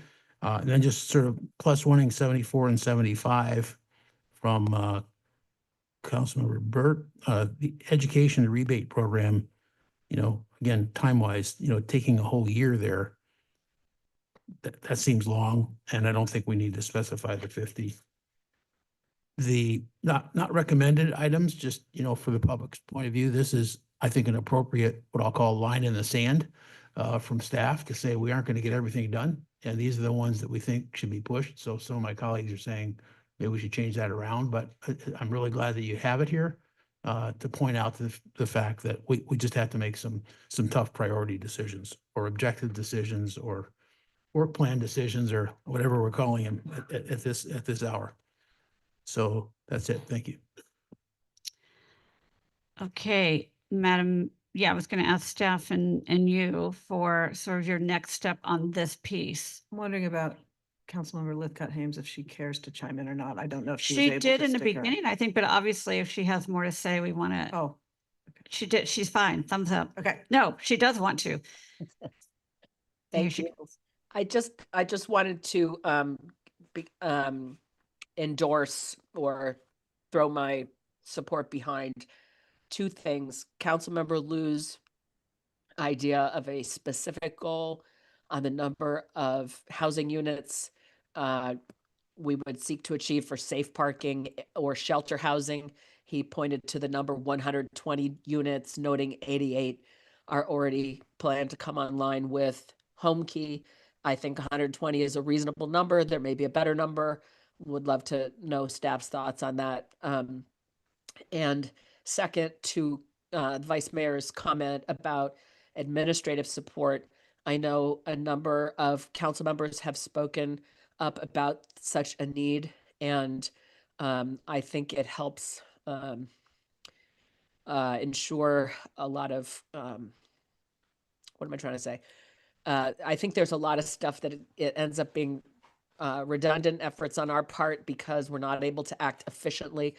Due to the Brown Act, we can't talk to each other about various things. And so if we had a halftime administrative support, I do believe we could get things done a lot more efficiently without taking up staff time of people much more senior on the org chart. That's all. Thank you. Okay, thank you. So now, Can I yes, turn? please. Yeah, I haven't gone through my. Oh, my goodness. Your light is hidden behind Sorry. me. Thank you. Just since we're making a bit of a transition, I do want to ensure that council members have an opportunity to That's what I bring was about to some talk about. light to government efficiency. So yes, We need to hear from the mayor. yes, no, absolutely. I just wanted to make sure that I primed that pump before you transition to something else. Yeah, no, I just wanted to be the seventh to comment on objectives and suggest that after that, in the interest of government efficiency, that invite folks if there was something more on that topic or that, really was missed, that, certainly we won't cut that off today, I wouldn't think, but we will have a chance when these comes back to give any further. So yeah, if there's more specific feedback you want on some of those things, please do let us know. And so thank you. So first, I'm a +1 to the vice mayor and Councilmember Lithcott-Hames on having I think halftime for 7 of us is probably about right on a dedicated council administrative support. Because I know I spend a disproportionate amount of my time on that, but also I feel like I take more staff time than I would need if it were centralized and could become more routine on someone who understood what we all need. I truly believe it would be more efficient both for me and for staff. And so I'm a +1 to that. Then on the housing priority, so if I look at 50 and 51, so 50 talks about drafting a downtown housing plan, and 51 talks about innovative housing typologies. And I kind of put those together. One of those is housing for aging adults, but other than that, I don't know that we have at this point a specific objective on exploring senior housing, specifically downtown senior housing, or do we, and I'm missing it?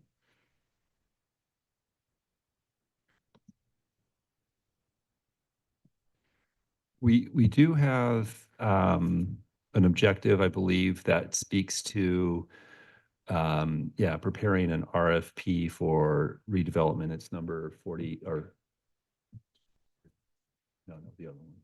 Oh, It was a request for proposal to see if there were other additional downtown lots to be developed for affordable housing. But okay. nothing specific, for example, for Lot C or other parcels. Or specific to seniors. Correct, or Yeah. specific to seniors. So it's kind of the intersection of those three then. And I just don't want that senior downtown housing, senior affordable downtown housing, even better, to be explored in this next year. So I don't know how to, I don't know that it's necessarily an additional thing. I just want to make sure it doesn't get lost because I think that's been more specifically lifted up and brought to our attention. And so exploring that RFP, I think the intent is for it to be captured, but I don't see it set forth that way. Yeah, so I don't have the exact number, but when we do an RFP, and if you're thinking downtown, that would come back before the city council for consideration. And that would be an opportunity for the council to say, this is a site that we'd like to see earmarked for or dedicated to senior housing, for example, affordable senior housing. Yeah, and that's great. And I'm not necessarily suggesting a specific site should be called out now, but if even downtown is too specific, then that's fine. We can withdraw that. But if an RFP associated with that is pursued and could come to council, so that we could then have that more specific conversation. Is that what you're suggesting? How Well, so I found so it's line, row 53 53. is the one that I'm referencing. So if it went beyond that, then I think through part of this process, if that doesn't capture your interest, then we'd want to hear that and we would take that information with the other information and come back with our updated list.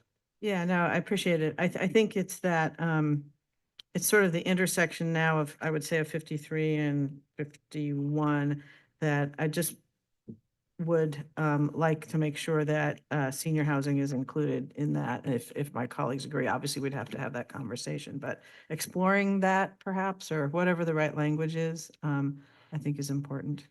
It's at least my 2 cents. And then I did want to talk about, I think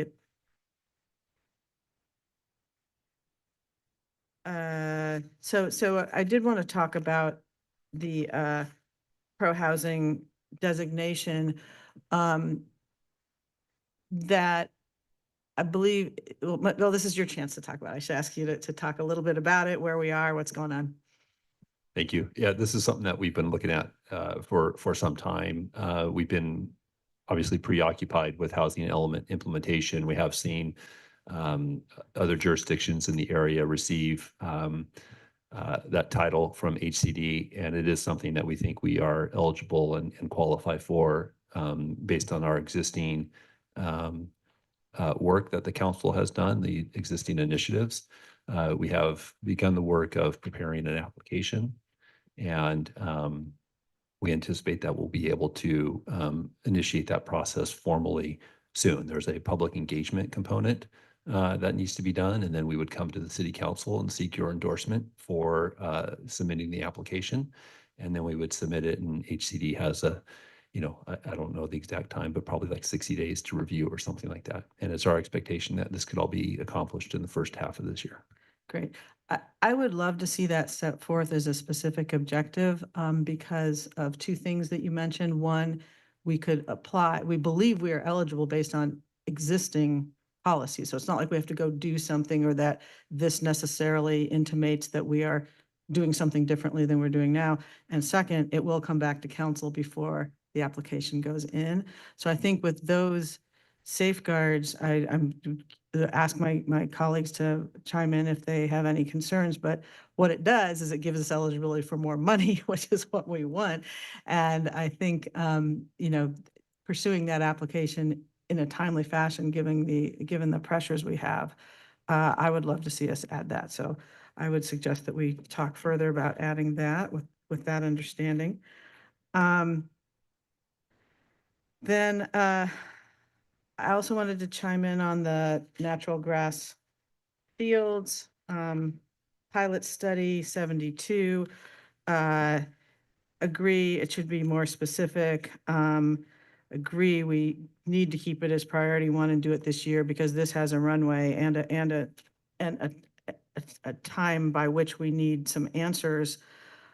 I would also ask that we add, because I don't think it's much more, and monitor hybrid turf options. We don't have to put them in, we don't have to, but those are evolving. And what I'm concerned about is this: if we're trying to chart a course toward transitioning away from adding any additional synthetic turf fields, and if the natural grass pilot doesn't pan out to give us enough additional hours of playing time such that we're in the same boat, I just want to make sure we're aware of all the options on the table. And I did go back and look at some of these hybrid turf. They can be expensive. My guess is they're going to get less expensive. They are working on these bio polymers so that they don't even have, even the non-natural grass portion are not synthetic. And I think just monitoring that as we go along is something we don't want to get caught not having done. So I would suggest that we add that in there. And then on, also a +1 on the electric cooktops. I think really important, we've heard a lot of public interest in that. We also, yeah, I'm fine whether or not it has the 50 in there. I don't necessarily need that detail, but I do think we want to bear in mind that I like the electric and induction cooktops education and pilot, but I think the education, please also include cooking processes, because we could do it all at once. It's not much more, and what one cooks and how one cooks it also contributes to emissions that we care about under the public health mantle.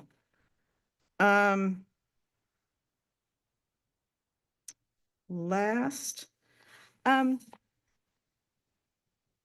I suppose we can pick this up at the climate committee, but I would like to see us as a city consider ways to pick up on the public suggestion to reduce microplastic exposure. I think we do a lot of that now, and I don't know if Director Eggleston wants to fill us in, but there's the turf thing we've been talking about. There's some movement on the plastic foodware, plastic bags. We could think about as a city, do we want to not buy plastic furniture and that kind of thing? And I think it's just something that I don't know that where it's developed far enough to be an objective for this year, but I think an objective is to figure out if it should be an objective. So I don't know if you have anything to add, Director Eggleston, if I hit, no, okay. But that's something I would like, perhaps staff could consider, and whether we direct it to the climate committee or not, I think it's something we should look at these days. And I think that's it for me. I had one follow-up, if I may. Please. The mayor and vice mayor had raised this question about a half-time administrative assistant serving the council, and we actually, excuse me, We actually addressed this in the city clerk's review. I think unfortunately, the mayor and vice mayor weren't able to join that, but it's in a work plan for this year. The council had not, the 5 members of that were there had not supported immediately moving forward on that. We're in a budget crisis where we're looking at eliminating positions. And so I just want to caution against taking that as a directive because the council majority has already given guidance on that. So I'd like to add something on that, because I don't know if the council majority is that specific. I did see the objective of the city clerk doing a survey on that, which I believe she is doing. I actually have also asked each of the other cities when I was vice mayor, all the vice mayor colleagues, and there is precedent in some other cities, but does not answer the question. That's still her objective, and that's fine. But I think I don't think we said we wouldn't. And I also, it's a minimal position that we have in mind, and we've done some exploration on what those costs would be. So it would have to go through that approval. But I think I feel quite certain I would use far less staff time and more appropriate levels of staff time at an administrative level if we had a designated person who could get in efficiencies of redundancies and processes. So the idea is to ultimately reduce demands on other staff, concentrated in a more appropriate level of staff. So the whole concept is to have it be more efficient. So just to clarify, I did not say that the council said we wouldn't do it. What I said was what's exactly in the work plan is the city clerk has been tasked with evaluating what has been done in other cities and what this would take. And that's the council majority direction, not what individual council members may be wishing to direct at this time. And that is what it was. I do agree. That was in the work plan. And so what we're doing today is suggesting the acceleration of that, because by the time that is done at the end of Q2, and then if we decide to act on it in Q3, and then we hire someone, we're starting in Q4. So what we're asking today for colleagues to consider is accelerating that. I don't support that. Okay, and Council Member Rectal. I just want to chime in that personally, I do my own calendaring and I want to do it. So I'm not an unbiased observer here. So I think it is hard because we're beating on the city manager to cut heads and then we're asking for an extra half head when, at least for me, that's something that I'm happy to do myself. But I understand other people don't operate the same way I do. So I understand why you might want it, but the optics do trouble me. And I want to point out all of these things that you said, I mean, are going to come back to you in some form, right? Because on some of them, there was 1 or 2, and then there were a +1 here, and then there were individuals, right? So all of this is going to come back to you at a later date. And then that's when you can make your pros and cons, right? And try to figure that out. So now we've got about a half an hour here. How y'all doing? Okay. Yeah, that's how I feel too. No, it's you've done a lot today, and there's still more to do. I'm getting there. I promised you. So now I think we do have a slide about it. So on the, how to advance these goals that you've all come up with. I mean, you have a series of ad hoc committees now. And I think we want to decide, or you guys to decide, are there ad hoc committees you want to continue, different ones you want to create? Are there some, or I could ask it this way, how do you envision the engagement in advancing your priorities? So do we have right after this? Okay, so last year you had your ad hoc committees, and you have ad hoc committees in addition to your standing committees. So are there any of these that you can maybe cross off for this year, since you might be getting new ones coming up? Are there new ones you want to have? Do you want to make a recommendation to staff of a different way to achieve some of these goals? I mean, this is, staff would like to make all of your dreams come true. And so they want to figure out the most efficient and strategic use of everybody's time. Keeping in mind that, you know, these committees require quite a bit of staff time, right? To keep them going is how that works. So, are there any of these that are there ad hoc committees that overlap with any standing committees? Are there any committees, and Mr. City Manager, maybe you want to opine on your preferred direction or your ideas? Sure. Well, I would start just by noting the standing PNP policy and procedures and protocol direction that ad hoc committees would sunset unless explicitly continued. So I think the question may be in the other direction. That said, also understand that many of these are ongoing efforts, and so it would make sense to continue. My comment here would be really to impress upon the council the need and really the request from staff to correlate your committees with your priorities and recognize that these committees do take resources. And a couple of corollaries to that, the council is the gatekeeper for managing the committee work plans in a way that protects against scope creep. And that scope creep is the enemy of our ability to achieve your objectives.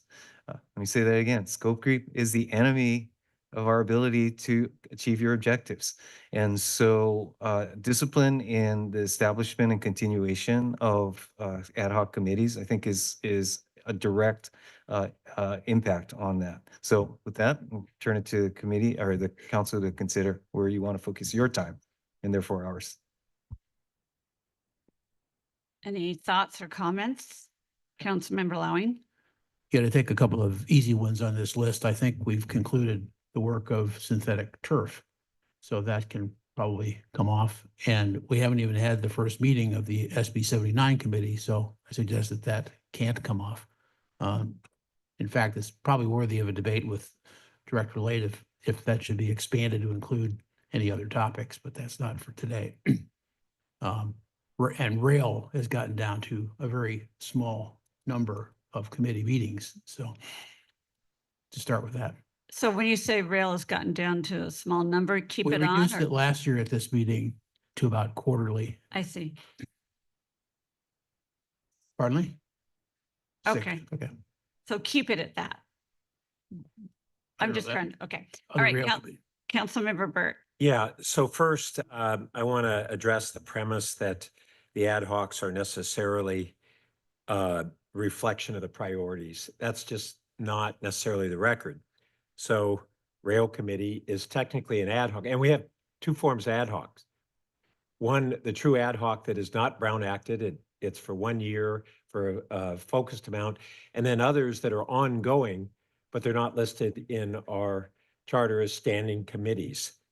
So I think we need to differentiate those. The rail was not a priority, and yet it's gone on. Coverly was not a priority, but it's been an ad hoc. The oversized vehicles was not a council priority. The synthetic turf wasn't, the valley water wasn't. So that premise, I don't think holds water. They're really recognized as things that have come up. Some may be correlated to our priorities and others not, but it just goes to show that what we set as the annual priorities is not the only important stuff that comes up in a year that might need an ad hoc. I mean, we had the El Camino bikeway that had a limited time frame ad hoc. And I think, you know, there's a tension because staff has a hesitancy to have to do the staff work to support these, and that's real. But in terms of productivity and getting things to the council that are flushed out and moving the ball forward, I think they've served a real function. So still begs the question of which ones we ought to have. And but I just wanted to frame it that way, that I just don't agree that they correlate to the council priorities necessarily. Okay. Oh, yes, Councilmember Lip. I agree with all of that. I think retail should become economic development. I think synthetic turf is properly wound down. I admit I am not really up to speed on the suitability, on like the intensity that we want for rail or valley water, shoreline funding reallocation. Efficiency, of course, was something we all wanted. It's not on here. I think it could be probably reasonably handled between finance and policy and services. I think when we actually look at costs and headcount, and to be clear, we're not talking about layoffs. We discussed this last Monday during the long range financial forecast meeting, that goes to finance. And then for service delivery improvements and optimizing 311 and things like that, that could just go to policy and services. Some things, you know, the odd study session could just go to the full council. So yeah, that's, I think if we just handle efficiency in that way, we'd have really captured all of our major priorities here. I do have more thoughts about efficiency. I'm not sure if it's the right time to I squeeze some in. would think that, I mean, you might as well. Okay. Because it's kind of, we're gonna, yeah. So I think efficiency isn't just the tools that staff uses or the funding that staff has, but I'd really encourage staff to look at it in terms of problems that you need to solve and things that you need from council. And so just a couple of examples off the top of my head, the economic development team does a lot of permit streamlining, but you know, after so many years of permit streamlining, we should make that almost automatic, right? We should have said, okay, there are only so many super common issues, and now we only have to permit streamline the edge cases, and we can level up our ability into something more strategic. Or something like traffic calming and quick builds. We can see, okay, traffic calming, the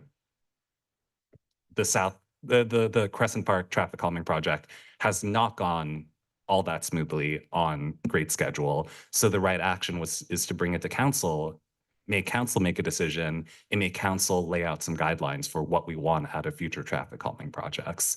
So I just think that we should be really aligned with the most common and most painful workflows and start with that rather than any specific technology.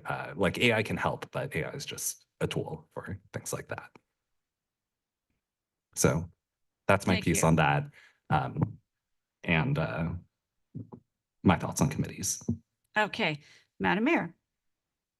Thank you. So yeah, on the committees, the ad hocs, yeah, I think they form a very useful purpose. And then we try to keep them from outliving that purpose.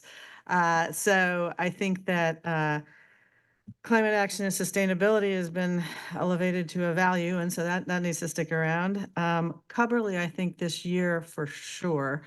And then we might consider, do we reconstitute it in some way based on what happens in the election in November, because it would be a different project thereafter. And I think we can make that decision at that time, whether there's a new Cubberly committee or how we pursue whatever our new circumstances. Rail, we just, it's a very, I appreciate committees doing the deeper dive into that. I think that we've adjusted the frequency of the meetings, I believe, so that to reflect the current pace of feedback and need. So I think that's appropriate. Yeah, retail, I've heard a lot about a frustration or concern, something less than delight about the outcomes that have come from it. But I do think if we rescope it as economic development more broadly and look at some of these other issues we've discussed today, that would be a useful committee. Plus one, that the SB 79 committee is just getting going. The OSV committee there's a great need for, and I think again, specified knowledge and learnings. TURF is done, and I believe that we still need the shoreline one.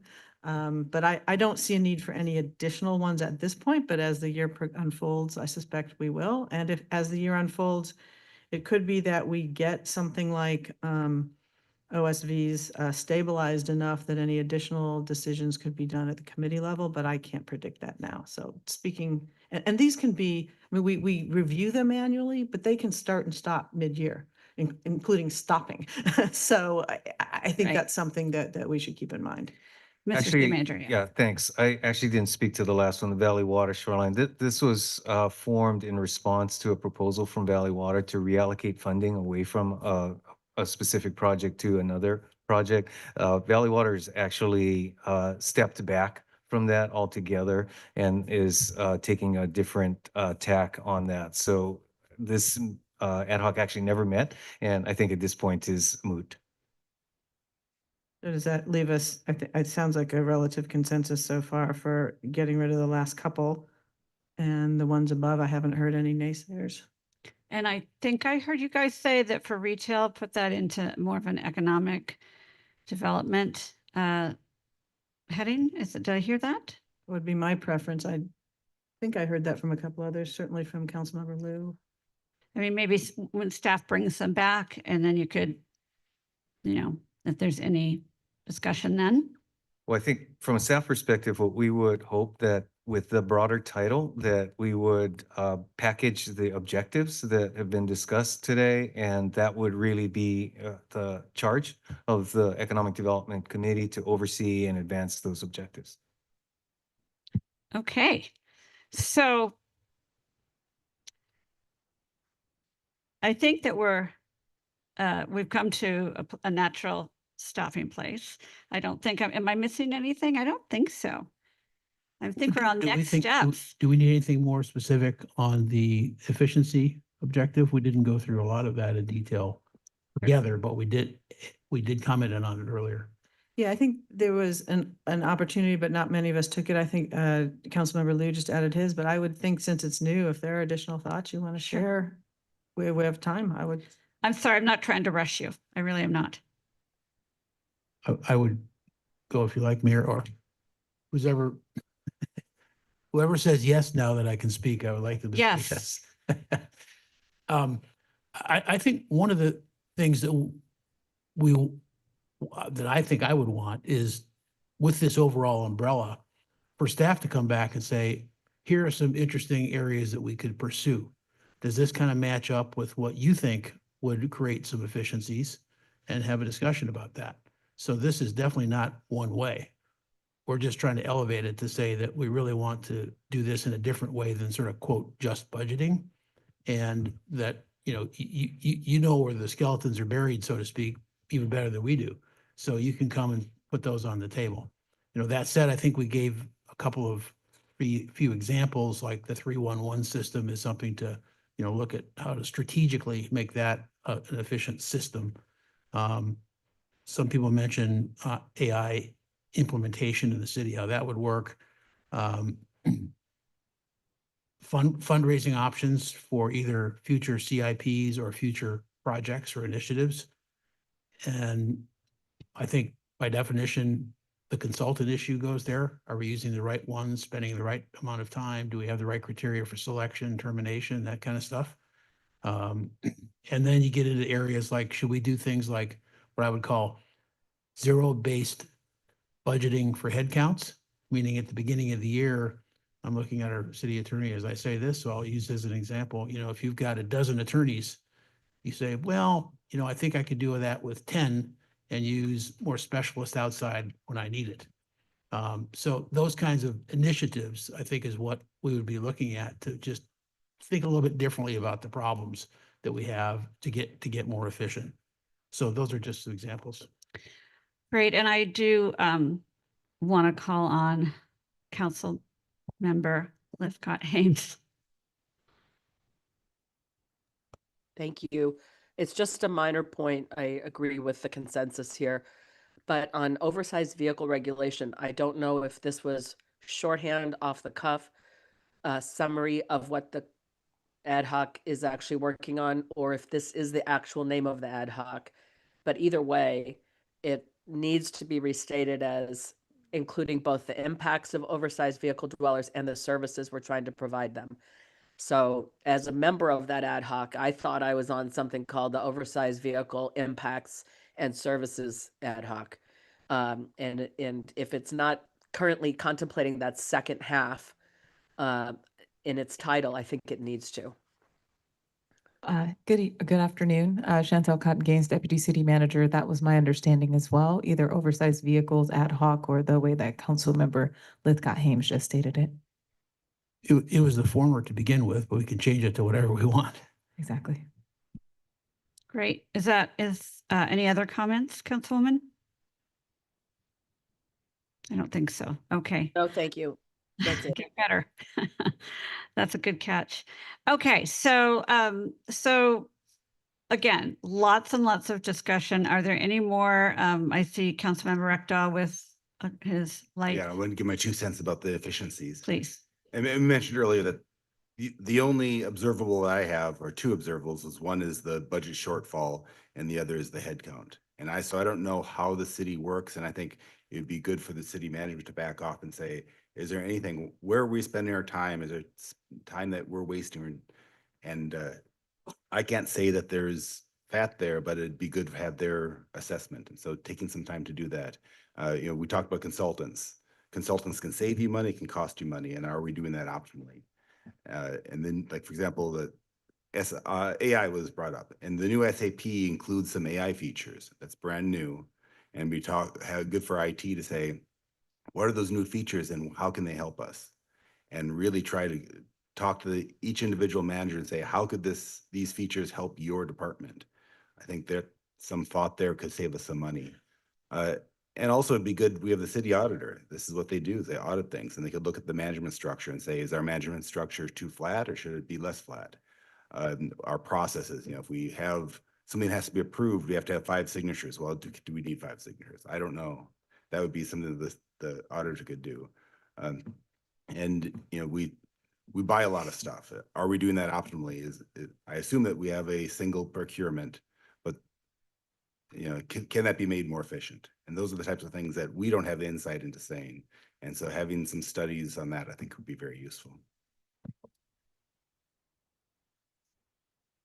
I was just going to pipe in, just as a reminder to the council, you actually have only formally adopted 3 priorities. The 4th one, economic development, you punted to have a discussion of refining afterwards. So before you leave today, if you wish to add that, that would be a final action.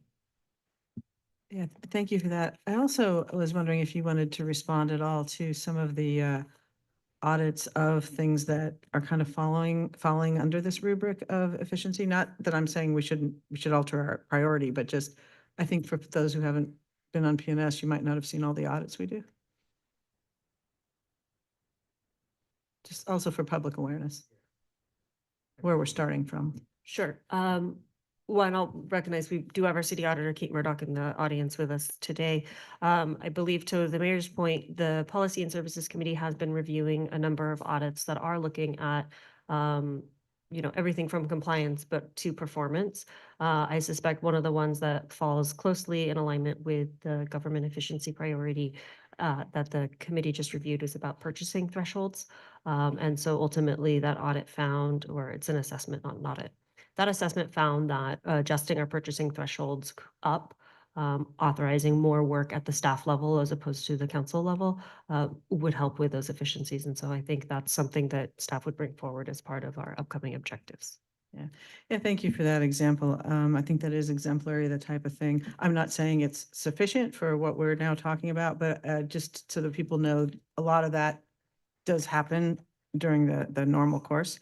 But back to your point, Assistant City Manager, I think we should just lift it up because we said we would. And I've been thinking about it, and I know that in the past, our chamber president and business community has talked a lot about the vibrancy being important, and it may not be quite as narrow as Councilmember Rekdal encourages us to be, but I wonder if we said enhance business vibrancy, if that would be focused in a way that if you're going to enhance the vibrancy, you're going to generate revenue, but you're also sharing in the proceeds of it with our community and our business community. And so I just put that out there for discussion. I think if we have this discussion that we can end on this note, but before we adjourn, I think we should talk about whether we want to add that or some other language to the priorities. Okay, Vice Mayor? I really like that idea because I think that also then encompasses a bit the community connections idea as well. Because I see kind of that business vibrancy is also creating a more vibrant downtown and Cal Ave where people are going to want to go and spend time and hang out. Just yesterday afternoon, Councilmember Byrd and I were meeting with Stanford journalism students, talking to them and answering questions about local government. And I asked they were asking us questions, and I turned around and asked them about how do they view Palo Alto as a place to go. And one of the students on the panel was actually at least 21, and she said, "Oh, we never think of Palo Alto as a place to go. We go to San Francisco." And yeah, they want to go to the big city, and so they're willing to get on Caltrain and spend that hour there, an hour back, rather than just going next door, because we have just lost that reputation of being a place to go out for them and have a good time. And I know Councilmember Lewis talked about these things as well, as far as maybe re-examining times for rooftop lounges and different things like. I mean, there's so much stuff here that goes into the vibrancy of not only the businesses but also just as a community and as various entertainment zones. So I really like that language, and I think and so I would support that. Okay, is there any disagreement on any dissension on that? Councilmember? I would say, particular, unusual, and significant attention. This is work we want to do. I think it's under the waterline. We will be working to try to keep everything economically vibrant, but I think it comes at a cost, is that we lose focus. And with these three existing priorities, we're trying to make it unusual progress. And the more we muddle it, the more we lose focus of making progress on those three. So. Excuse me. Could we, if you could, the three priorities were, do you have that slide somewhere? City Clerk, bring it up. I think she's got the three, and record. then we talked, or maybe you have the four, but because I want to be sure, because there may be a way to do what you're trying to do maybe underneath of it because what I was going to say is there's a lot of next steps. I want to talk about what we accomplished. Okay, up here, government efficiency. So see, that's also very vague in a way, right? Like that's tasking staff to come back with some of these ideas that you've talked about. Achieve near-term priority housing milestones, coverly acquisition and renovation funding. And then fourth, if you wanted to do, one thing that was talked about, I believe, was enhance revenue or business revenue. I forget what the business activity. Business activity. So earlier we talked about grow Palo Alto business or enhance business revenue generation. Yes, I was saying enhance business vibrancy because the vibrancy word seems to resonate. Yes, no, that's where I was trying to get you. You could say enhance vibrancy and revenue generation. I know the vibrancy is important to the businesses. It's the same thing in my community, by the way. So maybe you guys can put up the fourth goal and potential wordsmithing later, or because there's going to be more coming with all of this, I think you right? just need a motion on that. Yeah. Yeah, I'll move so that we can discuss it, adding a fourth council priority of enhanced business vibrancy, and then people can amend it if they would like. Is there a second? Second. And a third.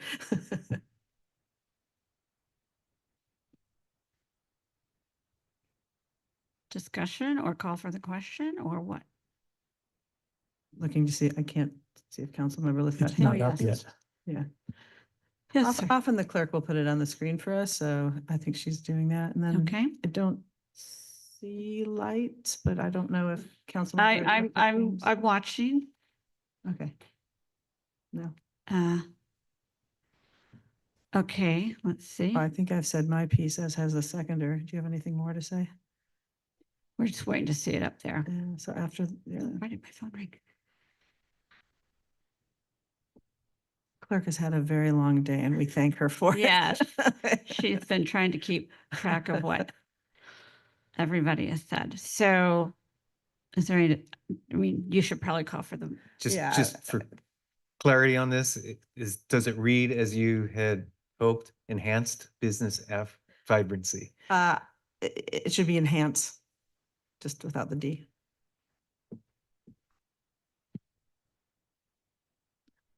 So I don't think there's I think Okay. we've worn out the discussion at this point. So I think we can go ahead and call the vote whenever the clerk is ready.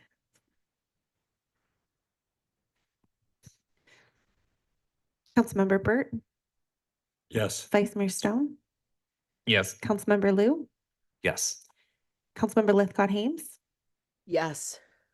Mayor Vinker, Yes. Councilmember Lowing, No. Councilmember Rectal. No. Motion carries 5-2. Okay. Thank you, Madam Clerk. Okay, so I wanted to remind everybody what we have done today before we talk briefly about the next steps. You made a real change to how you think about this process in agreeing to enhance the values, your value statements, with a couple of different suggestions by a few different council members. It's going to go back to the P&S committee. That's a big deal. I mean, I think it makes a lot more sense for you and what I'm hearing from you and for staff. And then you tried and succeeded to get to 4 sort of discrete priorities. And now and then you had discussion on the objectives that staff had presented that you had already discussed before, and you added a bit to that and tweaked it a bit, and now it's up to staff to come back to you with all of that, perhaps divided into the new goals, perhaps with different milestones, separated out, whatnot. But I think you did a lot today. And as an observer, as an outsider, I have to tell you, I wish more communities had a council like yours that contributed so much and had such a great discussion. And kudos to Councilmember Lithcott Hames, who's sitting at home and clearly suffering and still so cogent and smart and wonderful. So I want to thank you all for your attention. This is a lot of hard intellectual work. And, but I think there's some very clear next steps. And Madam Mayor, I'm sure you have some comments. If I'm leaving anything out in terms of next steps, we'll figure it out. I was just going to make a closing comment, but I wanted to see if the city manager has anything to say. No, I know I'm not going to keep us here long. I just wanted to echo that I really pleased with this retreat. I think it accomplished what we all wanted, which was to have a real serious discussion about priorities. And I would say it takes a village, but in this case, it takes a city. And that's our city. And we really did, I think, move to a deeper, hopefully much more useful discussion. And thanks to our residents who have given us input before today and today, our staff who supported us both logistically and substantively in thinking through these challenging issues. And yes, a lot of them will come back and we'll further refine them. But I agree that we made a lot of progress, and I just want to commend and thank my colleagues for that. So unless there's anything further, we stand adjourned. Thank you.